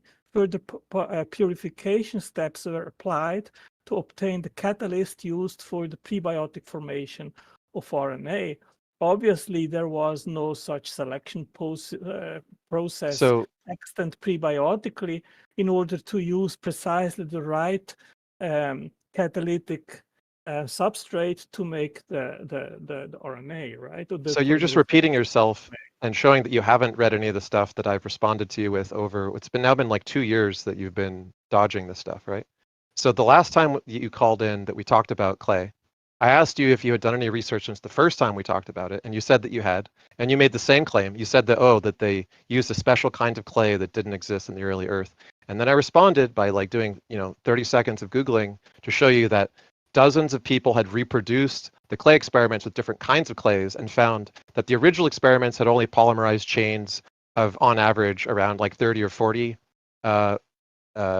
particles, but that the other clays that other experimenters had experimented with had produced chains of in the hundreds of atoms. So what they found was that the original experiment was not the strongest experiment based on a artificially, particular type of clay, but actually that all the clays that people tried produced different lengths of polymers, and that there were polymers that were produced that were much longer under totally different clay conditions than the original experiments. So why haven't you looked into any of this stuff? Because I sent it to you the last time that we spoke. Yeah, I don't remember it. No, okay. Let me just acknowledge. Is there any point in sending you data, though, if you don't actually read it and you just sort of repeat yourself like a goldfish every time we talk? Well, just don't do it anymore. So let's move forward. Let's suppose that what you're saying is true and polymerization on clay is possible. So what? Okay, so if you get a replicator, that replicator doesn't have to be RNA for the process of replication to begin. For instance, all it takes is a protocell that divides its contents in half to have repeatable chemical reactions for you to get a selection pressure on different kinds of chemical reactions that are going to be selected for by differently successful replicators. At some point, all it takes then is gradual changes for those things to eventually accumulate to what we see today in our common ancestors of RNA. Yeah, this is just pseudoscientific gobbledygook. Actually, it's just the consensus amongst abiogenesis researchers. So what? So what's your pseudoscientific explanation for why this is pseudoscience? What does consensus have to do with reality? It has to do with generating a research program that works where you make a prediction. Like, we think that we will find these things and that the oldest life forms that we can find will be around geothermal vents. Then they investigate the geothermal vents. Guess what? The oldest life forms they've been able to find are around the geothermal vents. So these are what we call predictive models, right? It's a hypothesis that is productive because it actually results in more progress being made when you look into the hypothesis to try to find out if it's true or not. Yeah. Abiogenesis research has done no progress in the last 70 years. Actually, rather the contrary is the case. It has demonstrated the huge size of the problem to get life from non-life by unguided random events. And that is not in favor of abiogenesis. It is against it. So God hypothesis has made no progress in 10,000 years and has demonstrated nothing in any field at all, ever. And we literally have been filling the channel with citations of the progress made in the last 10 years on abiogenesis. Yeah. So you just make factually incorrect statements, and I just don't know how to take you seriously, Angelo. Like, could you produce some actual claims with justification and not just demonstrate that you don't listen or read anything we send you? I would like Ontangelo to send me a peer-reviewed paper that says God done it. Well, so let me ask you, what came first? What emerged first, the genetic code or the ribosome? It's uncertain. Probably just protocells which divided their contents preceded both. No, that's not what I asked. I was very precise in my question. I asked what emerged first, the ribosome or the genetic code? I'm not sure. Right. Like, so ribosomes are in cells, but it's entirely possible for something that performs something analogous to a ribosome to have become like the mitochondria, a combined organism from two independently developing chemical processes that then like combine together. Is someone playing music in the background? No, we don't hear any music, I don't think. Strange, because I'm hearing music and It might be a browser tab. distracting me. Browsers are very annoying like that with little pop-ups that play music randomly. Let me check here. Let me just remove my browser here. Well, no. I continue to listen background music. I hate pop-ups like that. It's so annoying. It's probably Pornhub. I really don't know what that is. It's really annoying and distracting. Let me check here. Well, I removed everything and I'm still having background music. If you need to reboot and come back, we may not have time today because we're running out of time on the show, but you can always try again. Well, so let me just stick to that. If you have a ribosome without the genetic code, you have nothing to translate. If you have the genetic code and you don't have the ribosome, you have nothing to translate. So obviously both had to be made together. No, it didn't. This is the common fallacy of the irreducible complexity. So like stone arch, for a stone arch to work, you need each of the stones in place, and if you remove any of the stones, the whole thing collapses. But to build a stone arch, you put a whole bunch of other stones beneath it, and then you put the stone arch on top of those things, and then you remove them. So even if a ribosome and DNA couldn't exist without one another, there could have been something else before both of those things that then propped up both of those things to individually evolve. And so you don't actually need either one of those to be first. It doesn't make a difference which one's first, because if you have this other thing that existed that propped up the before either one of those, then the fact that we need them both to simultaneously exist today is just irrelevant. Just like to have a stone arch, it doesn't matter if you remove any of the stones, the whole thing falls, because none of those stones were the original thing. Yeah, this is just so stories, TJump. You are just taking Sky up a Daddy scenario. Done It is a just so story on Tangelo. Please, introspection. Well, no, it's actually not, because we have a direct revelation through the Bible. The genes gave me direct revelation. They spoke to me in my dreams. I didn't finish. We have all the variegated phenomena in the natural world which demonstrate the necessity of intelligence to instantiate them. We have never seen computers to self-assemble. We know that cells, neurons are computers. They are requiring software and hardware. So this is a sign of intelligence. The same is with the universe. We have the physical laws and the universe itself, which operates based on physical laws. This is evidence as well of hardware and software. And we know that intelligence can instantiate both. We have never observed that non-intelligence can instantiate such things. So I think these are good reasons to stick to a creator as the superior explanation rather than no intelligence whatsoever. Well, those are good reasons to build a hypothesis for a creator, but then you would need independent evidence to verify that with a novel prediction. No novel predictions, no evidence. Abiogenesis has novel predictions. You do not. Yeah, it's not necessary to jump, because we know already by our own experience that we as intelligent beings can assemble computers, while we have absolutely no demonstrable evidence that computers can self-assemble, and a language, a code, and information can just pop up by random unguided events. Again, that's the So hypothesis. This is an analogy. Yeah, this whole computer thing is, by the way, is just an analogy, right? Like every time you say it's a computer, you're just like stretching an analogy that biologists make between the two. It's not to say that it is literally a computer, and you should just stop making that claim. Well, would you say, therefore, that the information stored in genes is not instructional assembly information equivalent to a software program in a computer? A repeatable chemical reaction, such as could be found in early protocells by randomly generated polymers, is not information in the modern sense. It's possible for it to replicate nonetheless, and bootstrap natural selection such that its distant ancestors, which doesn't mean they were literally replicated in the same way that RNA could, but which are just split off repeatable chemical reactions, are able to continue changing in ways which eventually select for the conditions which give rise to RNA. So no, it's not literally information. It's described as information in an analogy. Yeah, you are factually incorrect. And I am always amazed because you are a very well-spoken, intelligent person. I've listened to what you were saying previously.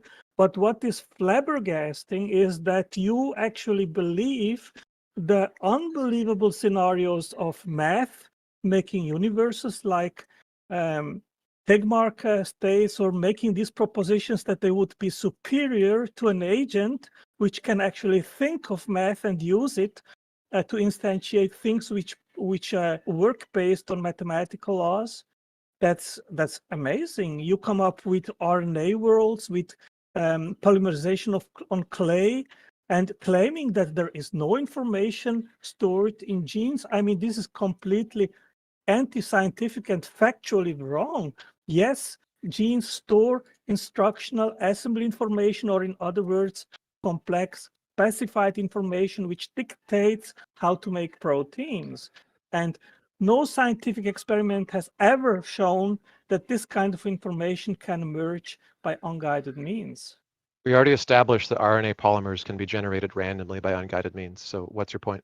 I gave you that, but that's not the point. The point is that you need a specific complex sequence that then actually can do something like dictating the sequence of amino acids, and you need a specified complex sequence which then can permit the folding of amino acids to have a functional protein chain.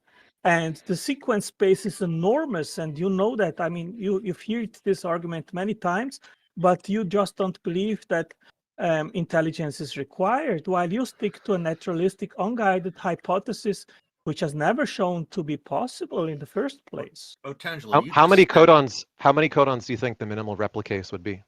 And Otangelo, you had just said that it can't be come about by unguided means. IX just indicated that it can, and so this is a claim you're making. It's actually been refuted by the science. Interested to see how you push back against that. But go ahead and answer Ix's question first, please.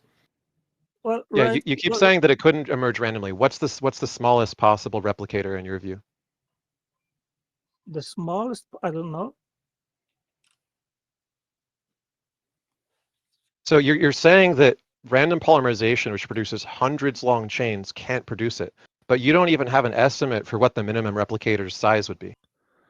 Well, I only know that, for example, to have a size of 100 amino acids sequenced to have actually some function afterwards, the odds are 1 to 10 to the 130th power. 100 amino acids, which would be a small amino acid. The average size is about 300 to 400 amino acids in a prokaryote.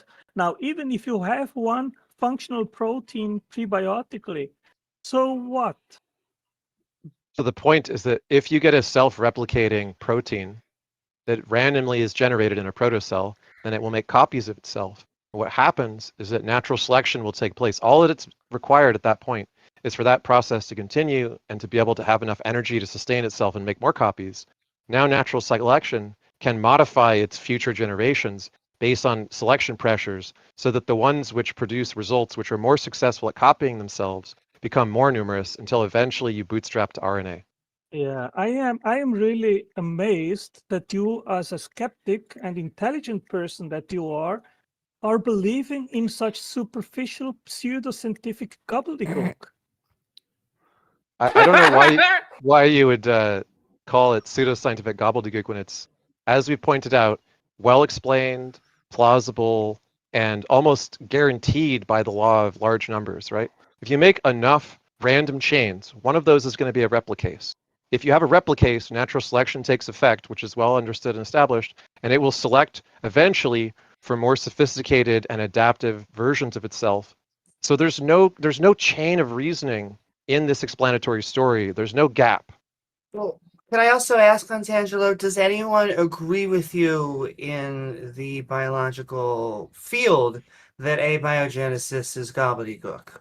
Absolutely. I can give you several quotes from Steve Banner, from Kunin, from Kern Smith and others. And like Kunin is very explicit. He says we don't even have a plausible model to go from a prebiotic existence of molecules on a prebiotic Earth to a self-replicating functional cell. And I mean, that step would be a bigger step than to go from a self-replicating cell to humans. It is such a huge step. And I think most Fantastic. people are not aware about the feat of that. I think Lynn Margulis said that that feat is bigger than to go from life to multicellularity. So, Can you give us the citation to this Kunin claim? Oh yes, just a minute. Not only that, but then after that, I then would like to know what your evidence is for creationism and or intelligent design. Yes, we have empirical evidence that intelligence is capable to assemble chemical factories, machines, making projects, making information transmission systems. These are all things that we encounter in cells, but we have no experimental evidence that non-intelligent random mechanisms are capable of instantiating such a state of affairs. Now, let me quote Eugene Kunin. He says, despite many interesting results to its credit, when judged by the straightforward criterion of reaching or even approaching the ultimate goal, the origin of life field is a failure. We still do not have even a plausible coherent model, let alone a very validated scenario for the emergence of life on Earth. So the only purpose that we have of actual creations comes from animals so far. So factories, not analogous, but literal factories, does not exist except for minds that are from multicellular animals. And I'd love to see evidence otherwise.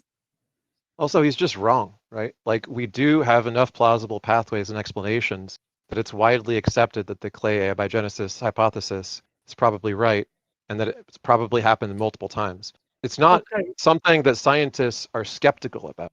For him to say, oh, we haven't achieved the ultimate goal of proving it, is going to be like essentially just him arbitrarily cherry picking some standard which he thinks we haven't met. Also, well, I give you an analogy here. Go ahead, and then I have a question from our audience. That would be the same as to say that it has been discovered how to make a wall of a fabric of a factory, but you still need the right building blocks. You need still the right arrangement to have all the machines inside of the factory. You need still to have the interconnection of these machines in order to have functional subunit products. You still need to assemble these subunits into functional machines afterward. And then on top of that, you need still to have a factory which is capable of self-replication, which has never been demonstrated, that we, with all our intelligence, could be capable to make and invent a self-replicating factory. So even if I give you that eventually polymerization of RNA on clade is possible prebiotically, that explains almost nothing in regards of all the problems and challenges that require an explanation. And one I gave you, we know that there is hardware, which is DNA, and software, which is the genetic information. And we know that intelligence can instantiate hardware and software and computers. We have never been shown by scientific experiments that random assembly can instantiate such a state of affairs and such products. Actually, we do have experiments in protocell research which demonstrate all kinds of capabilities emerge from protocells in simple forms. The idea that like we have to meet some like ultimate standard of like literally doing like an exact smoking gun reproduction of whatever happened on the early Earth is absurd. We have lots and lots of things we investigate historically where we don't have access to the original events, but we can produce plausible enough model that everyone accepts that that's how it happened. But also just disagreeing with all of the empirical evidence isn't evidence. What is your model? How did God create a first cell? How did a replicating cell?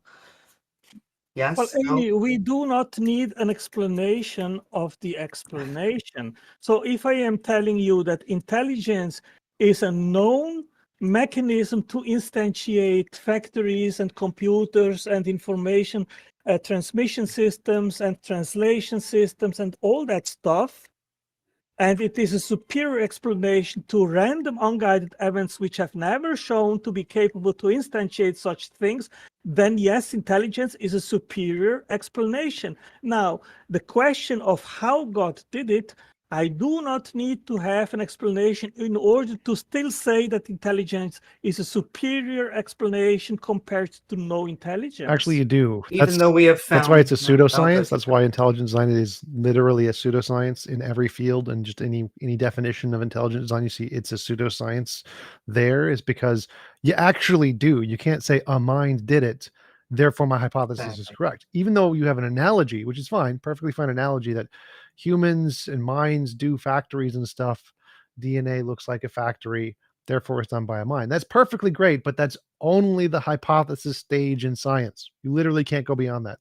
To go beyond that, well, no, it's the best explanation based on the evidence that we have. that's So the science has hypothesis stage on discovered Tangelo. This is these why things. this is why intelligent design is a pseudoscience. That's the hypothesis stage. You can't claim you have evidence until you go beyond the hypothesis stage and make novel predictions. You have a fine hypothesis. Anybody can make up any hypothesis they want. Your hypothesis is perfectly fine, but you have nothing more than a hypothesis on Tangelo. That's why yours is a pseudoscience. You take your hypothesis and claim it's more than a hypothesis. Claim you have real evidence when you don't. Real evidence is novel predictions, and the only hypothesis that has those is abiogenesis. I wouldn't even call intelligent design as science or pseudoscience.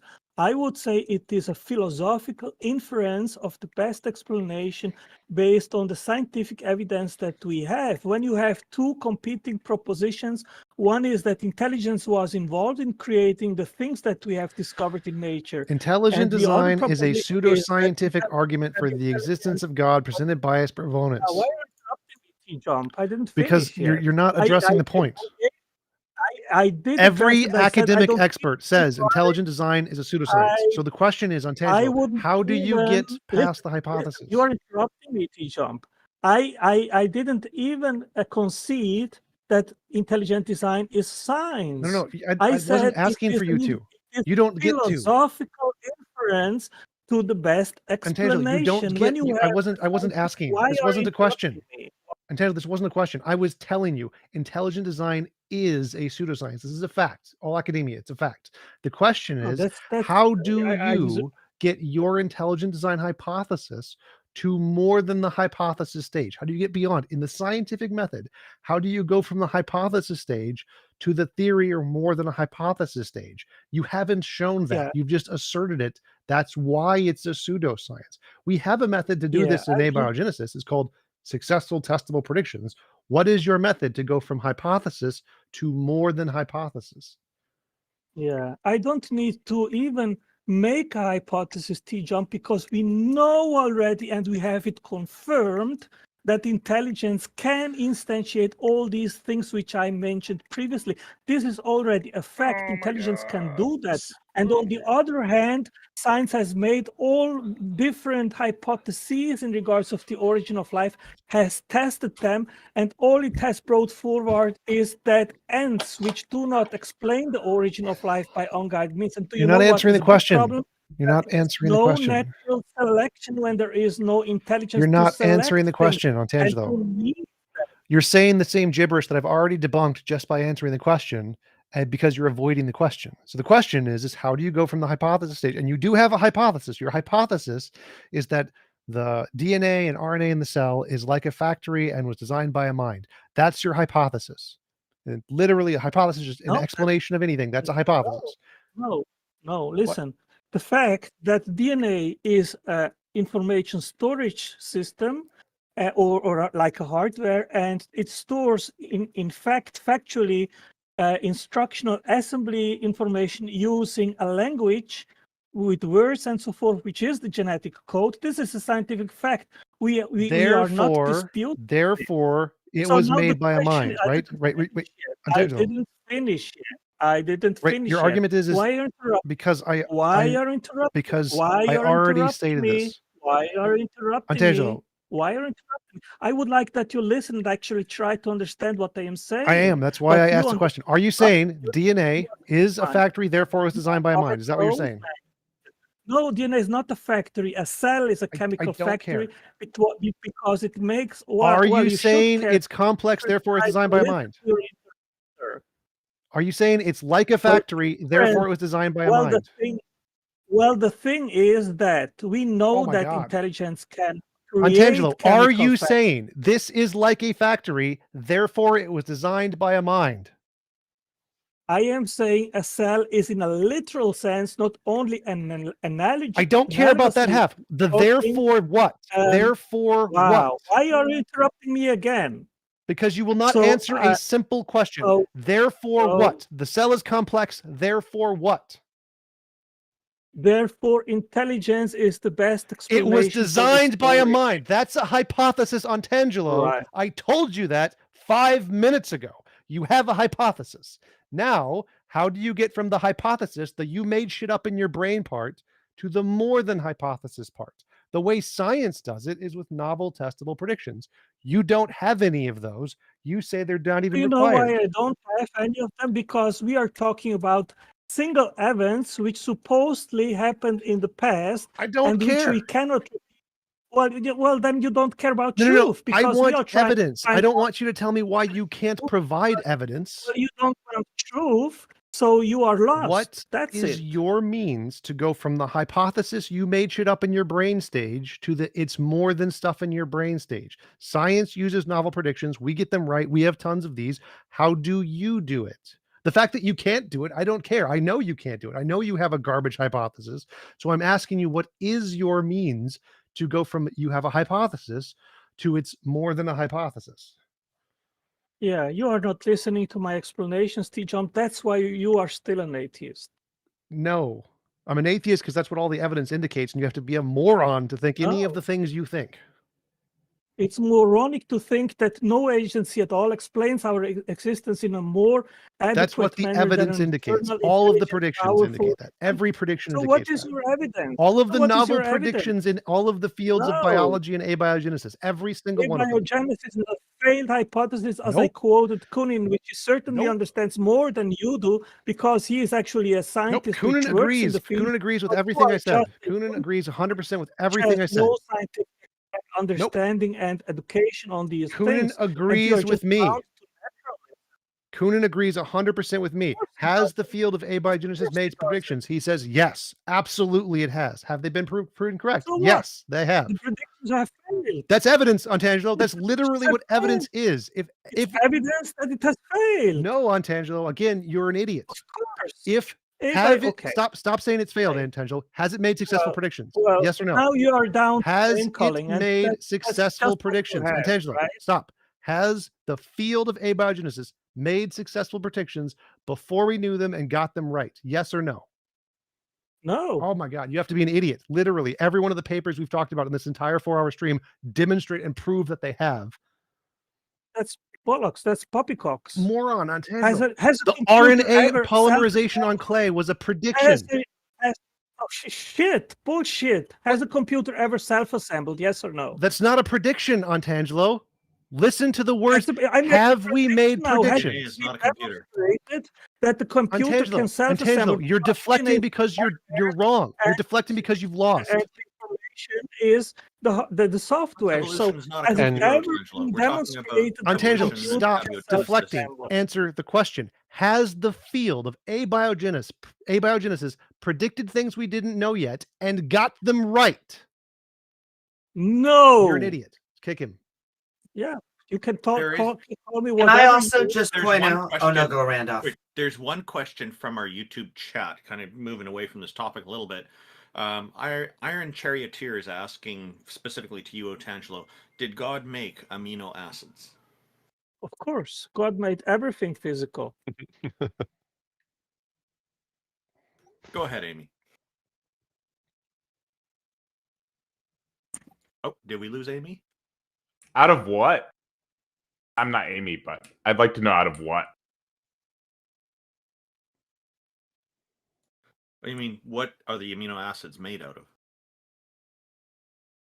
Atoms? Well, I wanted to point out, Antangelo, that TVs, computers, things that we create, they do not mate with each other. Like, you understand that these are our products and they need us to then create them. But then there are natural events. Well, the question is if these natural events have the capability, if they are the adequate mechanisms to explain the variegated forms and complexities that we have discovered in the natural world. And I would say clearly no. So you're saying God created as opposed to abiogenesis, but you're also saying you can't explain how he did any of that. We just have to assume that because DNA looks similar to factories. Well, I mean, there are many fields of science where things have been discovered, which I would say it can be clearly well explained by the injection of intelligence, while it cannot be explained by unguided random chaotic stochastic means. That starts with the origin of the universe, with the physical laws, with the fine-tuning of the universe, with the information in cells, with the selection necessary to select the building blocks of life, with the energy which you can instantiate only with ATP synthase and maybe glycolysis, and then the entire biocomplexity and variegated forms of life. These are all things which, if you go and have a closer look, they are very well explained by intelligence and not well explained at all by just unguided random means. So the thing is, intelligence no, doesn't explain how they would get the way that they are, right? They look the way don't- that they would be. Hold on a second. Yeah. They look the way that they would be if they were guided by natural selection, which is to say, unguided, not the way that they would be if some creature intelligently intended everything a certain way and could just make them that way in advance. And this analogy you keep bringing up about, oh, we don't see computers self-assembling. Well, the things that computers are designed as imitations of, the brain, is something that we see evolving through our common ancestry, increasing in complexity and so on. We know enough about how it works that we've reverse engineered imitations of it, and we can produce those imitations in a way that actually gives us confidence in how the brain does what it does. So the whole analogy that you're using is actually evidence against you. We do see naturally occurring, developmentally, gradually evolving brains, which are the basis for the concept of computers. And this whole analogy of calling genetics information is only kind of partly true in the sense that it resembles the kind of information that our brains produce from an unordered, complex world when neurons randomly fire in response to stimuli and are able to produce like a sensible picture of how to interact with the world. It's not the kind of thing that you have pre-programmed into you where you know everything when you're born. The same way that the brain wasn't produced in one go by some designer who intended the brain to be a certain way. No, instead we see all kinds of different brains and all kinds of different organisms gradually evolving over time through our common ancestry line. All right, so I found an I also- example. Oh, no, good. 1960s. It says, if abiogenesis is true, we would expect to find RNA replicators would have no need for proteins. 1982, after decades of searching, the RNA enzyme was finally discovered by Thomas Cech, University of Colorado in Boulder. Science, volume 231, page 4737. Is that a prediction? Well, I would like Yes to, or no? Well, you can make also Is yes or no? the prediction that yes. Yes, that's a prediction. So you were wrong, Antangelo. Abiogenesis field has made successful predictions, hasn't it? Is that evidence, Antangelo? Are predictions evidence? Well, it has made Yes or no? predictions. If they are successful, that is an entirely different question. Okay. So let me read this to you again. RNA Now, I would replicate. like to answer. Let me read this to you again. I would like to answer to I don't know what is your name, or what should I call you? X. X. Okay, so even Richard Dawkins, he admits openly that genes, they store information. I'll quote you here from River of Eden, the Darwinian view of life. He says, what is truly revolutionary about molecular biology in the post-Watson-Crick era is that it has become digital. After Watson and Crick, we know that genes themselves, within their minute internal structure, are long strings of pure digital information. So obviously you are wrong, because as I explained previously, the sequence of the nucleotides in DNA, they dictate the sequence of amino acids which need to be specified and complex in order to fold after they are polymerized into 3D form, which then eventually will have some kind of function as a molecular machine, as a protein. And in the sequence space, these sequences, they are very rare, and a random shuffling would give you just gibberish. And the question, of course, is what does explain that sequence or that information in a more adequate manner? The injection of intelligence, which conceptualizes the function of these sequences, then instantiates then these sequences and that information, or just a random shuffling of nucleotides or amino acids or whatever, and then in a chance event, getting a sequence which then eventually would be functional. And it is obvious that by our own experience, we know that intelligence is a far superior and more capable mechanism rather than random stochastic unguided events. But I don't understand why you're even saying this when we do observe the exact rates of mutation.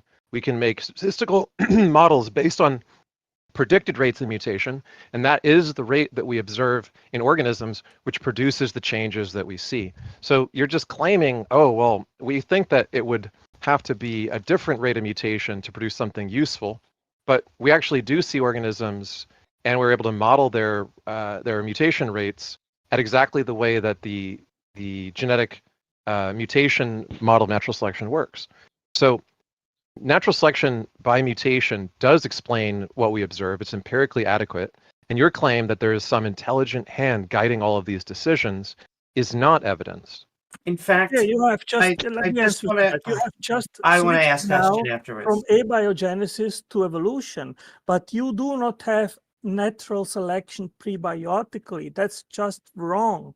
Evolution starts with the origin of life, and what you need to explain is how these polymer strands polymerized in a sequence that then eventually would bear some kind of information, which I do not know what kind of function they would have, because we need an entire set of proteins and the proteome and the metabolome and so forth to have a functional cell. And I tell you more, the irreducible complexity of a cell is extreme, because if you would have a fully functional cell with everything there, like let's say like Pelagibacter rubic, which is known to be the smallest cell and bacteria, you would have it fully functional. Now you would change just one ribonucleotide in the transferase center of the ribosome, you would not have polymerization, and life would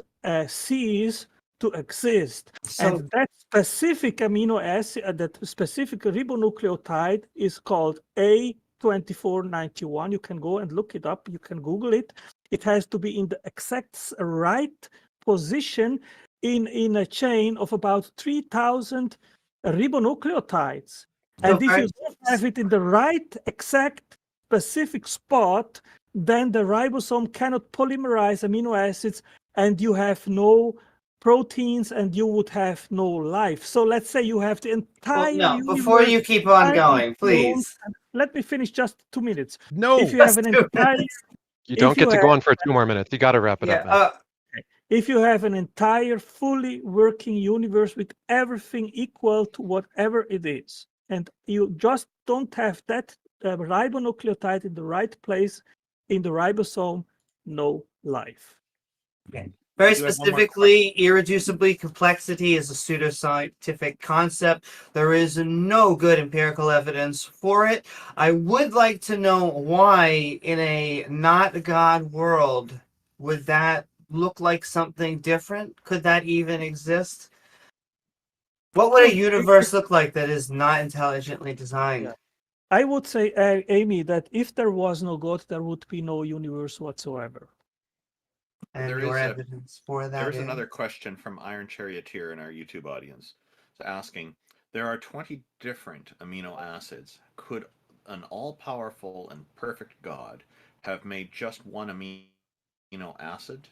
There's a part to that for the basic building block of life. Yes, and we would have no life. All right, I wanted to go back. Then why did he make 20 instead of one? Well, the thing that you describe God as omnipotent, that has to be defined. So I could even be an omnipotent creator, but if the goal would be to have a car, for example, you cannot make, even as omnipotent being, you cannot make a car just with one atom or just with one wheel. So you need to have all the parts together, constructed together in the right way with all the parts in order to have the car. And I mean, omnipotence has to be defined. All right, so I wanted to go back Wouldn't to it be more efficient though? Oh. Wouldn't it be more efficient though to have just one kind of amino acid instead of 20, and then you'd have more consistency? You could make it multifunctional. God should know He's omniscient how to do that and have the capability of doing that since He's omnipotent. Yeah, I mean, Occam's razor makes only sense or parsimony if what you are actually trying to invent or make works or functions.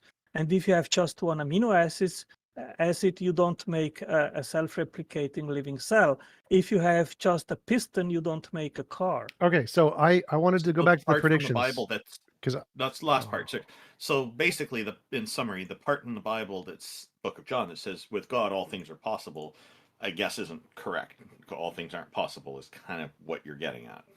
Well, you have to make an interpretation, I guess, on what is meant by that. All right, go ahead, TJump. Thank you. I think God can do everything that He is capable of doing. Everyone can do everything they're capable of doing. That's the dumbest statement ever. Angelo, you said that abiogenesis research has not made successful predictions. Do you still believe that? Well, give me one which was in successful. 1960, there was a prediction made that they would find RNA that does not require proteins in order to replicate. In 1982, this prediction was confirmed by Thomas Cech of the University of Colorado Boulder with tetraheminothormus something something. And Science Volume 231, page 4737. Is this a successful prediction? Can you have self-replication? This is a yes or a no. This is a yes or a no question. No. What? No. Okay. No. Antangelo, they said we would find this 20 years later. No, they found this. Is that a prediction, Antangelo? No. Find it. Do you know why? Because you need a template to have replication. No, Antangelo, that's not part of the prediction. They predicted you would find RNA replicators that have no need for proteins. In 1980, they found RNA replicators that have no need of proteins. Is that a successful prediction? I don't care about the origin of life here, Antangelo. Is that a successful prediction? They predicted something in 1960, found it in 1980. Is that a prediction? You need templates. No, you don't. That's not a part of the prediction, Antangelo. Nowhere was that a part of the prediction. You're adding your own bullshit. I don't care about your bullshit. They predicted they would find RNA replicators with no need for proteins. They found RNA replicators with no need for proteins. Here is the scientific journal where they found it, Antangelo. If you say you're going to find something and in the future you find it, is that a prediction, Antangelo? But maybe you should study the science. Answer the question. Answer the question. I will read you here Stop. in regards Antangelo, this is a yes or a no question. If they predicted they would find something in 1960 and they found it in 1980, is that a successful prediction, Antangelo? Yes, but they Holy didn't find shit! it. Good That's job. what Does abiogenesis research make successful predictions? It has not been found, Tom John. Oh my God. I literally just read you the paper. I gave you the name. Okay, I will quote you here from a paper from 2020. No, I don't want The your future paper. of I origin literally read you a scientific No, journal. I don't paper care. refutes your claim, No, it and it is from a doesn't. science paper. It does Here, not. many found the metaphor appealing. A world with the jack of all trades RNA molecule Oh my catalyzing the God. formation of You're indispensable Antangelo, cellular stop scaffold speaking. from which Stop. somehow then Stop cells speaking. emerged. Stop speaking. That does not refute my claim, Montangelo. The Yes, claim it was an does. RNA replicator would have no need of proteins. That is it. That is the full claim. I don't need all of this other Montangelo bullshit that is required for the entire line of the origin of life. That's not the claim, Montangelo. There is one claim. RNA replicators would not have a need for proteins. This is the one and only prediction. You cannot refute this, Montangelo. It's been factually observed. We have proven this. This has been proven. I No, can give you the name. no. Tetrahymenia thermophila. There it is. This is proven. So that was a prediction made in the 1960s, which was proven in the 1980s. That is a successful prediction, isn't it? It's not been proven. How are you so You are dumb? talking bullshit. No, I'm not dumb. I am really. Tetrahymena thermophilia is the exact name of the organism that literally does this. The organism. Hey, there was no organism. What the? It exists now, idiot. It exists right now. We can literally observe it existing now. Prediction, 1960s, we will find RNA replicators that have no need for proteins. 1980, we literally observed them right there in front of us. Prediction confirmed. What about this do you not understand? Okay, Gilbert himself expressed some disappointment that the self-replicating RNA I never said anything about self-replicating. I never said anything about self-replicating. None of that is in this. None of that. It has never been synthesized or discovered in the Stop years with your that the stupid. predicted its hypothesis. So you are refuted. I never said self-replicating, you moron. The only claim made was RNA replicators would have no need for proteins. That's it. There's nothing about self-replicating. Nothing. Zero in that sentence. Nothing. If they are replicators, then they would have to replicate. You idiot. They don't have to self-replicate, you moron.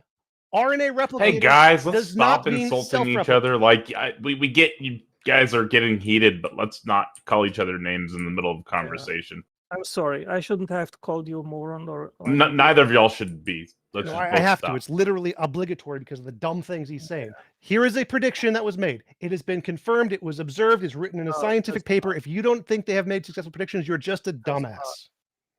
Well, and there's I was dozens. I'm quoting reading you. dozens on this site. I can just go to the next one for you if you want. Another successful prediction.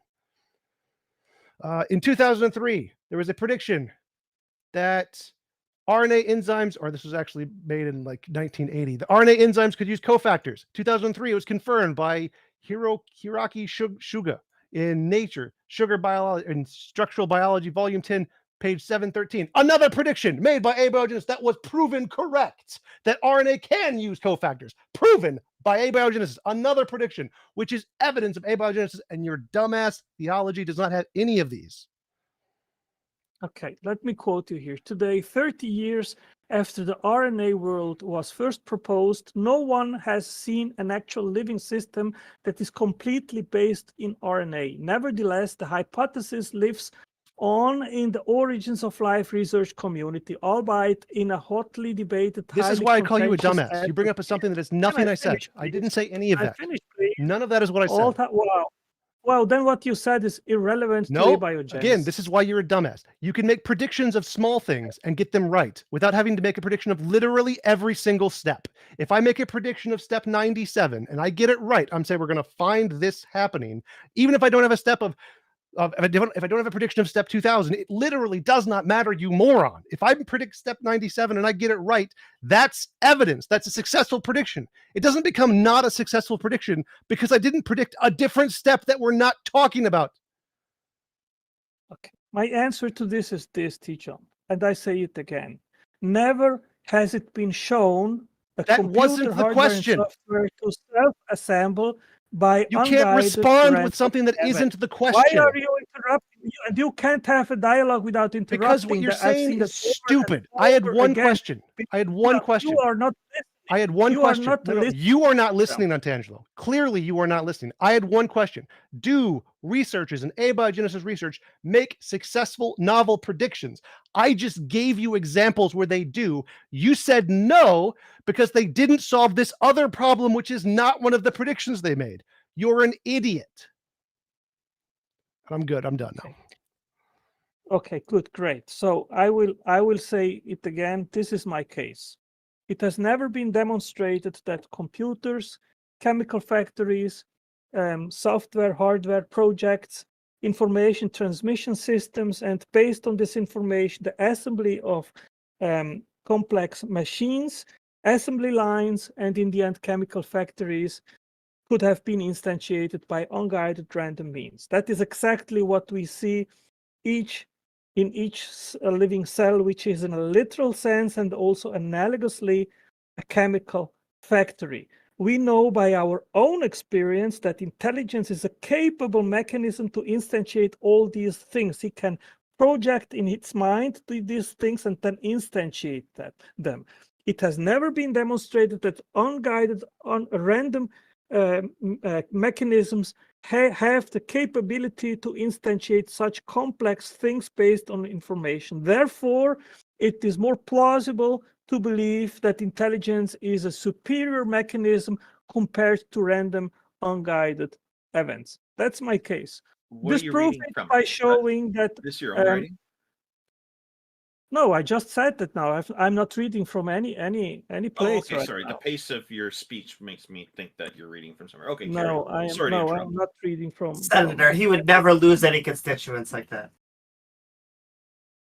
Yeah, I think I've made my case, and abiogenesis research is a failure. It has not provided the empirical proof and met the predictions which have been made.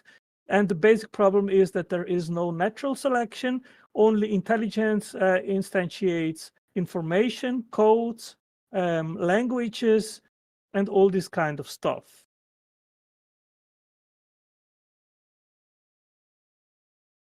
Okay, well, you've repeated yourself. We established that it does have a bootstrapping process to create the first random replicators. We've established that the information that we call a computer is by analogy to things that the brain did through unguided natural selection. And then when I brought that up, you just wanted to change the subject to, oh, but that's not abiogenesis. When we go back to abiogenesis and we show that the field has made progress, you repeat the claim that it hasn't made any progress. So I don't think we have any further to talk to you about until you actually do some more reading, Otangelo. Well, I would just say as a last word that yes, abiogenesis research has made progress in the sense to unravel the huge size of the problem.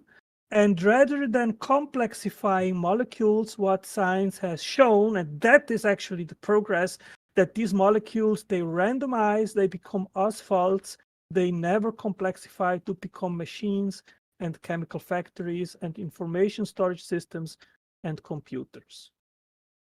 And that is exactly contradicting what they are doing with protocells, which is getting protocells which accumulate and expand and split into multiple copies of the original protocell. Anyway, I would like to believe that this dialogue will get more productive, that you'll come back and saying, oh, wow, I actually did read some of the stuff that you sent us, and you know, that you're learning about the field, but it seems like you just want to repeat your position every time and claim that abiogenesis doesn't do anything. Well, I gave you what you're claiming, that polymerization on clay, it may be possible. Okay, I give you that. Yes, that's progress. That is progress. That's true. Okay, if you think that is progress, I mean, if you believe that based on that, abiogenesis or non-guided natural mechanisms are a superior mechanism to explain the complexity of life, well, hey, that's your choice. Feel free to believe that. I don't. Okay. I don't have enough faith to be a naturalist. That's a very strong conclusion, Otangelo, and thank you for your time. Have an awesome day. We're going to go ahead and move on to Brahman now. Before we do that, though, did anybody have anything last they wanted to say to Otangelo? Yeah, I just want to apologize to TJump if it got heated and they called you an idiot. I'm sorry for that. No problem. I okay? appreciate the fiery feedback. It gets me more views, so I'm all happy. Any insults are fine with me, as long as they're not TOS violations. Oh, Tangelo, thank you for joining us. Thank you. And I'm sorry, Randolph. I had that break because I was shoving chicken nuggets into my mouth. What? It happens from time to time. Hopefully, you're. They were good. They were. I wonder how many amino acids are in those. Yeah, it's funny if God made amino acids, why does God like provide the conditions for naturally occurring amino acids on like the planet and on asteroids? Yeah, that was an interesting question from Iron Charioteer about that. I thought it was a good a good break from all the intensity there. It didn't take us away for long though. That was yeah, I think it's a very good point that people in our YouTube audience are making about this. That why would we need 20 of those amino acids when God, knowing everything and being all powerful, would have the capability there and the knowledge to make just one amino acid that can serve all purposes. Like it's an interesting question, and it's a shame that the question was dodged instead of saying, "Oh, that's an interesting consideration." I actually don't. I think that argument is Brahman. You have a lot of background. Brahman. But, oh, my bad. Hang on one second. So I think that argument has some problems because there's some similar arguments in philosophy that, like, you could say the same thing about anything. Say there's 10 parts. Why didn't God do it in 9? And if there was 9 parts, you could say, why didn't God do it in 8? And if there are 8 parts, you could say, why didn't God do it in 7? And so that would necessitate that everything in the universe was the most perfectly simple thing it could possibly be ever. And if anything wasn't, then you could make the argument that, well, God could have made it simpler, therefore there's a problem with God or something. And then it starts to kind of delve into a bit of whataboutism, doesn't it? Well, we have meteorites with 52 different amino acids that we've analyzed so far.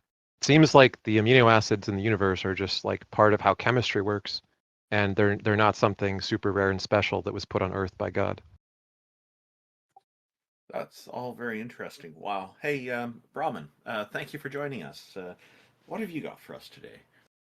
Well, I would just like to speak a little bit about Hinduism. And I had one question, actually. This is kind of circling back. You may have already answered this, but what was the reason that you stopped believing in God, X? Oh, me? Yeah. Basically cognitive science. So I was originally studying computer science, and I got more and more interested in cognitive science. And when I started studying biomimicry, which is to say how we reverse engineer the brain, I became convinced that the approach to reverse engineering the brain is working. It's generating, as we talked about before in other calls, predictions. And those predictions generate working systems that function, specifically neural networks. So once you understand enough about how the brain is plausibly explainable and investigatable, why would you then resort to any kind of dualism or there's like noise in the background, Brahman. It's like hard to talk. Can you turn the TV off or something? Or use headphones? Maybe it's okay. Sorry I was about trying that. to just power through it, but it kind of like started tripping me up.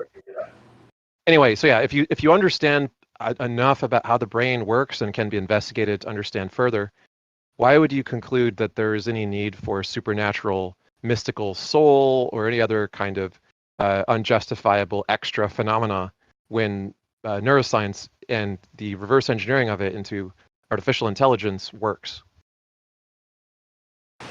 I don't know. That's a good question. Could you provide me some materials on that neural net or what you just said? Yeah, sure. I can send you some stuff to watch. Like, we're at a point where 10 years ago, when people asked, like, when might artificial intelligence become generalizably able to solve arbitrary problems, we would have said, maybe 10, maybe 20 years away.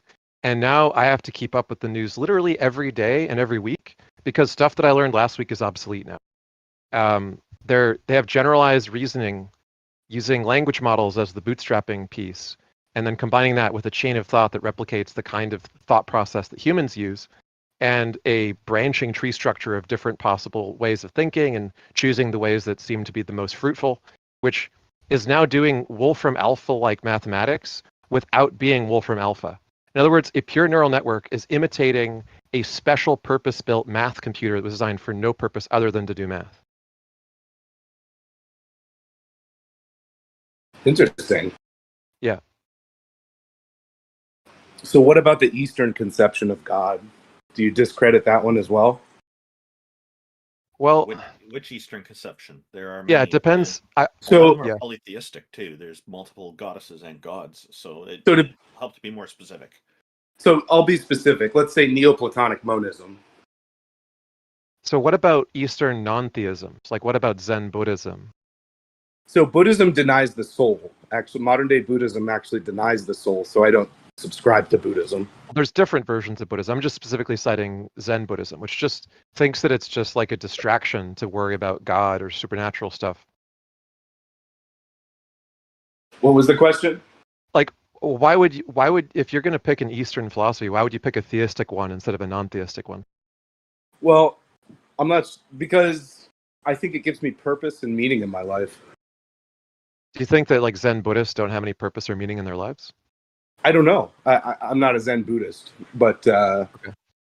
I think like whenever a person who has purpose and meaning in their life hears that someone else needs religion to have purpose and meaning in their life, like we can feel sympathetic. Like, okay, if that works for you, then good for you. Like we want you to be happy, and you know, everyone's taste and inspiration is going to be subjective.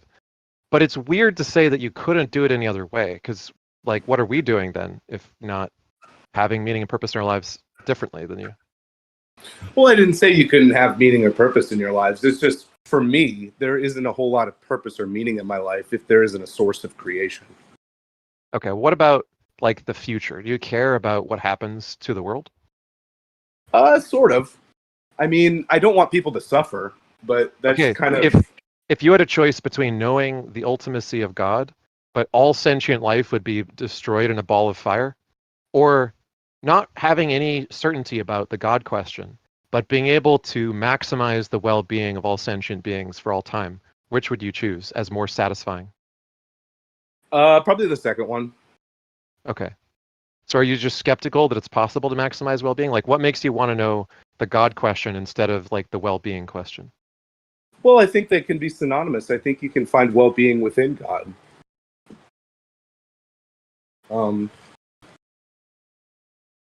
It's a good question. Maybe you could expand on that a little bit. Well, I think you can make arguments from utility for like the benefits of believing in all kinds of things. Like I believed in leprechauns when I was very young. I had intuitions about leprechauns. You might say that leprechauns revealed themselves to me in my, very young way of seeing the world, right? But at a certain point, I no longer believed in leprechauns, and I didn't lose the meaning in my life. It just stopped being a thing that seemed plausible to me. I see. I don't really have a retort. I'm not saying that I didn't benefit from the belief in leprechauns at the time. It might have been beneficial, but the argument that something is true can't just be that it's beneficial, because all sorts of things that aren't true could be beneficial without being true. So we have to care about what's true as well as what's beneficial. And ideally, like you said you would like to believe that God and well-being are going to be synonymous. I would at least hope for a world where knowing what's true is synonymous with well-being. And I think that we both want that. The difference is that you're assuming that God is the best way to find out what's true, or that God is true. And I'm just assuming that it's not. So let's just put aside well-being entirely. Let's just talk about what's true. Why would you assume that it's true that a God exists? What is your reason for believing?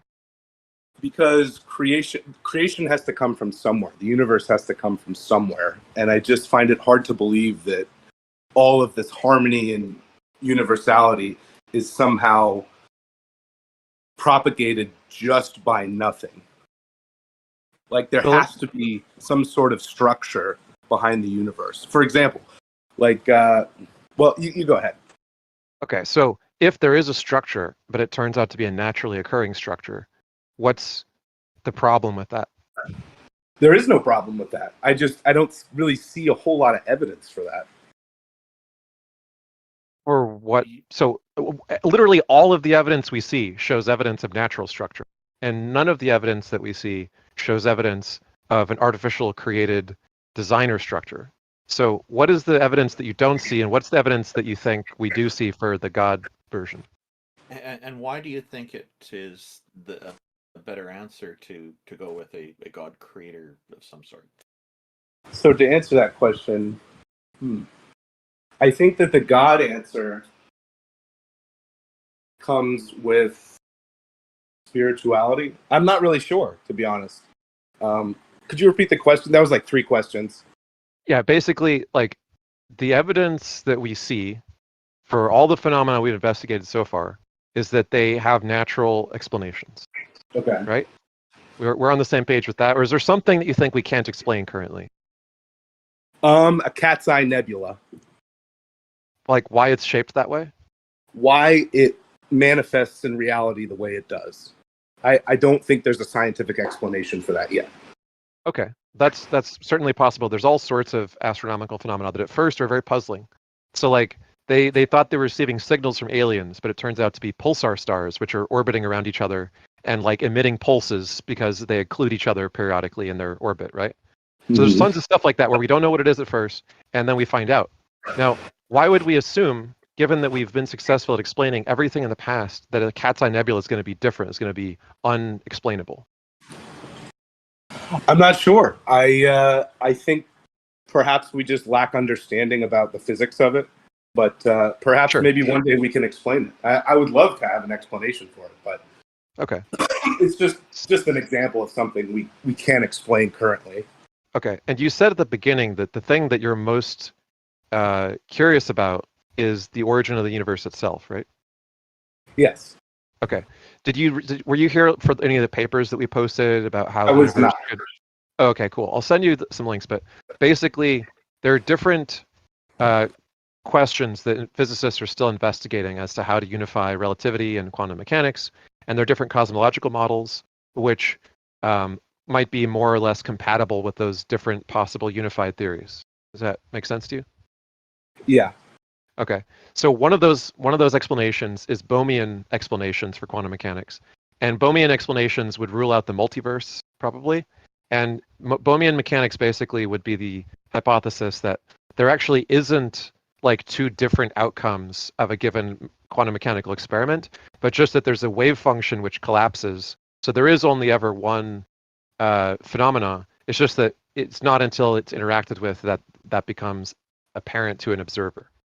So like an alternative hypothesis is a multiverse hypothesis, like a Copenhagen interpretation based hypothesis, where there are literally multiple universes in which each of the outcomes occurs, and we're just in one of those branching universes or something like that. Either of those could be true, and physicists are investigating those and many others. But under the Bohmian interpretation, there's a paper that I posted called basically the spontaneous universe from nothing, which says that a Bohmian interpretation would say that the quantum metastable vacuum, in other words, the natural state that an empty universe starts out in, would automatically produce a bubble which would expand until a universe was created. So in other words, you start with no universe and just the way the quantum mechanics works is the case, and it would automatically create a universe out of the vacuum. A universe would emerge and expand until it looks like the one we have. That's one possible explanation. I'm not saying that's the explanation. It probably has like, let's say, a 20% chance on the high side of being correct because we don't know enough about physics yet. But it's one of many competing, they have a percentage chance of being right explanations. The chances are that it's going to be an explanation like that it ends up being the correct explanation, even if we can't rule them out and figure out which one of them is correct. Why would we not think that those explanations and the way that they actually investigate physics could account for everything rather than a religion? Okay. One thing about, this is probably a little off topic, but Hinduism actually isn't a religion. It's more of a philosophy. Yeah, it's a school of different philosophies. And that includes some non-theistic versions of Hinduism, by the way. You're familiar with like Carvakas and Vedantic non-theists? I am not. I only really subscribe to Advaita Vedanta and... Oh, cool. So I actually grew up attending a Vedanta temple partially. So I'm a fan of Vedanta, but they're a theistic and non-theistic version of Vedanta. And I experienced the non-theistic. So the non-theistic version just emphasizes like oneness of everything. It doesn't have an active creator like Brahman actively doing things. And that's the God that I subscribe to, not this anthropomorphic idea where God creates and does this. It's more of an idea that creation emanates from the source. Okay, yeah, so that's helpful. So now that we've clarified that, it sounds like you're closer to deism and possibly what's we call it? Let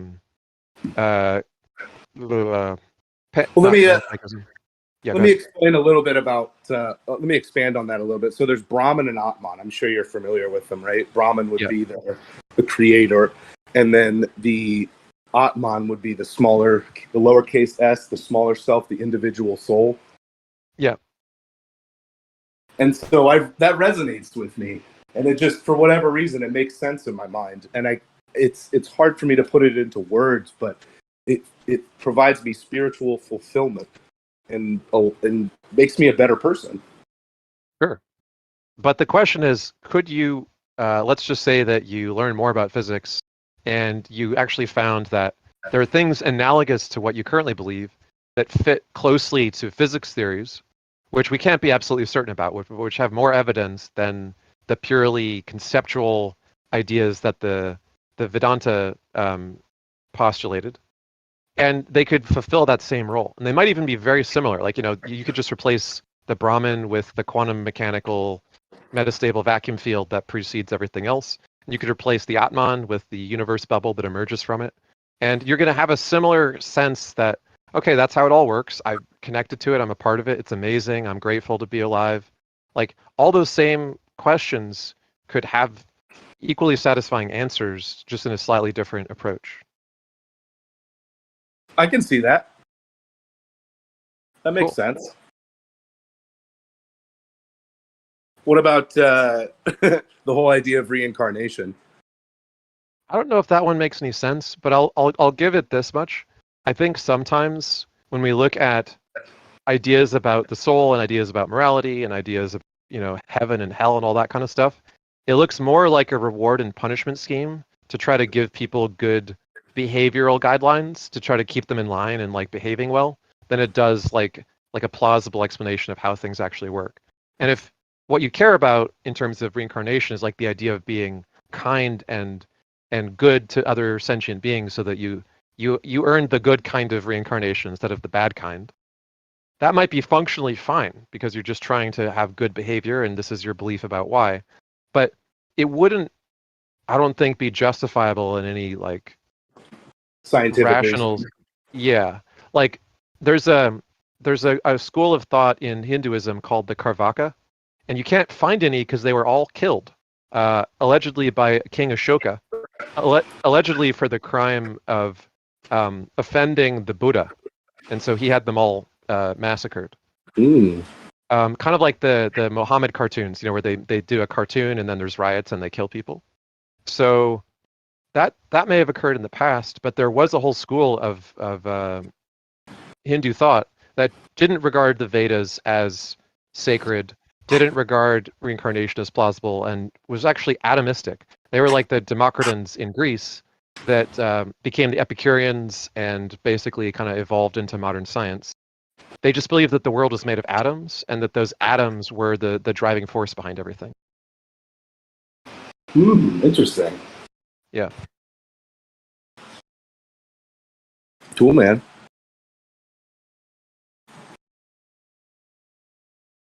How do you feel about the Greek interpretation?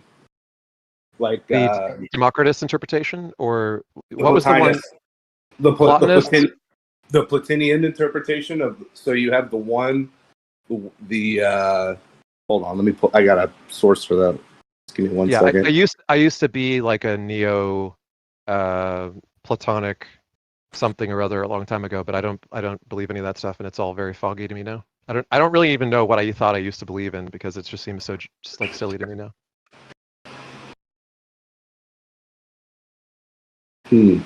But yeah, so Plotinus thought that the one was the ultimate reality that exists beyond the material world. Yeah. And it's not too different from just the word cosmos, right? Like if you watch Carl Sagan's Cosmos is that all that ever was, ever will be, and could be, and so on. It's just the sum total of everything. That was a good show. Yeah, I agree. And I think for anybody who's thinking about what to watch, Cosmos is the closest I've ever seen to a comprehensive picture of what we know about the world according to history and science being explained in a way which gives you a sense of understanding that's close to what religious people feel about God. Well, In the let's. sense that, like, Can we circle back a little bit and talk about the abstract realm?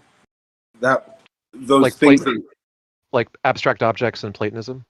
yeah. Sure. So, how do you feel about those things that exist in reality but aren't tangible?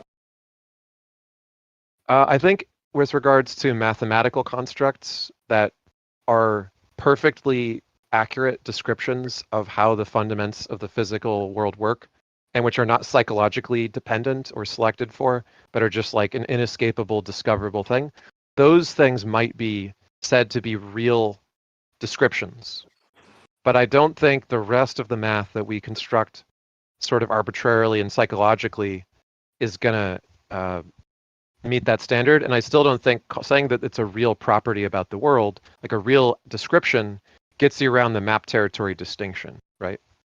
Like, it is accurate that these quantifiable measurements or relations hold, but it's not the case that the measurement is the thing being measured. I guess my question is, how do those fall into the structure of the universe? I think the universe's structure can be described accurately, and that's what we are doing when we use like our very best mathematics and physics. But it doesn't mean that the description is the thing. I don't think descriptions exist ontologically speaking. Well, I think explanations would be a better way of handling that, right? Yeah. Like instead of defining something, why don't we explain it?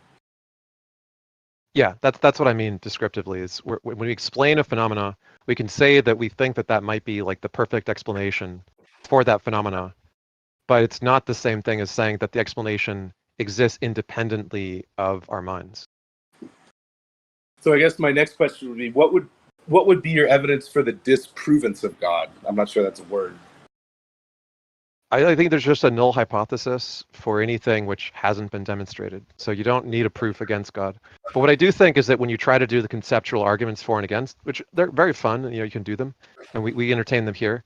But if a good example is the website religions.wiki, which I gave, which has all the arguments for God, against God, for belief and against belief, in other words, theism and anti-theism. If you look through all of those, you'll find that you might be more or less equally convinced by about half of each. In other words, there's arguments for it that you like, there's arguments against that you like. None of them, I think, have any persuasive force beyond essentially just like leading to a stalemate. And what that leaves you with is, okay, on the one hand, you have something which can't be really like proven to everybody beyond like psychological preference. But on the other hand, you have a completely empirically adequate picture of the world, which is what science provides us, which has no need for the God hypothesis to explain things. So the null hypothesis, which is that the simpler explanation is adequate and the God or spirit explanation is unnecessary, makes dualism and supernaturalism and belief in God just unnecessary. Okay. Well, I have a lot of reviewing to do, a lot of reading. Yeah, we're all in the same boat. We're all reading and learning all the time. Well, cool, man. Thanks for letting me speak. Yeah, absolutely. And I also think we should give credit where religion is concerned too. It's had an inspirational influence in many ways. And I do think, like especially in cosmology, a lot of cosmologists are investigating like cyclic cosmology models, which are in some ways similar to the cyclic cosmology that some forms of Hinduism posit, which is interesting. Thank you, Brahman. That was quite an interesting topic. Thank you. Do y'all want to talk to Ask a Christian? There's one more in queue. Let's do it. I invited him up. Can we ask him Hello, if he's Ask a Christian? Welcome, and thank you for joining us. Sure. Thank you for having me, Randolph, X, and everybody. So your name is Ask a Christian, so I guess it's fitting if we start out with a question for you. What have you got for us today? Sure. I guess my question is, what prevents you from accepting that Jesus Christ pays for your sins completely and totally? Well, I first of all don't find the story very convincing, but on top of that, that story has always seemed to me pretty awful because I see people celebrating Christ being tortured to death on a crucifix, and then there's the joke out there I've seen in meme form where people are saying now if Jesus Christ were to come back, would he be drawn to these people wearing the crucifix symbol, or would he be trying to stay away from that? Because it seems to me like with human behavior, things that'll remind people of bad experiences, most people have a survival instinct to try to avoid repeats of that. It seems to me that people are really celebrating a pretty horrific death, and that never hit me as it never impressed me as something that should be celebrated. But I don't know. Maybe my perspective is off from your perspective, and be interested in your insights on what I've just said. Yeah, I get what you're saying. But yeah, we're not celebrating that like Jesus was brutally tortured, that he had the skin flayed from his body, that he got nails driven through his arms. But it's that through Adam's sin, death, and the world entered this fallen state. But through Christ, death was conquered. Like Let me give you an Jesus alternative. is God, right? Here's an alternative Jesus story. is God, and Okay. he conquered death. So Hypatia was the last librarian of Alexandria, and she was tortured and had her skin flayed off of her flesh by a Christian mob that didn't like the fact that she wasn't a Christian and didn't like the fact that she was influencing the local governor away from Christianity. And she died defending the Library of Alexandria and the Order of Serapis, which is the religious order that revered a sort of symbolic deity called Serapis, which represented wisdom and knowledge and all that kind of stuff. That, let's say, is an alternative Messiah figure for an alternative religion, the Order of Serapis, which valued above all scientific discovery, free and open access to scholarship and free classes for the public to enrich itself and pursue education and so on. And that organization produced the template for what we now call universities, and modern academia and scholarship is based on the template. The original building that they occupied was the Museon, which is what we call museums today. And basically the whole idea of a campus of academic research and study is based on that group. So why would I not believe that they have provided the model for all of the progress in human civilization since that date being developed through research like the ones that they conducted, rather than the people who killed them and who resisted scientific progress and put people to death for studying astronomy and so on. Yeah, so like Jesus is God, right? John 10:30, I and the Father are one. The Christian God is not like a finite being, right? He's not like you and me. You can't. He's not just in one place at one point, at one place in time. And so the individuals that you described are finite beings, right? They're not omniscient. They're not omnipotent. They aren't the ground of all being. So they're not adequate to explain all of the phenomenon and the stuff that we find around us. But actually, So with regards we do make all of our Christ, explanations using math and right? science today, right? So, yeah. So I guess with regards to the rest of stuff. So do you have access to being, right? To the true nature of being?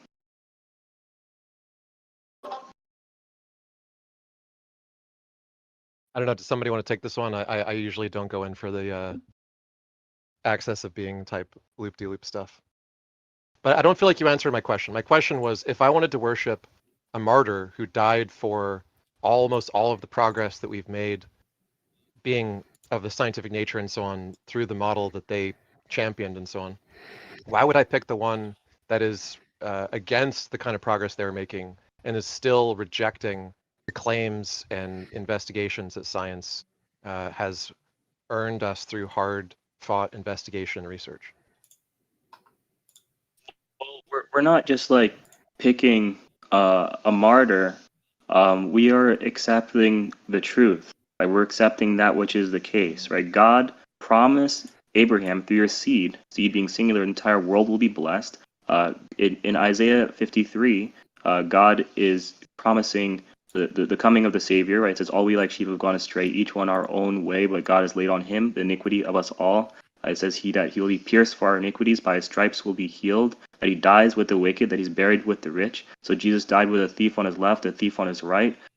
He was buried in a rich man's tomb, right? Joseph of Arimathea came. I don't think anyone's and following. took the corpse, right? It took the corpse of Christ and put Skip, Christ's corpse skip, in the skip, rich man's skip, tomb. skip, skip. Right? Pause. So it wasn't. Pause. Ask It an wasn't. atheist. Ask an atheist. I Okay. guess the other concern that I have that I didn't really touch on is the ethics aspect of it. Vicarious redemption to me does not seem to be an ethical action. It seems to be kind of an unethical one. Because if people have committed serious transgressions that could be regarded as criminal, and then somebody else comes along and just says your slates are all wiped clean, none of you are bad, you can start over.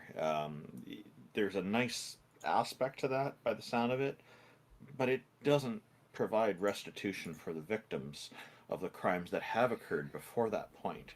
And I feel like taking that away and granting forgiveness for a victim on their behalf when that victim hasn't even consented to that does seem to raise a serious ethical problem in my view. And that I guess would be another reason for me, another big one, why I don't feel compelled to believe that or to follow it. And I don't know what your perspectives are on the ethics aspect of it. Like with regards to like God is perfectly just. The Bible says, beloved, do not avenge yourself, or God will avenge. God takes like our sins and he places them on Christ.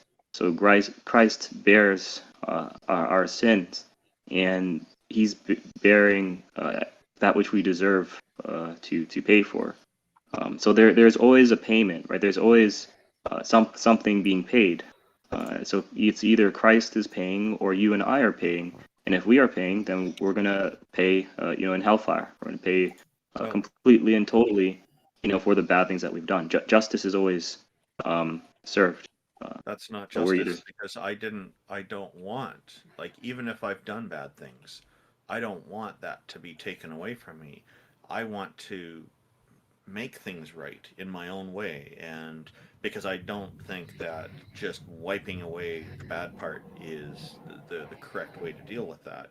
I think that takes away from people, teaching people to be responsible for their actions, because something else will come along and do that for you, so you have nothing to worry about. Go ahead and keep doing bad things. Vicarious redemption to me is a terrible precedent to set. It's not a really great building block for society because it doesn't motivate people to take responsibility. In fact, it kind of gives them an excuse not to. Well, I guess let's say uh, you have like a son, and he goes, he's taking the family car, and he crashes it into someone else's very expensive car. Would it be like immoral for you to go and like pay, right? To pay for him and say, hey, like I'll pay the cost, right, of this car that you destroyed. Like, would that be like an evil? If you are asking him, you want to help him to do that, and he's okay with it, I guess so. Um, but the problem is that the Jesus figure just came along and did it without asking anybody if that's what they wanted. just absolve them of all their responsibility for anything that they've done wrong. Because, you know, the parents might have something to say about this kid as well and say, no, we don't want you making it easy for our kid. We want our kid to see this as a learning experience, and they're going to have to do some work to make it right. Because at least that's how we raise our kids. We, you know, of course, we'll take some of it, but because it'll help us pay our bills and stuff, but not take all of it. And of course, we're going to be wondering also what are the motives of the person wanting to pay for part of it, this third party, right? So there's a lot of factors to it. It's, I don't think there's a black and white answer to it. Like for somebody who wants the easy out, it's a very easy answer. Yeah, take the money and move on. But you know, the thing to me is like the experience, life experience that we build up from how we respond to the difficult things in our lives is how we build character and how we gain a greater appreciation for life. And I see that vicarious redemption kind of sabotages that by taking the opportunity to have that experience, by taking that experience away, that potential. Like, God doesn't force us to accept that He pays for our sins. It's a gift that is freely offered, and then we can freely accept it. So He doesn't force us. Although He has chosen, or He has chosen His sheep before the foundation of the world. So yeah, so I'm just kind of, I guess, a couple thoughts or few thoughts. So yeah, like what When we God, believe that there are moral facts. sorry, when God offered this option, did He also offer this option when He, at the time, different part of the story, when He, or the narrative, when He apparently flooded the world and killed almost all living beings on it, except for a select few on the ark? Um, did those people get the same opportunity? Um, would that have been a good thing there? Yes, they got the same opportunity. God shows no partiality.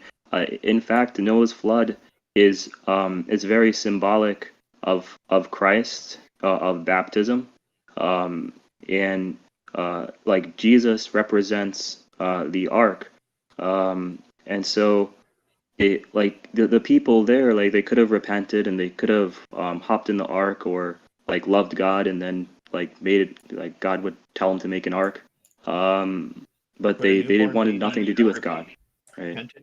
They, How many newborn babies and kittens and other people who had inability to read and write and understand, comprehend things properly due to mental deficiencies, did they have the opportunity to repent and get on the ark? with regards to like babies, I believe that they are innocent, and that when they die, they go to be with God, right, in heaven. And like God gives us our life, God can take away our life. Blessed be the name of the Lord. That sounds So like a no to my answer because they weren't given that opportunity. Um, I can tell you I've had experience drowning. I was a young kid and my dad was picking something up at a party, and I ran off contrary to his instruction not to, and a drunk guy picked me up and tossed me in the pool, yelling, "I'm going to learn you how to swim." And then I'm trying to keep up above water, but I didn't know how to swim, so I sank, and I was trying and trying, it just wasn't working, and then water fills my lungs. It's a terrible feeling. It's very scary. I blacked out before I hit the bottom, and I saw somebody jumping in after me. A woman had come in to save me. I guess she could see I was struggling. Fortunately, lucky for me, I never found out who she was, but I woke up on a cot coughing out chlorinated water. It's a scary and horrible experience, and it's, to me, one of many terrible, terrible ways to die. Torturous, I would say. And it was, so when I hear this story of the world flooding and these people who are innocent having to go through all that torturous way of dying by drowning, That to me doesn't give me an impression of this God being one of the good guys. I'm left with an impression of this God being quite sadistic, not giving a damn about consent, not caring about how it's going to affect all these people.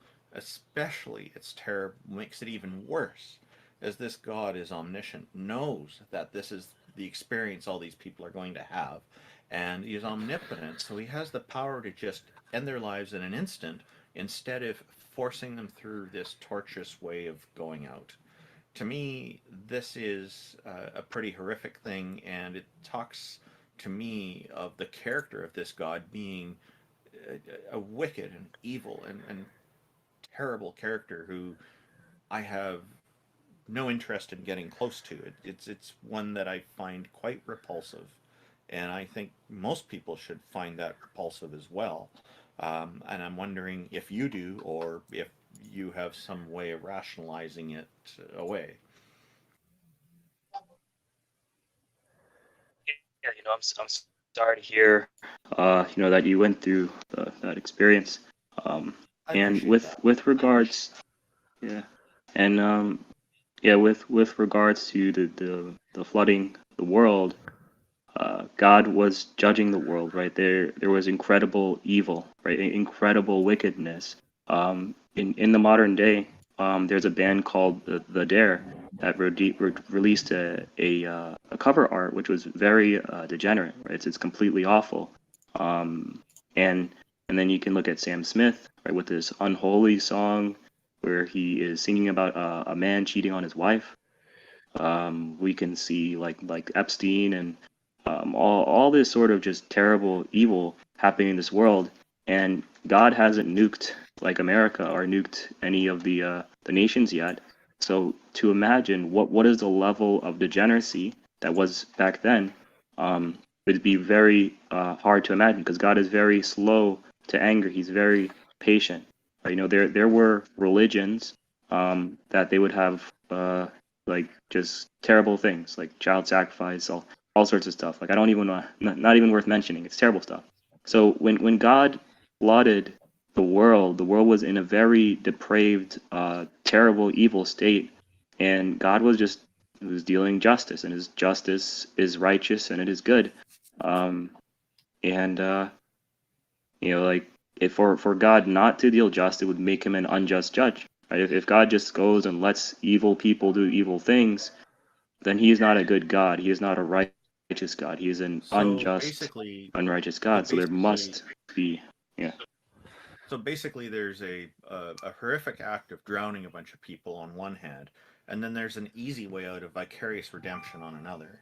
I don't buy it. I'm sorry. There's just the character of this God. He seems despicable. He's ordered a father to kill his own son, Isaac. Abraham to kill Isaac, and then there's all these things going on. I'm thinking this is, to me, I just can't get on board with this, and I'm hoping that this discussion has answered your question as to why I don't find the Christian God appealing. With regards to God commanding Abraham to go and sacrifice Isaac, so God is omniscient, right? He knows everything, and he had made promises to Abraham prior to this command.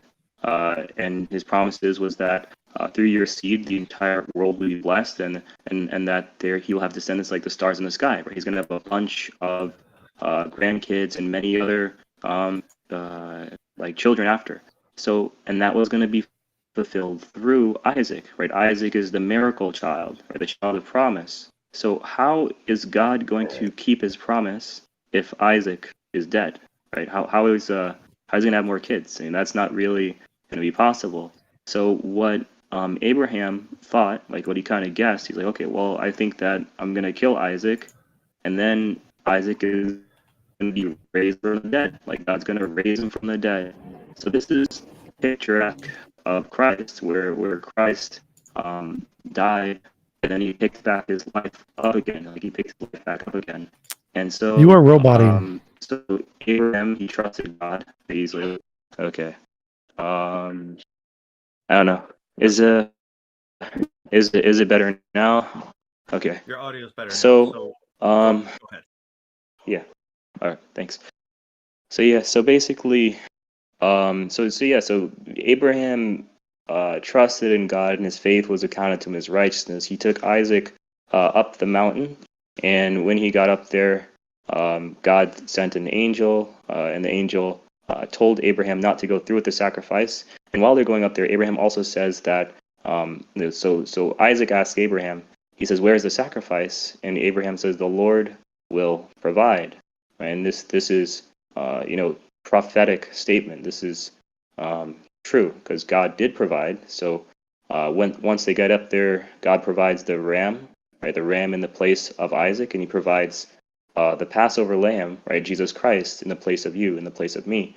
So the angel stops Abraham from going through the sacrifice. Instead of Isaac being sacrificed, the ram dies in the place of Isaac, and this is a picture, right? So Abraham represents God the Father. The ram represents Jesus Christ, who takes your place, who takes my place, and Isaac represents you and represents me, the sinner who is deserving of death, but in our place comes the lamb or the ram.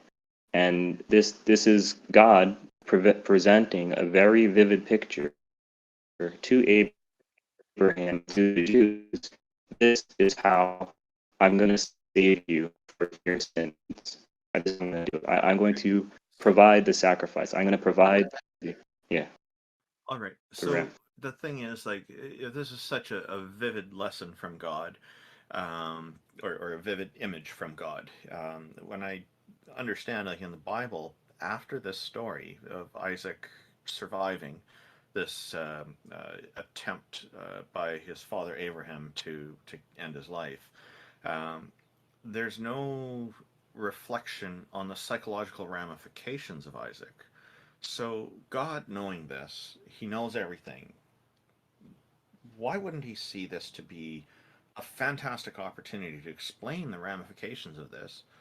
Because that would be a wonderful building block for future society to say, hey, this is why doing this sort of thing is very bad. A good leader, I would think, would come along and say, this is an example of why you need to think about the orders and edicts from your leaders and question them and decide, is this really a good thing? This would be Abraham as an example of what not to do as a parent.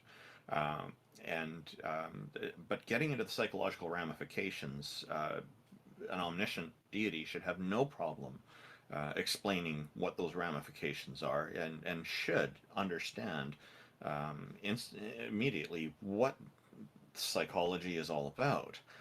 There's no mention of that in the Bible. It's a terrible teaching tool from this standpoint to me. And again, looks to me like God just wants to get his kicks, ordering a father, using his power to coerce a father into killing his own son. Like, again, this doesn't give me a sense of confidence for this being a good character. This seems to be a really horrific character. I don't hear stories about the Satan doing things like this, but I'm digressing here. But anyway, this is, again, a problem for me.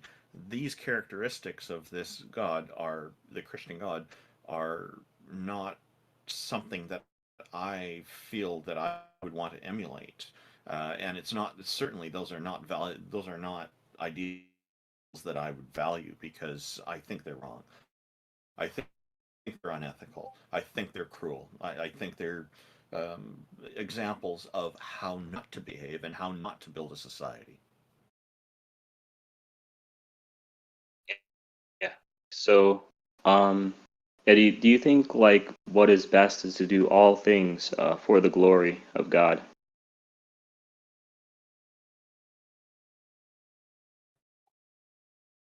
I don't care of God.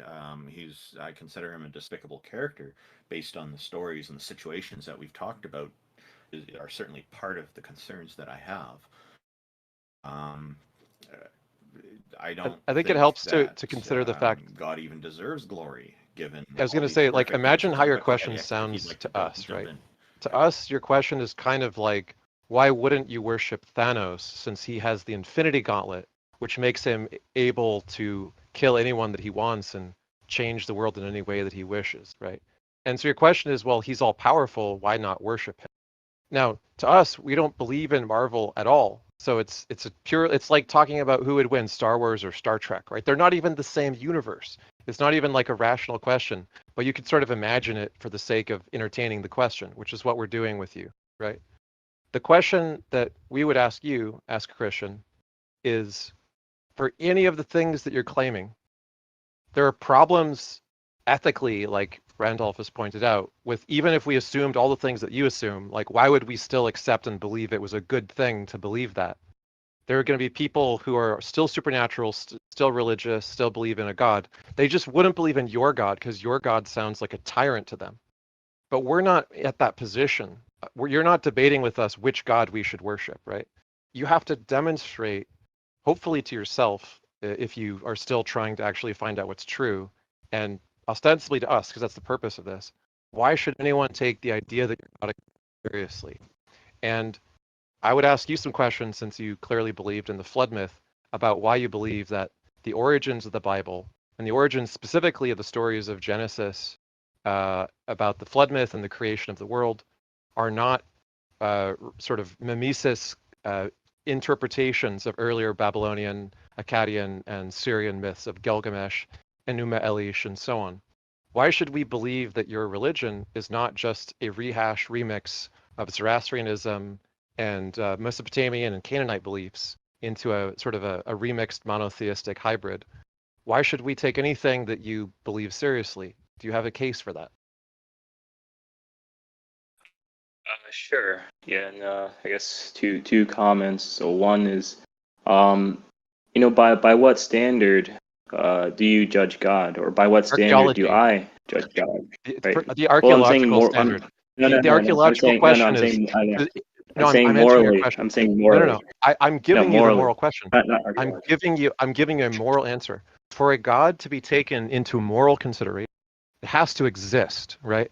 A thing which doesn't exist has no moral consideration, right? Like Thanos is not a moral agent of any kind. It has no moral standing, right? It does in the story, but not in reality. So the point is that for you to make any moral claims whatsoever about a character in a piece of literature, you have to establish that piece of literature character actually existed. And the standard which we use to do that when it comes to claims about Jesus or Moses or Abraham or any of the figures that are supposed to have taken historical actions in the Bible is archaeological.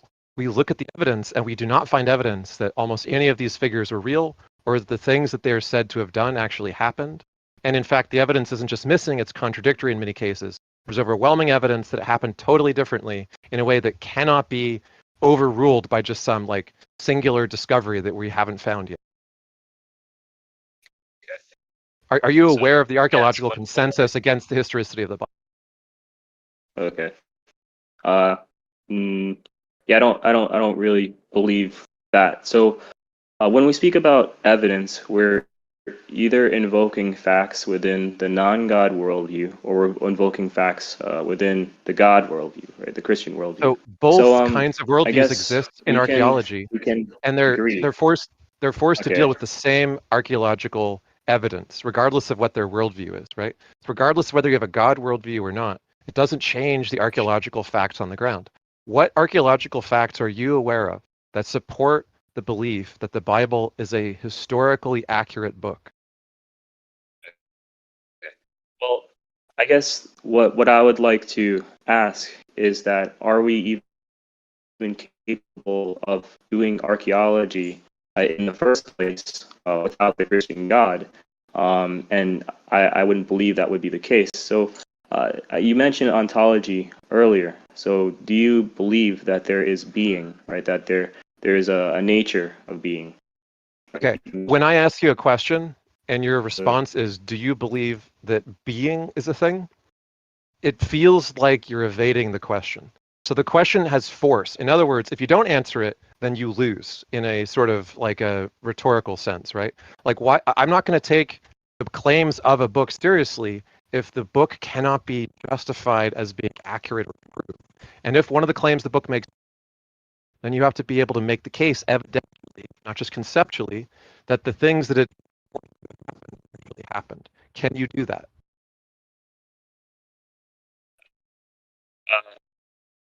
Yeah. So are you, like the thing you're going more to like archaeology and taking things for granted, but I'm going more to philosophy, like the how do you ground things. And when you reference archaeology, are you making ontological claims? Are you making claims about the nature of reality? Like the answer is yes, you are making ontological claims. So my kind of question, right, is okay. Well, is there being? Right? And the answer is yes. Yes, there is being. Right? There So is you're being. still And you're so still then not what providing follows from any that defense is of the historicity of the Bible. yeah, this is you want to take things for granted. I want to go into philosophy. This Like is like philosophy is more this of is. my Let me put it this way. area. You're Ask a Christian. gonna go into This is history. like Right? if a We have Marvel different fan told different me fields. We have different that the fields. Soul Stone in the Infinity Gauntlet explains everything. And I asked them, why should I believe that Thanos is real or the Infinity Gauntlet is real just because there's a story about it? We've seen the movies, but it's not convincing that it's real. And he says, yeah, but look, it's philosophical. The Soul Stone is the explanation for the universe. I say, yeah, but it's made up. And you say, yeah, but philosophically, does your ontology include being? And I go, tell me why it's a real story that I should take seriously at all. It's because God is a necessary precondition for human intelligibility, and without the Christian God, you wouldn't be able to know anything. You wouldn't be able If to you just invoke wanted to say that you're the apples on the table. You wouldn't be able to speak about cause. You wouldn't be able to speak about cause and effect or the uniformity of nature.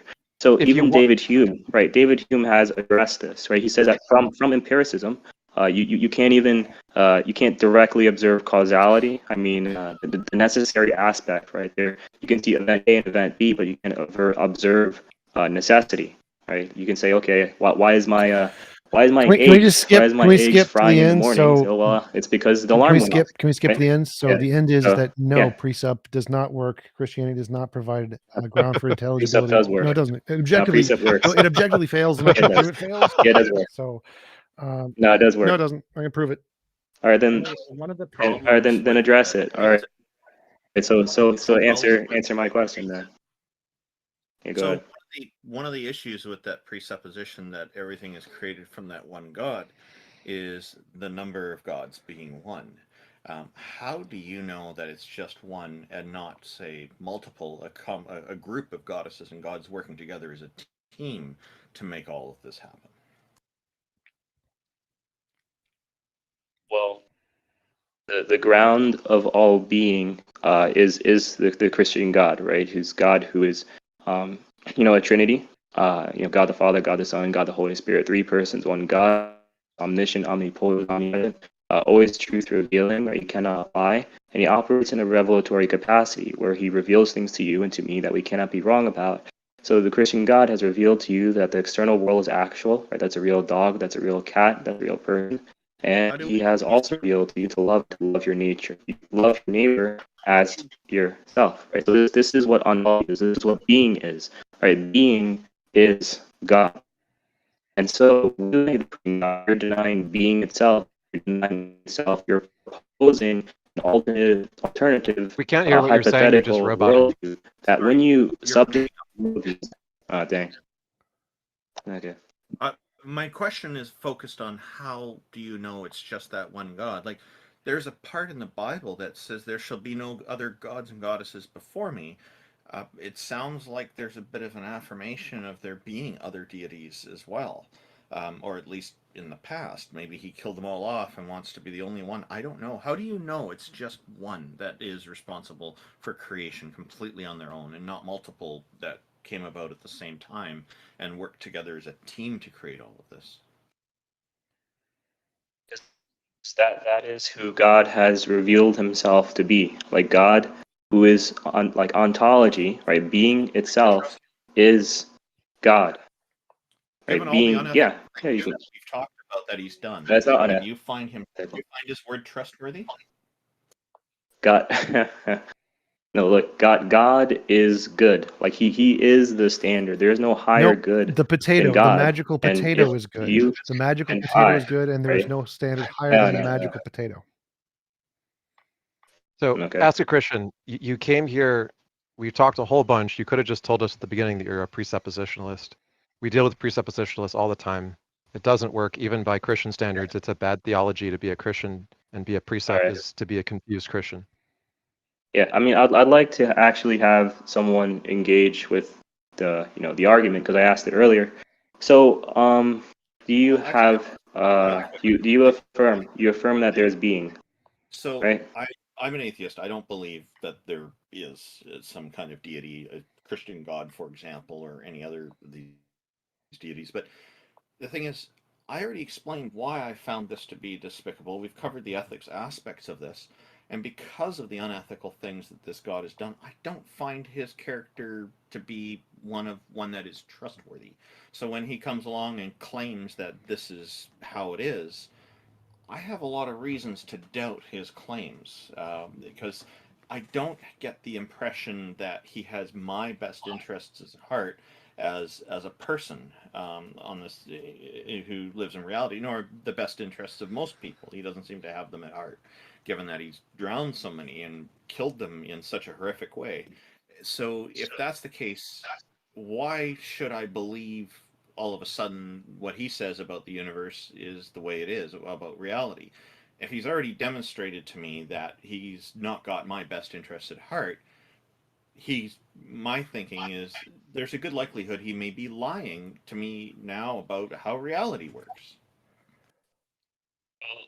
God does have your best interests at heart, and he has my best interest. He has everyone's best interests at heart, and the best thing for us is to do all things for the glory of God. Right? It's not like Isaac, it's not. the potential fatal abuse of Isaac. He was instrumental in that. He definitely did not have Isaac's best interest at heart. Absolutely not. And all those people who drowned in the flood, he did not have their best interests at heart. If he did, he wouldn't have made them die by drowning. He would have killed them instantaneously at the very least. And even that still would not be having their best interests at heart because they died when it was unnecessary. Well, who determines like what is best like for you or for me? Who determines what's best for us? Well, it is God, right? God determines what is best for us, and what is best for us is to do all things for His glory, No. right? To love Him. No. Yeah. So if something determines what's best for you, then it's not what's objectively best for you. It's a subjective determination. What's best for you is an objective fact independent of anyone's opinion. So God can't determine what's best for you. What's best for you has to be independent of any opinion God has. Well, God knows, like He knows what's best for you and best for me. That's fine. Right? He He's can not like know it. making an opinion. He's not making an That's opinion. fine. He can know what's best for you. What's best for you is independent of anything God says. So God doesn't get an opinion on it. God can't change it. God doesn't determine it. It's completely independent of God. So God can know it. Like God can know 1 + 1 = 2, but he has no say in the matter. Well, it's not independent of God because God is good. Like He is the good, the highest Nope, good. it has to be because that makes it subjective. So that- if what's good No. for us is determined based off of a subject, that literally means what's good is subjective. No, so That's like the definition of subjective. if it was based, yeah, if it was based off of a human mind, Nope, any right? If it mind. was based off of a It's any human mind. mind, Human then doesn't matter. It doesn't matter if it's human it's or ape. It's subjective. any mind. Any mind. There's no definition of Oh, it's subjective any that says human mind. It says any mind. All of them. Every dictionary, every philosophy paper, it's any mind. Well, when we're talking about good, we're talking about God's being Himself. Like we're just saying His Nope, being, that's His subjective. So that essence, fails. His nature. It fails as right? objective morality. That Nature. can't be objective morality, and that's why every expert in the field of ethics thinks that theistic morality is garbage. So that's subjective morality that you're describing. It literally just fails. Yeah. Well, I don't believe that is subjective. What does the word Because it's subjective not mean? dependent. As that subjective would be dependent upon your like a mind, like your mind or my mind. Is it dependent upon God's mind? I believe that it's just like His identity. Like it's His identity. It is who He is. Okay, so His nature, His being. So can God change his mind? No, God cannot change His mind. So like he couldn't I don't know, drown the world, create the people, and then kill them all. Be like, yeah, this was a mistake. I'm gonna fix the mistake by drowning them all? He can't change his mind like that. It wasn't. Well, God knows everything. So everything, all that occurs is within the sovereign will of God. So God knew that Adam and Eve was going to eat from the fruit of the tree of knowledge of good and evil, and He also knew that the people were going to be very wicked and behave badly, and He knew that He was going to flood the world, and He knew that He was going to send Christ to pay for our sins, and that He to save us. That if we repent, accept that, though our sins are as scarlet, they are as white as snow. So before the world was even created, God had a plan of salvation. Right? He had a plan of, hey, this is how I'm going to save these people. This is how I'm going to help them. So none of that came as a surprise, right? That's fine. So that, God's can't change morality. He can't change reality. He doesn't get a say in it. His mind does nothing. It can't do anything.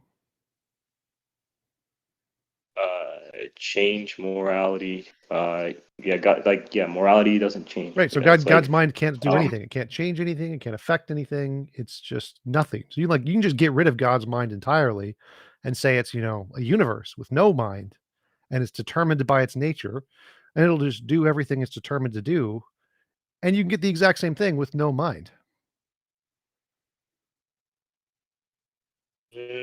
No, God just knows everything, and He has. But he can't change his mind, right? He can't change he decisions, sets- right? His nature is determined, and his mind can't change his nature, right?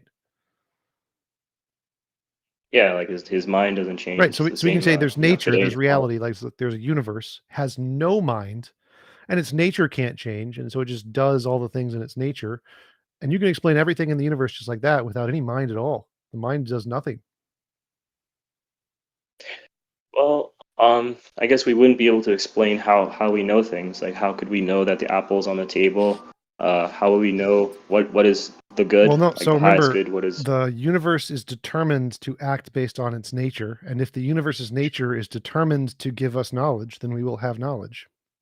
Just like if God's nature determines him to give us knowledge, he can't change his mind about it. His mind doesn't do anything. And so the same way you ground knowledge that God is determined by his goodness nature to give us true knowledge, we can ground knowledge without a God. Say, oh, nature is determined to give us true knowledge because it's part of its nature. so you'd be saying like ontology, or the ground of all being, is a mind which is personal and revelatory and revealing to listen you. carefully. So if God's mind is determined by his unconscious nature, his nature that is not a mind, then guess what? You can remove the mind, no mind, and say the nature is determined by itself, and it is determined to give us knowledge. So now we have knowledge in a universe with no mind and no intentionality, just because it's determined by its nature to give us knowledge. Just like God is determined by his nature to give us knowledge, and his mind has absolutely no difference to the equation whatsoever. All right. So I guess you would hold to that there's being, right? There's being. There's Stuff exists. true nature Yes, of being. stuff exists. Okay. So stuff exists, and then do you have a connection with like ontology, with that I which literally is the just case? explained it to you. So if the nature of reality is determined by its nature to give us knowledge, then it necessarily gives us knowledge, just like what you think God does. So the nature of reality, the nature of I just say ontology. The nature of ontology is that it is determined to give you knowledge. Yep. Right? It's determined to give you knowledge. Therefore, we have knowledge. Yep. Why is like the true nature of being determined to give you and give me knowledge? It's its necessary nature that it can't change.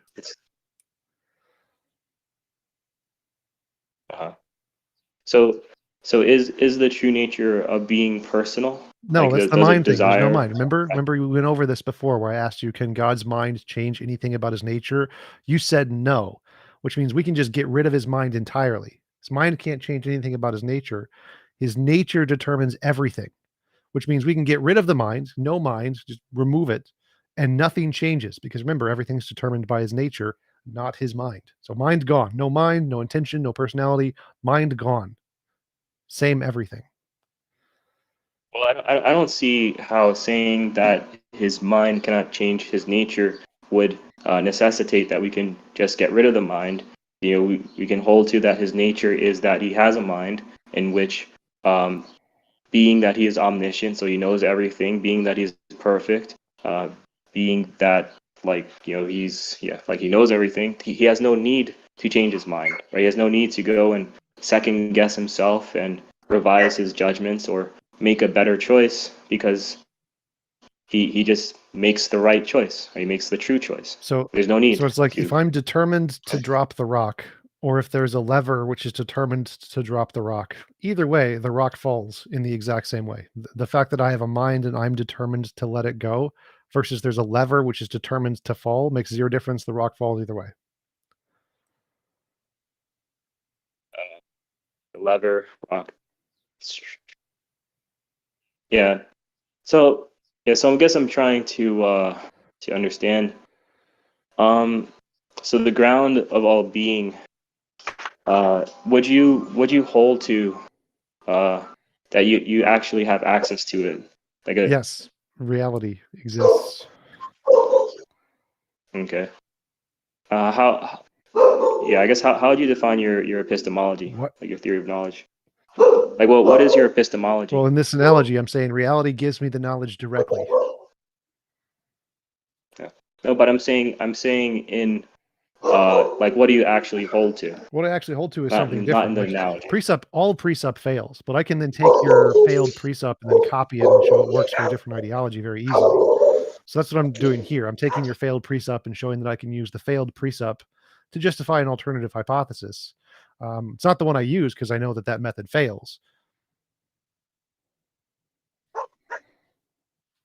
Okay, so you're trying to justify alternative. So with regards to your method, with regards to what you actually believe, what is your epistemology? My epistemology starts with I think, therefore I am, therefore I exist, and I use differences between my imagination and my experience to classify objects, and based on that differentiation, I can build systems of language to describe things, logic and math. And from that, I can differentiate imagination from reality by determining novel testable predictions to differentiate imaginary hypotheses versus hypotheses that correspond to reality. So I think therefore I am. That's the All right, very so first part. Okay.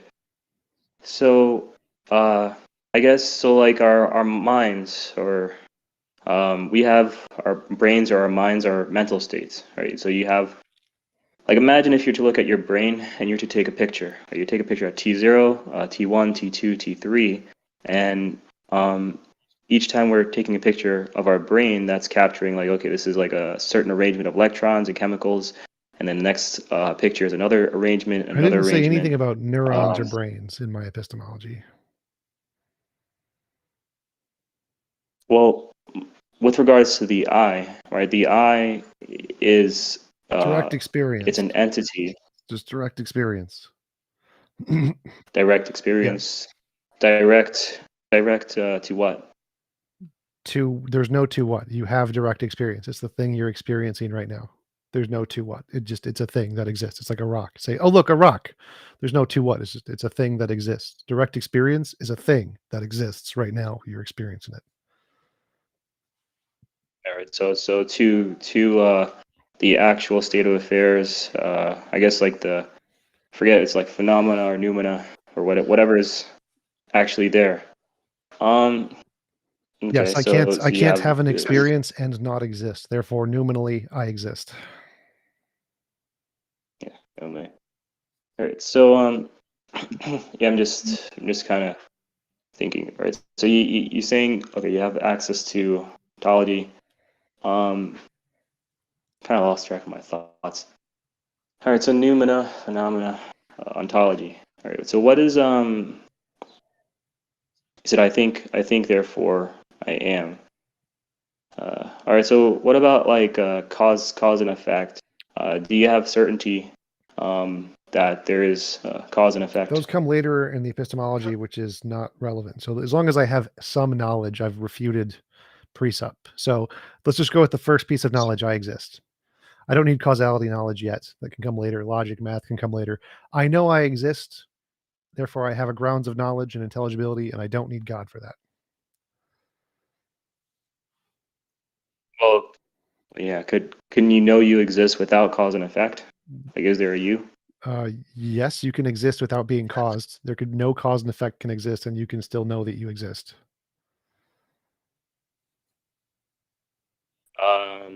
What about the law of identity? Law of identity is descriptive. It doesn't do anything. It's a language game that we use to describe things. So law of identity is descriptive. So it's not real. It's a language. So it describes the way real things operate. The law of identity itself isn't a real thing. Well, if it's describing something, that the thing it's describing needs to be real. Right. So Like, I there needs to exist. be I am like a real. real. Yes, I exist. I am real.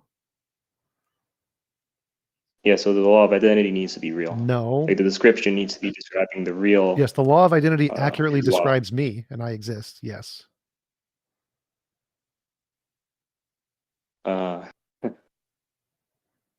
So, but so basically, so the law of identity, it cannot just be merely descriptive. Yes, Right? it can. If It's something's literally okay, this so. is only Very first sentence: it's Stanford Encyclopedia, philosophy, classical logic. Classical logic is a formal language with a system of semantics. It literally, it's nothing but a language. It's nothing but descriptive. if something is just descriptive, then that means it doesn't. It's not really. It's not a real thing, right? What? It either is referencing.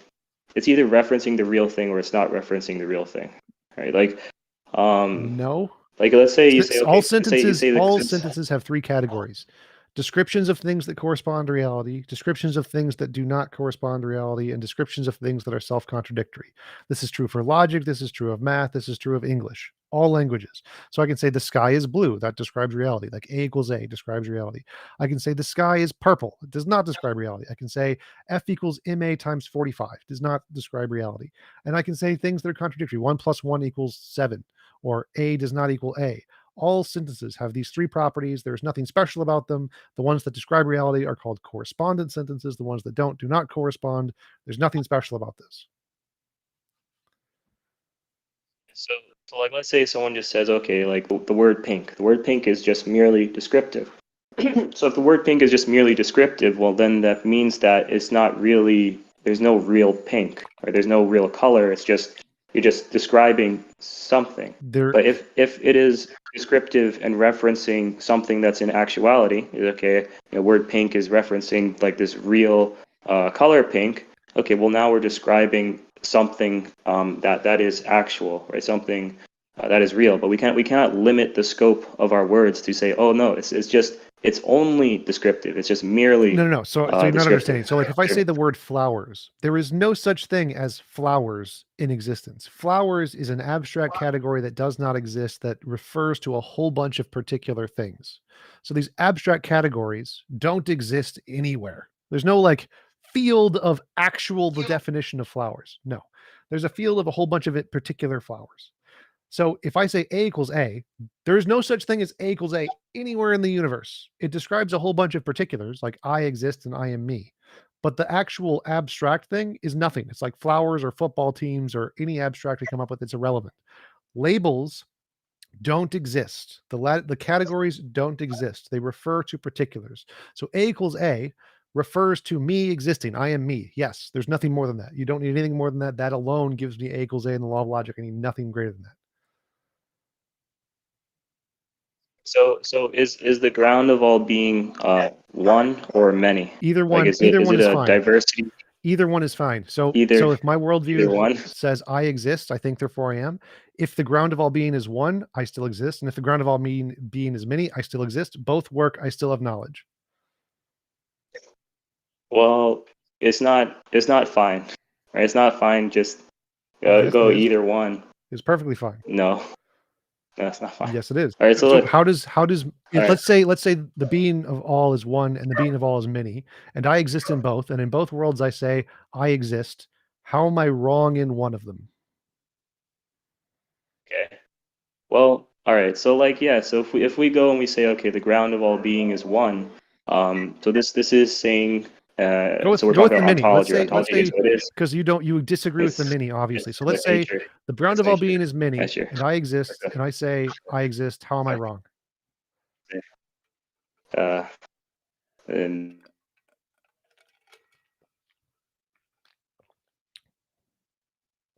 Did you get that?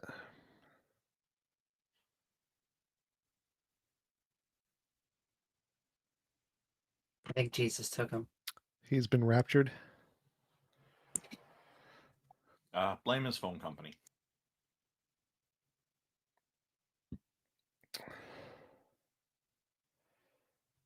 Hey, Taco, maybe we should move on to the next person, and then when ask a Christian's back in the service area. All right, so I'll just you're here. continue and hopefully. Okay. We can hear you. Yeah. Okay, thanks. But yeah, so I'll just explain them both real quick. So basically, with the ground of all being being one, and we're talking ontology, where ontology is what is, it's the nature of being. This would be saying that like you are me, I am you, we are the stars, like we are the grass, which is the ocean, the chair, like that. We're all one being. Or another picture would be to say, like, imagine that you have like yellow Play-Doh, blue Play-Doh, green Play-Doh, purple, and then you just smush it all together. So it's all one, like one big brown thing. So essentially, when they say, well, okay, well, like the ground all being is one, like they're saying that there are no distinctions. Like distinctions do not exist. No, that's and this not, is this that's is not at this all. is No, this is no, this no. is So yeah, Hinduism. well, I don't care about Hinduism. I care about philosophy. So in philosophy, the problem of the one and the many, to say that there is one fundamental essence just means everything is made out of the same substance. It can still be different discrete things. They're just all made out of the same substance. So like idealism is a form of the one where everything is made out of mind. You don't actually, there's just one thing and it's just spread out a bunch. And the many would say there's like dualism where you have idealist consciousness and you have materialist matter, and they're both interacting. So that's the many, where there's two different fundamental substances that make up everything. Both of these are possible. I don't care which one. My question to you was, suppose it is the case, either one, that the fundamental nature of reality is one or the fundamental nature of reality is many, and I say I exist. That's knowledge. Now, how is it not knowledge in either one of those cases? Like if the ground of being is one and I say I exist, it's knowledge. And if the ground of being is many and I say I exist, it's still knowledge. So either one knowledge is possible, whether or not it's one or many.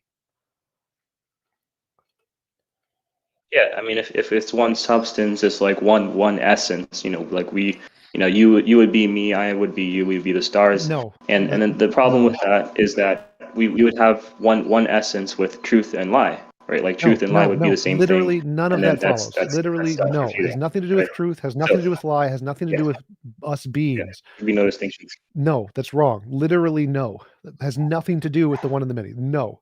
Nothing to do with that problem whatsoever. The one in the many does not say if there's one, everything is literally the same one thing. No. Mm-hmm. All right. So the question, But yeah, you also focus on my question. My question was, suppose everything is one and I say I exist. Is it knowledge? Yes or no? So like everything is one, and you say you exist. Yeah, I wouldn't view that. Yeah, I wouldn't view it as knowledge. No. Is it a justified true belief? So I have an experience. That experience is a justification for my belief that I exist. It is not possible for me to have this belief and for me not to exist. Therefore, it's true. So it's a true justified belief. It is therefore knowledge. How is that not knowledge? I mean, would you be the same substance as your experience? Sure. Okay, so how do you distinguish between you and your experience? I don't care. The question was, I said I exist. Is that knowledge? If I'm literally the only thing that exists and I say I exist, that statement is still true and it's still knowledge. So only thing, and you say that you exist. Well, how do we define the I? Like, what is the I? The thing experiencing. The thing experiencing, and then is there like a sequential series Nope. of It can be a events, single like moment of one time. thought, Makes no another difference. thought, It can be another thought. many sequences of events, or it can be a single moment. Makes no difference to the argument. Don't care. Well, would you be being eternal? Like have you like always? I can exist for one moment. I can exist for infinitely many moments. Makes no difference to the argument. But it sounds like you're describing something that isn't actual. because like you're not eternal. I'm not eternal. We didn't just I said it doesn't matter always. if I'm eternal or not. If I'm eternal and at time t equals 1 I say I exist, that's knowledge. If I'm not eternal and I only exist for 10 seconds and at time t equals 6 I say I exist, that's knowledge. So whether or not I'm eternal, I have knowledge. If I'm not eternal, I have knowledge. If there's temporal states, I have knowledge. If there's no temporal states, I have knowledge. If there's many, I have knowledge. If there's one, I have knowledge. In all possible variations, I still have knowledge. When I say I exist, it is still knowledge. Okay. So when you say knowledge, are you saying knowledge is probabilistic or No, knowledge is certain? certain, absolute, justified true belief. It is 100%. I cannot believe I exist and not exist at the same time. Okay, so it's certain. So all right, so I think therefore I am. I think like in my view, the I would be composed of successive events, like Nope. successive mental states. Nope, it can be There exact. would be a It can only mind. exist in one moment. So you can have one moment with just this belief, and that's it. So I have an experience and a belief, and that's it. And there's no time at all. Yeah, but that's not what that's not what you believe is the case doesn't right matter. now. You don't believe that we're It doesn't matter. you don't believe It's still, is it you don't knowledge believe if there's zero time? you don't believe There's it. zero time. Just you have one belief, just an existence, no time. Is that belief knowledge? Yes. If there's also time, is it still knowledge? belief. Yes, it's knowledge in both cases. It's still knowledge. Okay, so one belief, like one entity at one time. Well, for every moment, I guess every moment of in- time that I have that belief, it is knowledge. So if I have it at 10 t equals 2, it's knowledge. At 3, it's knowledge. At 4, it's knowledge. At 5, it's knowledge. At any point I have that belief, it is knowledge. I guess the main thing is just I would try to go into, okay, well, what is the I? Like try to really pick, like just dissect that Whatever and is go causing through the experience. I don't care. every- I don't care if I'm made of atoms. I don't care if I'm made of spirit stuff. I don't care if I'm a brain in a vat. Whatever is causing me to have this experience is the I, and I don't care what it is. It makes no difference. Whatever it is, I still have knowledge. What is how do we define, like, what is experience? The thing that you're literally doing right now. So experience is an object that exists, like a rock. There's a rock there, it exists. And so if you have an experience, the experience you're having is a literal object that literally exists right now. Is experience a mind which is it having a succession of events? Like one event after another. So it's not a succession of events. No, it's an experience. It's an event that happens at a particular time, like a rock. A rock is not a succession of events. A rock is an object that exists at a particular point in time. An experience is an object that exists at a particular state in time. So any period of time, time t equals 7, your experience exists right then. It is a thing. It exists. It's a rock. It's an object that exists. Okay, so how do we know what exists? Well, we know you exist. That's all we need to know right now. So I have an experience. I exist because if I didn't, I couldn't be having the experience. And so by existence, we mean in accord with the actual state of affairs. Well, that's what it means to exist, I guess. Okay, sure. So in accord with the actual state of affairs. Okay, so the ground of all being, right? The ground of all being would be a mind, right, which is operating in a revelatory capacity that reveals to you. Stop. Hey, look, So this is a real rock. No. Right, this is a real rock. Nope, stop. So Real when I person. say I exist, Yeah. me existing does not mean I am the grounds of being. Well, then what is the ground of all being? No idea. It makes no difference to the argument. If the ground of all being is a potato, I still exist. I still have knowledge. If the ground of all being is a magical unicorn, I still exist. I still have knowledge. If the ground of all being is a god, I still exist. I still have knowledge. If the ground of all being is a quantum field, I still exist. I have knowledge. So I have no difference what the ground of being is. It makes zero difference. So existence is predicated on the ground of all being, like on reality. Existence Reality must exist for me to exist. Sure. So the only way for something to exist is that the ground of all being holds it into existence, right? So, and the ground of all being reveals that this thing Nope, is nope, actual nope, through nope. a Stop. You've revelatory added a whole bunch of actions. garbage in there that makes no difference.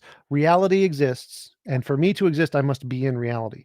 Reality doesn't need to tell me anything. Reality doesn't need to bring me into existence. Could be a random fluctuation, could be a brute fact, could be just nothingness, something from nothingness. Either way, I still have knowledge. Doesn't make a difference. So if I said the ground of all being did not create me, and I just popped into existence out of nothing, ex nihilo, and then I said I exist, that would still be knowledge. I would still have knowledge, even if the ground of being told me nothing. Could you define a phenomena and noumena? Phenomena is the apparent way reality is. Noumena is the actual way the reality is. Yeah. So phenomena is the phenomena is the apparent way, and then noumena is the actual, right? The actual way. So if I say I exist, that's noumena. Yeah. So that's noumena.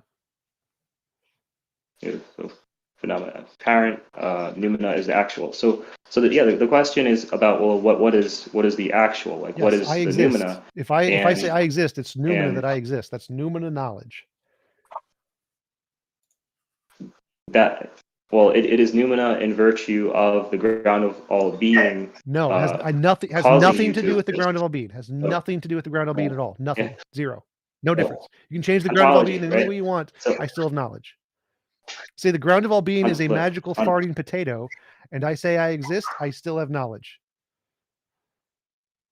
So ontology, right? Ontology is what it is. It's the nature of being. So ontology provides for you to exist, and it also provides for you to know that you none exist. Of that matters. It does. None of that matters. It has two. None of that matters. It has two functions. No. It has two functions. Two functions. Yeah. So ontology is what exists. It doesn't provide anything. It's just the things that exist. Now, you can say the grounds of all being is a magical potato. And you can say there are lots of things that exist the magical potato did not do. Just random things that popped into existence for no reason. Ground of all being had nothing to do with it. It didn't allow them to exist. It didn't create them to exist. It doesn't care. Those things, when they pop into existence, if one of them is a conscious agent and says it exists, it has knowledge, even though the grounds of all being didn't tell it, didn't create it, and doesn't care. None of those factors that you keep bringing in have any relevance to the statement, I exist being knowledge. So you keep adding in all this stuff that literally changes nothing about the argument. The argument is I say, I exist, that's knowledge. It doesn't make a difference what the ground of all being does. It doesn't make a difference if there is one. It doesn't make a difference anything you said.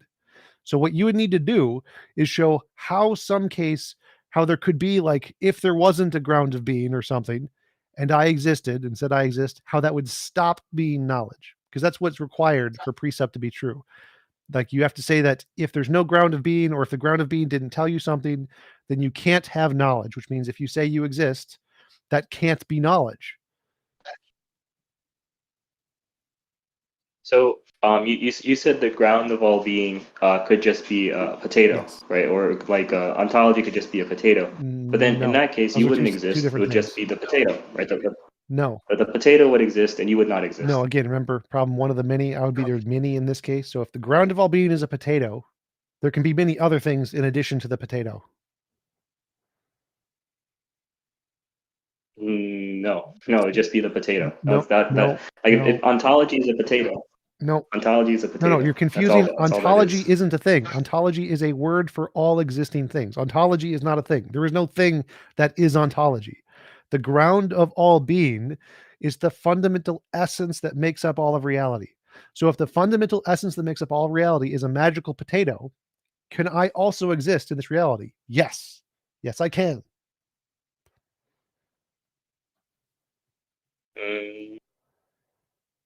No, you would not. You would not exist in the potato. Yes. Like if I existed in the potato would still be the grounds of all reality, and I would also exist in the potato because the potato is space essentially, and that would be fine. That's totally fine. There's no logical contradiction there.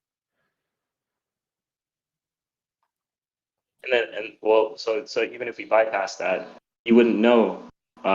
You wouldn't know Let's that. say I'm in the magical potato, and I say I exist. Is that knowledge? You're saying no. I'm saying definitely. It obviously is knowledge.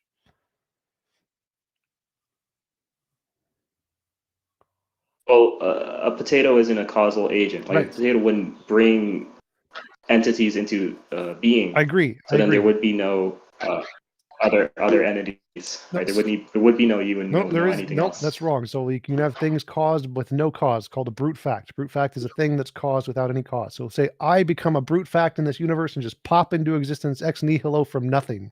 And the potato, the ground of all being, did not cause me. It doesn't care about me. It doesn't give me any knowledge. And we're in this universe and I say I exist. Is that knowledge? Yes. So in a universe with the ground of being is a potato, it doesn't care about me. It doesn't talk to me. It didn't create me. Can I still have knowledge? Yes, I can. Okay. All right. So I want to ask let's see another question. So with regards to meaning, We have what is the meaning? Like what is the meaning of life? Sorry, we need to be careful of time, so maybe this will be the last question because we have probably one more person we want to bring up, and then I have one question from the audience that person would like me to ask, but that's after you're gone. So go ahead. I have a quick question for Ask a Christian. Are you aware that this is the part of the debate called the trying to prove the impossibility of the contrary part, which all precepts fail at?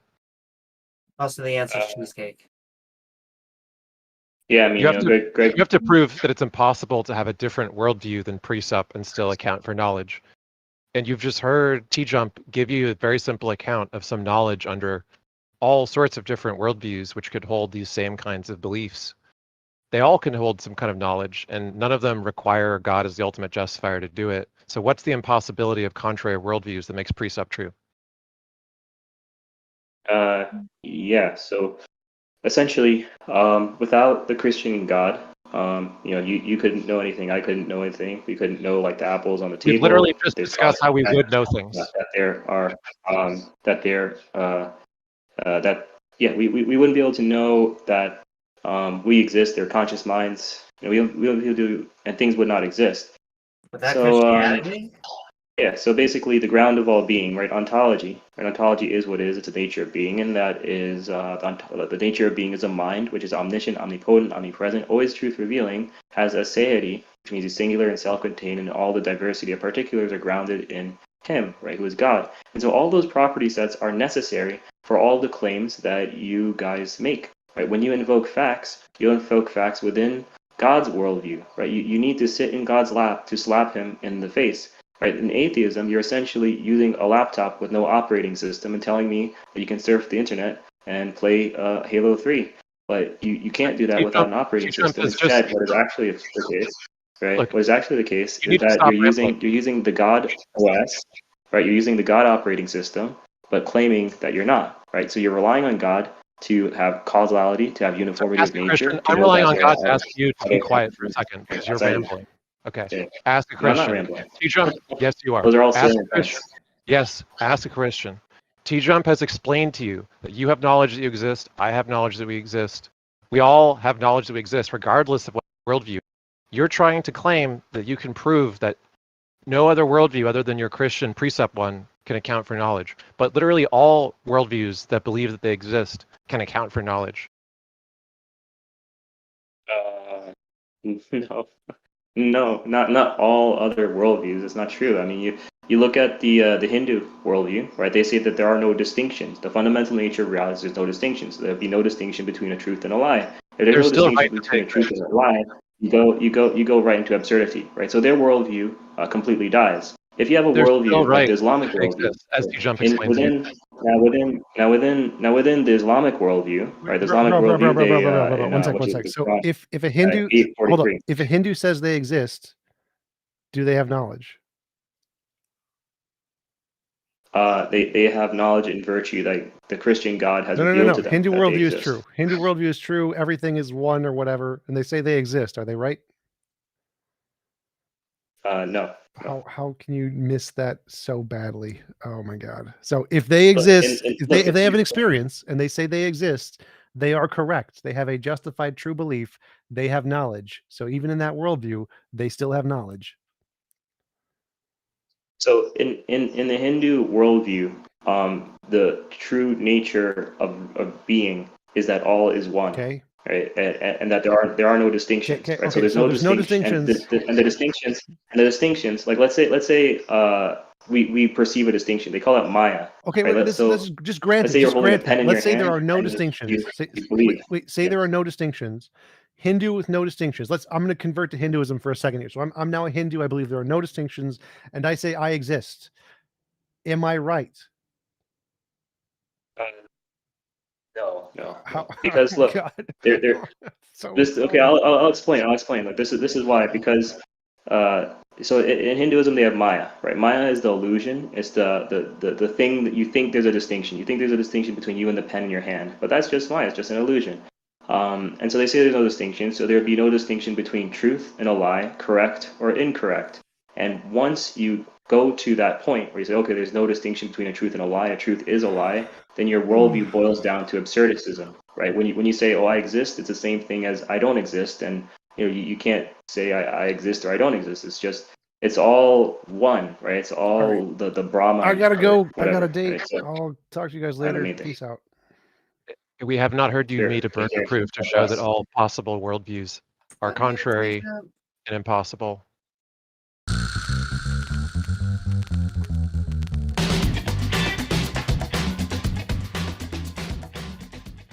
Hey guys, just wanted to give you an update. The dumbasses at YouTube still have not given me back my monetization because my debates were uploaded on other channels first. So even though they're of me with my content that I own, they're reused content. And under that policy, your entire channel gets demonetized if you're using reused content. So YouTuber dumbasses, please support me here at my PayPal link, bit.ly/TomJump. It's case sensitive, so capital T, capital J. If you can, I'd really appreciate your support to make up for the